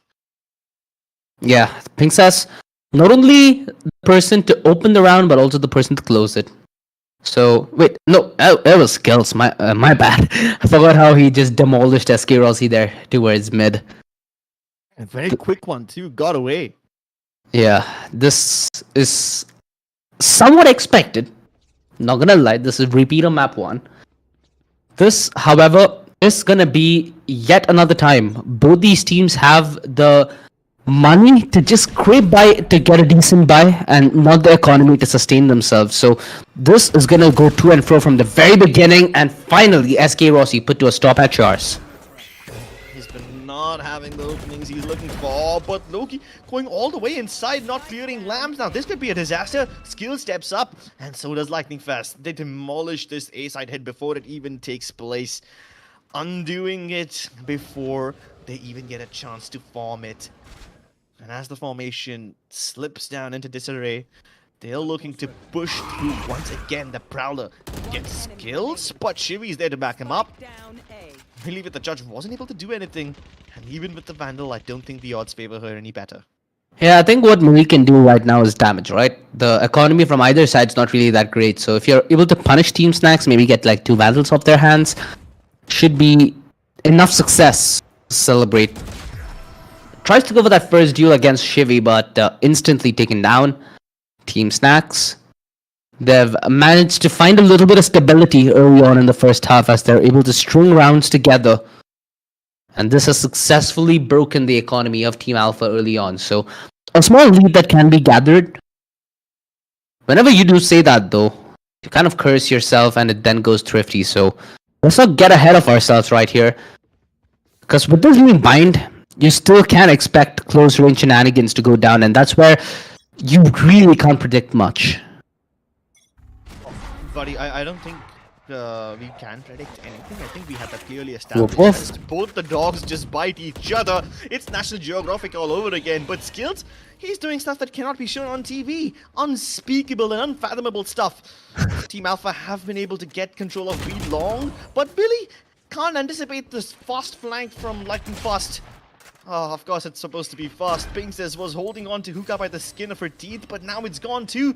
And all the defenders are coming in from the back. Timing. Loki's ready to intercept. SK Rossi ready to swing, and both of them take contact. Lightning Frost is able to shut them all down. And this round has turned around on its head. Oh, Rossi detected, decayed, and finally dead. Team Snax are grabbing this round with both their hands, with an iron grip, and just simply not letting it go. you know, mind you, Lightning Fast still has a showstopper, so we're gonna see a lot more efficient use of the showstopper on a map like Bind rather than Ascent. Because this map kind of forces you to group together, forces you to play together. Normally, at a higher rank, what people do when there's a showstopper against you is just take the fight, run at the ways, get that headshot. It's when you let the fear seep in, misjudgment and doubt emerges. Top in the chart so far, Lightning Fast, and this very well could be his round. Party, bye bye. Whew. All right, Wow. that certainly woke me up. And all he did was take 2 bullets worth of damage in return. And he's not stopping. He's not stopping. Yes, he told you the back lines, and he's got backup as well. Shivy gives up his life for him, but Lem up. he just continues to demolish them. Yeah, Tommy finishes off the kill. Ooh, nice pre-aim. I wasn't anticipating that jump peak. So, Not ready yet. still a lot of casualties that his team did suffer early on. Just trying to clear a path, trying to get a little information to piece this clutch together. The more he waits, the more problematic things get. No, actually, I think the less problematic things get. Yeah. I take my words back. So, any direction he goes, that was waiting for him. I think what he would have been able to do over here is just wait for them to make a move, wait for them to make a mistake, and offer like an individual fight. And that did happen. Skills did offer an individual fight, except he won it, and all hopes went down the drain. Dude, But do you think? potential just simply not coming through this time from Team Alpha. Don't you think if you have a tournament like this, but it's like 5 casters versus 5 casters, it'll be like double the fun? Fun. Okay, for maybe not viewers, to the maybe. general Fun- audience. Fun for me, not so much. I don't think I'm gonna be this calm and composed in a clutch situation. On the mic, Lol. I'm cool. The game, not so much. Well, that's one way of putting it. Now, okay, this is just Wow, straight up he's still aggression. alive? Dude, oh no, yeah. As soon as that bird came out, I knew that he's dead. Unfortunate, unlucky.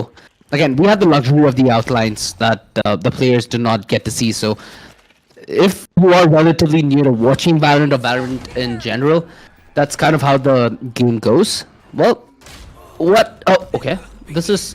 I'm expecting, well, Skills is gonna get that peak and that's gonna lead to something else. Never mind, because SK Rossi, Team Flash! he's a next level player, dude. Next level player. Bro, there's so much stuff going wrong for Team Alpha. They've got the man advantage, but things were never supposed to go down this way. Hellranger finally taking care of his former teammate, and it's Loki who's keeping things competitive. But even though Team Snax have a foothold over the A site, they are surrounded in every direction. The double at the end for Ankita to clear the B side. And this round just, The A site, yeah, it's just nah. yeah, it's been a train wreck of a round as Rossi just continues to defy logic and expectation. The fact that he pushes that Char's peak is absolutely insane. Love And it. he wins it on top of that is even more insane. I really thought that Hellranger would not team flash skill. I thought that should have been the end of SK Rossi. Maybe he shoots down the bird, but does he stop Lightning Fast from satelling through? I don't think that was possible. He did it regardless. Oh no, he's about to get timing. He's about to get double peaked as well. SK Rossi finally puts But played Lightning Fast out of his misery. He took way too many risks over there and didn't end up getting rewarded for any of those. But that's the price to pay if you want to go for a play like that. Skills armed with the tour de force. He was betrayed with the same angle last time. Doesn't get anything done again, but at least he's able to flick onto Loki, and he barely gets back by the skin of his teeth, only to be devoured by SK Rossi later on. We've seen this way too many times. This is deja vu all over again. Yeah, and Hellranger committing to that tail breeze, I think, gives away the fact that he's in the back lines to his short. So, play more or less telegraphed. It's going to be on Pink system. We do a little bit of the heavy lifting. If she had her ult, it would have been around that they might have been able to be in touching distance to win. Not the case though, as Team Alpha are slowly closing the distance as they are just one round behind. Picking up they're picking up the momentum, they're picking up the pace. Skills.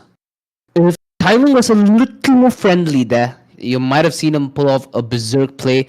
Although SK Rossi so far has been anti-timing, and he's been anti-timing perfectly. Even the early aggression that was attempted by Lightning Fast, just played around with like he's a toy. Kind of toy that the kid breaks the moment he gets it and then tries to his parents to get him a new one. Except there's no sage this time, so you can't get a new life. Although he can get a very cheeky angle. Wow! He survives! And he's definitely going to be calling out to the Sky to heal him up, but hey, will the Sky be able to get there in time? The rotation's on the way. You have the Sky rotating over to its CT. But in this meantime, while they're giving up the site, Team Alpha might just be able to take over it. They still haven't done that. There's a full stack of defenders on the A side, and this could be a meat grinder that they walk into. Should be definitely starting to show why it is a bad decision to continue moving forward, but Maharani continues to press the issue. Princess presses the mouse one button to put her out of her misery, and that is Team Snax finally getting some foothold in this game. Finally, because it's been a while, right? Even though they have the lead, it's been a little long from since we've seen them even put up a rebuttal. I think they're changing up something here. Rossi is typing in what the strat is. You can see Ankita kind of trying to piece that together in her mind as well. So, what is the change? Oh, B long. Okay, they're sending Sky alone. Sky is Hell Ranger, so it does somewhat make sense with the kind of util that they have around. Oh no! Are they gonna commit though? That's the important question. Skills got that first frag on SK Rossi. Hell Ranger dodging the flash. Beautiful readjustment to take on Hyvan. Logi keeps his team in it to some extent because, again, the numbers might be gone, but they're not too far gone per se. Skills. We've seen him tear through this team with the op on Ascent. It needs to be a trend that continues on Bind. If this defense is to hold itself together, then he's good for the first on a milli. Maharani on the other side, and ooh, that swing, that tap, it puts all the advantage back to a neutral position. 2 versus 2. If they get the spike down Team Alpha, they'll have a significant edge in pulling this off. But that's reliant on them trying to do this and doing it clinically. Oh, a nice combo there. I like that. They wanted to put the Zero on top of the orbital strike from Pinxis. Sad that it didn't work out because they had the read there. They knew that as soon as they attend the spike plant, that's gonna be the scene. Chevy, he spotted out the double peak.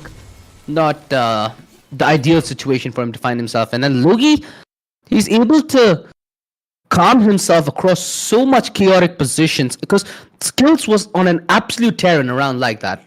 Oh, definitely Skills was on a tear, but the fact that you avoid fighting with him to then infiltrate the back lines is exactly what is required to deal with a dangerous player like this. Sure, Ankita C was able to get that shot, but after that, the way they were able to take control of Elpo and then go all the way around to isolate Shivy in a situation like that is what got Team Alpha the round win. And there's a limit to how many individual plays they can do. It's finally time that Team Alpha steps up as a team, and they're doing so. They win the fights. Of course, this isn't that great of a buy for Team Showstopper though? with Lightning Fast being one of the only rifle carriers, but at least this one gun is wielding him some kills. I think we are on the verge of a clip. Oh, the Showstopper finds only one though. I thought he's able to disengage on the back of that first skill, maybe make a little more out of what he's given. And he's given Pinxis a chance, but not with much hope. There's still 1 versus 3 ahead of her. Millie, a calm strafe will net her the kill and the head of Princess. 5-5. This half is as even as it gets, and yeah, I'm already getting map 1 flashback scripts.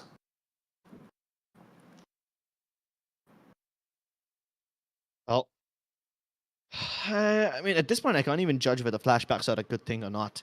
They're good because, yeah, you know, overtime and fun and everyone's having a tough game. But at the same time, it's like missed opportunities and individual hero plays. Not desirable to the outcome of the game. Definitely desirable to watch. Entertaining as well. Can Team Snax find the opportunity they have been so desperately looking for in a round like this. Their economy's finally been reset. They're back on their grooves. While they might have to relinquish this round, they certainly have Nice to get tap. in the next one. Skills and SK Rossi, they've been fighting each other on B long for like 3 rounds in a row. Yeah. Oh, Same plays what? back to back, but Hellranger, the captain of global esports, puts his star player to an end, Jeez. and he's continuing to pop off. It takes Maharani a great deal of effort and 2 of her teammates' lives to finally stop Hellranger's killing spree, but by this time, the jig is already up. Look at the gamble, though. Have been committed, and they reveal that 2 of the players will be towards the A side, but since all 3 of them are moving in the same direction, it might throw off Hevan, who's actually not stopping. He's not pumping the brakes at all. Pinxes gets caught off guard. Never in a million years she would have thought that Hevan would be this aggressive, but now Lightning Fast has no avenue to move forward. He must await the arrival of his teammates, who's moving towards Showers. Nice Wins shot. the duel. She wins his individual duel towards Showers, and now it's just down to the chamber, trapped in a 1v2. Secluded away from his teammates. At least he's able to teleport back to safety from an angle where he should be able to defend relatively well, but he gets swung on, and that's Team Snax winning the 6th. Came down in the very, very last possible man to fight and fight for that clutch. You could see that the fight at Lambs was so instrumental, right? Because Lightning Fast, with the Sheriff in hand, might have been in somewhat of an ideal range. And I think that was a saving grace. If he would have not gotten that frag, things could have gone south pretty quick, as they have kind of been building up to, right? Slowly we're building up to more of a sane game, where we don't see insane plays. So, yeah, it had the making of disaster, and this is one of the few times that it wasn't mitigated. Although a decent half from either side. And either side having the ability to recover with a comp like this, either in the mood to take a fight. Because you have a Rena, you don't really sit passive. You take a Raze, you don't really give away map control. So, it's a very, very puggy. Oh, that reveal! It almost made the play. The nades could be enough. It does a decent bit of damage. No, Hyman's so low. Yeah, and this is not the first time this has happened. Last time he was in a trailblazer position in that exact same corner. He got naded down to 4 HP by the paint shell. A similar trend follows this time around as well, but Pinxes is blind and Millie baits her to get that frag, teleporting on top to get that single one, but the rest of Team Alpha just crumble as they cannot make it through. Skills is already on the back lines as well, and he puts a good finish to this half. My goodness. Oh, what started well ended in a disaster. I thought that opening from that Millie was able to get should be enough to liberate at least the U-Hauls for them, even if they aren't able to win the duels towards the remaining the right side of the site. But no, absolutely not. Nobody was allowed to cross. Yeah, and a lot of that was also Lightning Fast. Perfect place, perfect time. The double headshot just denied that entry. And after that double headshot, you saw that everybody else was so shell-shook that they did not want to push that smoke. So, Yeah, and when Yeah. they did it individually. So, no trading potential either. 2 frenzies, dude. This is 2 frenzies on the attack. So, this is Team Snax basically eager to try and close the distance. This is a B rush. A plain and simple B rush. Oh, I wanted that second flash. That could have been a brilliant counterplay. They go on the offensive nonetheless. 4 men on the other side with a peek. They reveal to buy temporary distraction. They're not able to play off each other here, and that's a huge mistake. no. Did he try going with a knife there? I'm sure he tried to go for the knife over there, but hey, at least she gets killed with the bullet, so no hear it. humiliation there. Escarossi still strong in a situation like this. Dismisses, but not going back to safety. Hellranger tapping away and picking up the base. This pistol round yet again on a knife's edge. That contact through long was scary. Imagine if Hyvan had another flash. That could have been so well set up for maybe even a quad on the pistol. Falls apart though. And a pistol victory might be good, but the importance of the pistol is if you're able to win the follow-up, which has been a problematic trend in this tournament. So you just gotta hope that Team Snax are able to follow up with the W. Otherwise, Team Alpha, I think history might repeat itself. Oh, no way. No way SK Rossi does him dirty like that. I mean, it was an eco kill, so you probably wouldn't feel all that bad about it, but Team Snax are just making sure that nothing can be taken away from them. They're trying to mitigate all the economic loss. Meanwhile, Skills is just trying to farm up his tour de force. And Millie is frozen in time. Frozen in time, frozen in position, frozen in her impact that she could deliver in a round like this. A fairly clinical round put together, and finally, Team Snax are breaking that tendency, breaking that curse. They don't allow the pistols to be whittled thereby and it going the wayside. Rather, they get a chance to advance their lead, advance their march.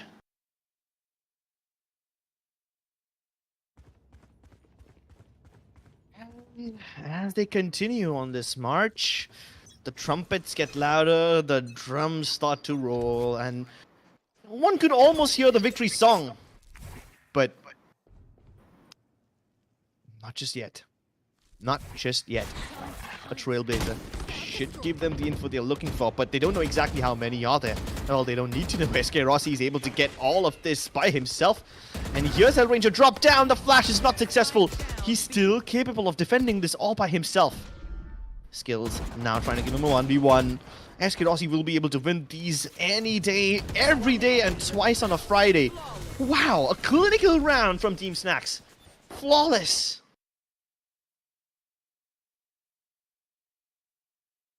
Victory. Okay, I thought we're not going to see many of those today. And that is the thing. So, this quick change up in approach that Alpha are committing to. They have kept things clinical. They have the economy. And I hope that this is something that maybe gets to continue. Finally, a little bit of rationality behind the game today would be good. So, rifles on the board, utility to the brim. I think this is where you play it slow, right? You have the double initiator composition. You can use one of the initiator towards Shars. You can take control of Hookah. You can play the split. And with utility, you should almost be guaranteeing yourself the first kill. So even if it does end up trading out, you'd inevitably get the advantage. Inevitably? Hopefully, I guess. Yeah, I think that's a more appropriate word than inevitably. I Yeah. don't think anything is inevitable over here. I don't think anything's written in Destiny. Anything can go wrong. I kind of have a feeling that Murphy's Law also starts to apply over here. You know, anything that can go wrong might probably end up going wrong. And with both the teams in a critical situation, especially regarding their economy, it's Team Snax who stands at a very fragile state. If they can punish Team Alpha right here and now, things will be good. And in a 4v4 like this, the Oh, he situation gets doesn't demolished like that? does. And SK Rossi goes for the dry peek. Hellranger punishes him for the same. Maharani detected, her position revealed, but hey, are they gonna push her like this? Yes, Shivi just spams her right through the smoke. Holds nothing to chance. This is, yeah, this is not the kind of start that Alpha wanted. The fact that SK Rossi just got demolished while he was on his Empress is unfathomable. Because, mind you, on the other side, it was Hellranger who was already down to 50 HP. Yeah, but he swung through the smokes. So Yeah, that's the So problem. Plus, he was nearly double peaks, and even if he did get the kill onto Hellranger, there's no way he would have been able to get that trade. I mean, think no when- way he would have been able to get away scot-free. Okay, are you able to foresee this ending a 2-0? Because they're so close this time around without it even being a contest. Team Snax are jinx in it. touching the... Okay, yeah, I get it. My bad. This is a very, very forward approach, though, from Snax, because they're only focused in towards this A side. It's a straight-up execute that they're attempting. Mind you, Yeah. less ultimates on the side of Team Alpha means post-plan something that livable, although SK Rossi finding a questionable kill on skills should have never happened in the first place. Pinks is trying to duel Rossi from range. Not sure if he's the person you want to duel like this. Although Shivi forcing the angle through the low. What? How does he find Hyvan? That is unfathomable. And Hellranger still finds the kill on Millie. This round has gone from bamboozle to bamboozle to bamboozle, and Shivi finds the closure. Huh? Sure, I mean, if you've been the duel against SK Rossi when he's not looking in your direction, I can understand that. Shivi's able to get that duel any day and every day. But then he flicked on to the man coming out from CT, and Hevan was just shell-shook. No way he should have been able to win that duel. I think it looks a little shell-shook as well. Yeah, I mean, you can see it on his face. It's like, kaisa mara, bro? The only person Probably who the I think has like a decent enough poker face is probably Loki. He's the only man whose Really? emotion I can't read. Everyone else is like very transparent. I think Skills has a decent poker face. There's been moments where he's supposed to be really happy, but he looks dead from inside. Oh, talking about dead from inside. Look what comes out. The judge. It's bind. It's bind. I expected this from the get-go, and this is why I love this map from time to time. You know, even I like to You involve indulge myself in with this every now and then. Yeah. shotgun behavior on this map, so it's completely forgivable. What isn't forgivable though is the fact that they're on map and match point, and they're on the verge of knocking out SK Rossi's team. So yeah, that is certainly a spot to bother.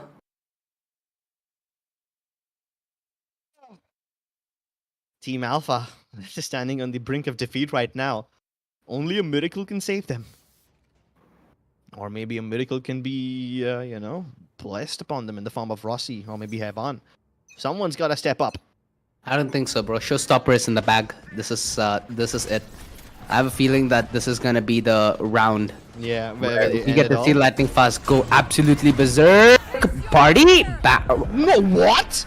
Yo, see, I told you they needed a miracle. And despite everything committed, they can't get much done. There was a Nightfall involved, there was the Showstopper, but both the ultimates yield them nothing. Team Alpha, hold on to life, hold on to tournament point, and SK Rossi finishes them off in style. It's down to Hellranger, and SK Rossi wants to stop at nothing to put him in his grave. By the way, I learned something in the last round. Nothing about casting or jinxing or anything along that lines, but something in game. So when the Fade ults, when the Nightfall's there, right? And when she sends a Prowler thereafter, I think the Prowler have slightly more MS. Yeah, of course, they have faster speed. Once the Prowler latches onto a trail, they go much faster. The pain. So yeah. But yeah, imagine missing a Showstopper like that. And he looked away too. He was just so confident. Cool Yeah, kid. I've sent the missile.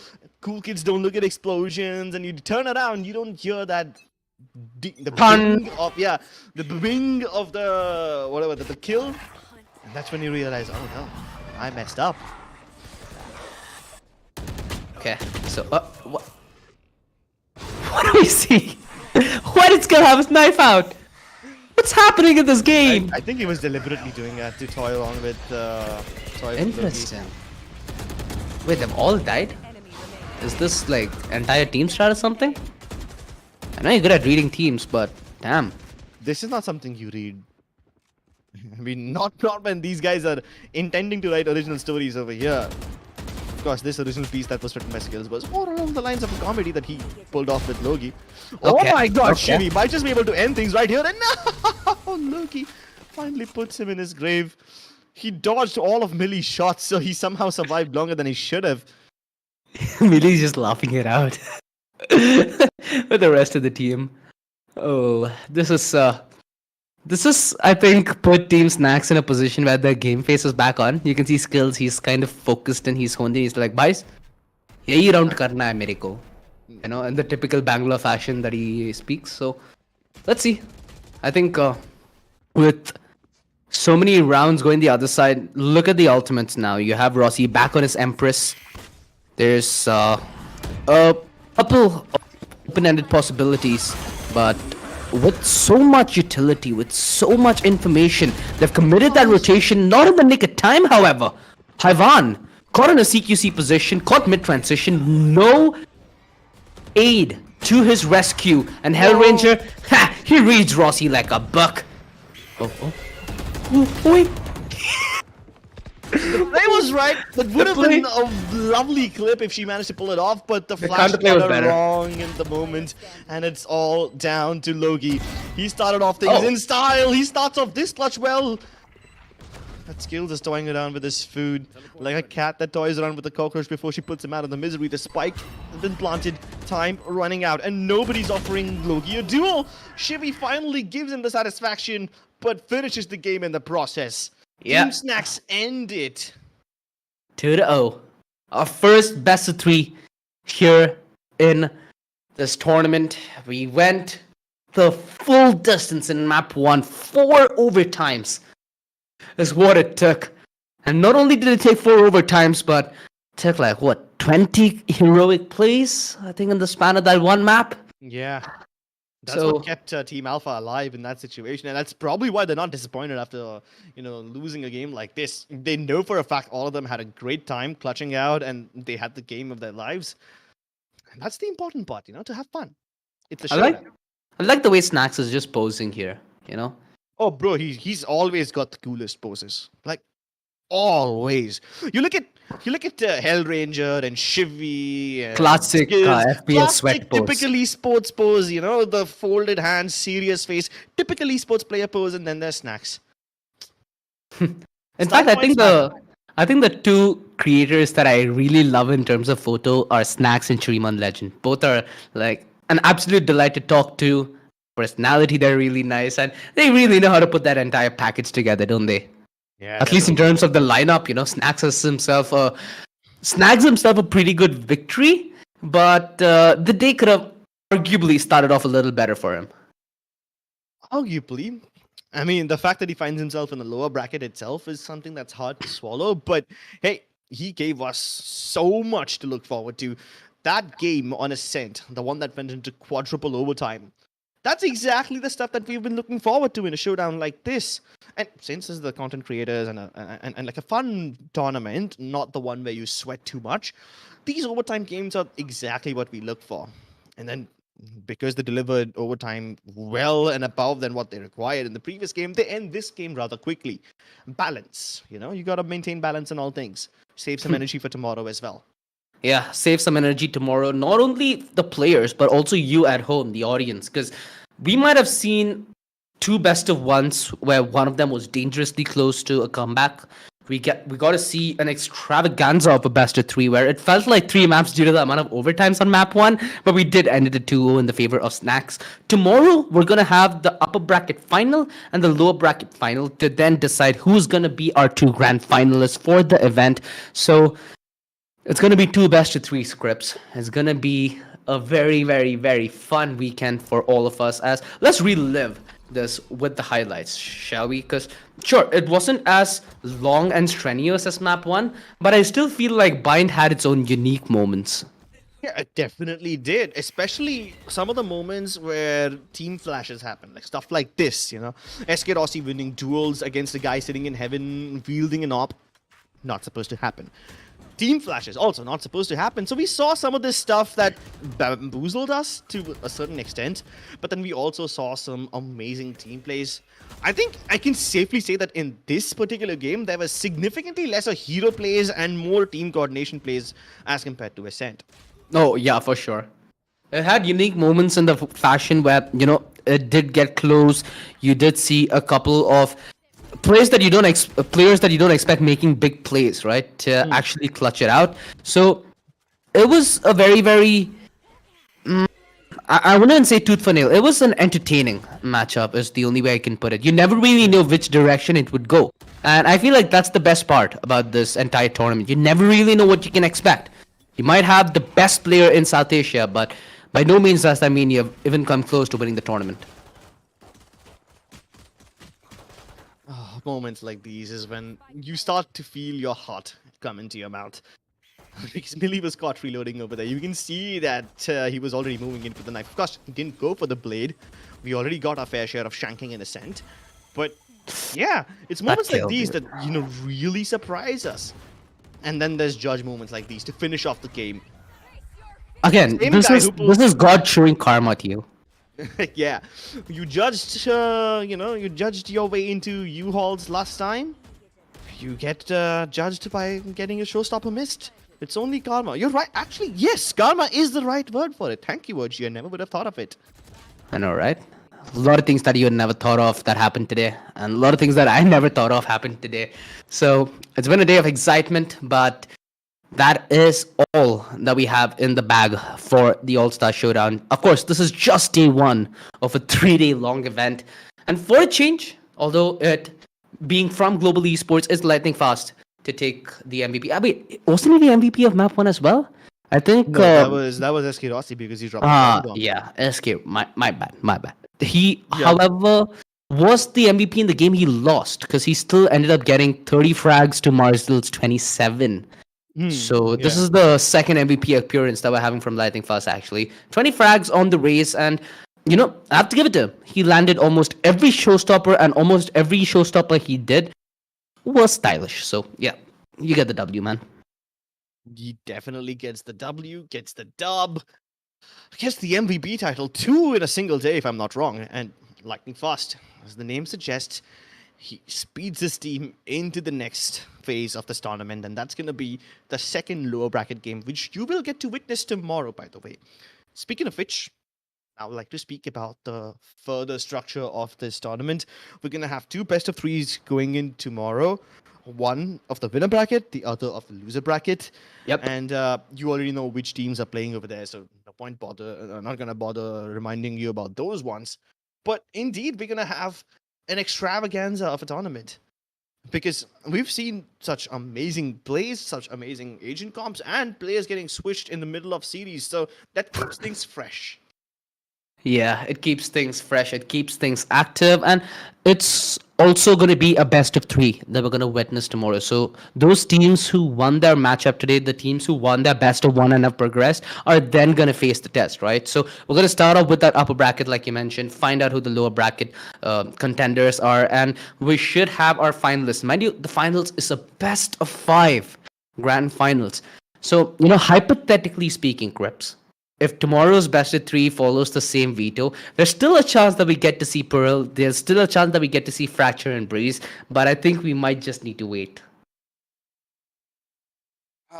Yes, we will have to wait. We will have to display some patience because there's like, a good 20 something hours that stand in between us and the games tomorrow.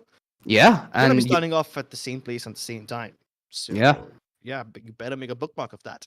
So not only do you make a bookmark of Penta Esports wherever you're watching, YouTube, Loco, but you also can head over to Loco. If you're already on Loco, just switch to maybe one of your favorite streamers playing one of their favorite games, as it is entertainment nonstop in Esports City, right? It just doesn't seem to stop. And also a huge shout out to our other partners as well, Trinity Gaming and Thug alongside Penta Esports throwing this tournament. This has been one of the tournaments where it's only fun, and you don't really get to see that much even in the off season, right? Even in some of these tournaments where they follow a similar structure in terms of bidding, it's still somewhat competitive because of the amount of people, the amount of teams, and the names behind it. Here it's fairly limited, and there's personal rivalry, there's story arcs, there's a lot of interest within these personalities themselves. So kudos to Penta to pull off something which has been done before, but in slightly more of a unique vibe. I mean, Penta Esports has always been, at least to me, that the tournament organizer that focuses on the grassroots and focuses on the underdog players and gives them a chance to showcase their talent. But hey, all study and no games makes Jal a dull boy. So here we have. You're having some fun over here. It's time to put away the seriousness for a change and just focus on the reason why we started playing this game in the first place, and that is to have fun. There's no better way to have fun than watching your favorite content creators duke it out along with some of the best players in the country. And there's 3 days of continuous action for this to happen. You've got the Valorant All-Star Showdown powered by Penta Esports. You're done with the first day of the tournament where Team Scout just sailed forward into the winners bracket without any difficulties. Team Mortal and Snax, while this battle was a little more closely contested, it was not nearly as close as the two matches we saw in that best of 3. Team Alpha and Snax really gave each other a good run for that money. The first map going into quadruple overtime, the second map being close as well. Team Snax really did a ringer on Team Alpha, and they knocked them out of the tournament, where they will have to now settle for 4th place and 50,000 rupees as prize money. Yeah, that is basically Team Alpha being shown the door. Your first team out of the 4 to take an exit from this lower bracket, from the tournament. And Team Snax just need to patiently wait for who they're going to face up against. It's going to be the loser of Team Scout versus Team Mortal. If you had to take a guess, a wild guess, I know it's not going to hold any value tomorrow. Who do you think Yeah. will win Scout versus Mortal? I have to give it a Scout there. I feel like Scout's team, again, more well rounded. Okay, so I was gonna give it to Team Mortal anyway, but I'm glad that you gave it to Team Scout so that we can always be on the opposing sides as well. Yeah. I've always loved having that little mini rivalry between the two of us casters. Hmm. But We also have that opportunity where you talked about what we haven't gotten to see yet, right? Tomorrow might be the day where if Team Mortal follow the story of Team Alpha and Team Snax, we might get to see Zaffe play. So the Oh, yeah. sixth man might be that game changer that we're all going to be looking forward to, Krebs. Yeah, definitely. I mean, that's one guy that I'm looking forward to seeing because I believe he's the youngest player in this tournament. So that's definitely going to be something. And we have so much more in store for you guys tomorrow. So don't forget to bookmark this channel. Make sure that you subscribe and also just appreciate our sponsors over here and our partners. We have local Tug and Trinity Gaming who have been so good to work with in making this tournament possible. And of course, Penta Esports as well. So, ladies and gentlemen, that has been it from our side today. And we wish you a good night and we'll see you tomorrow.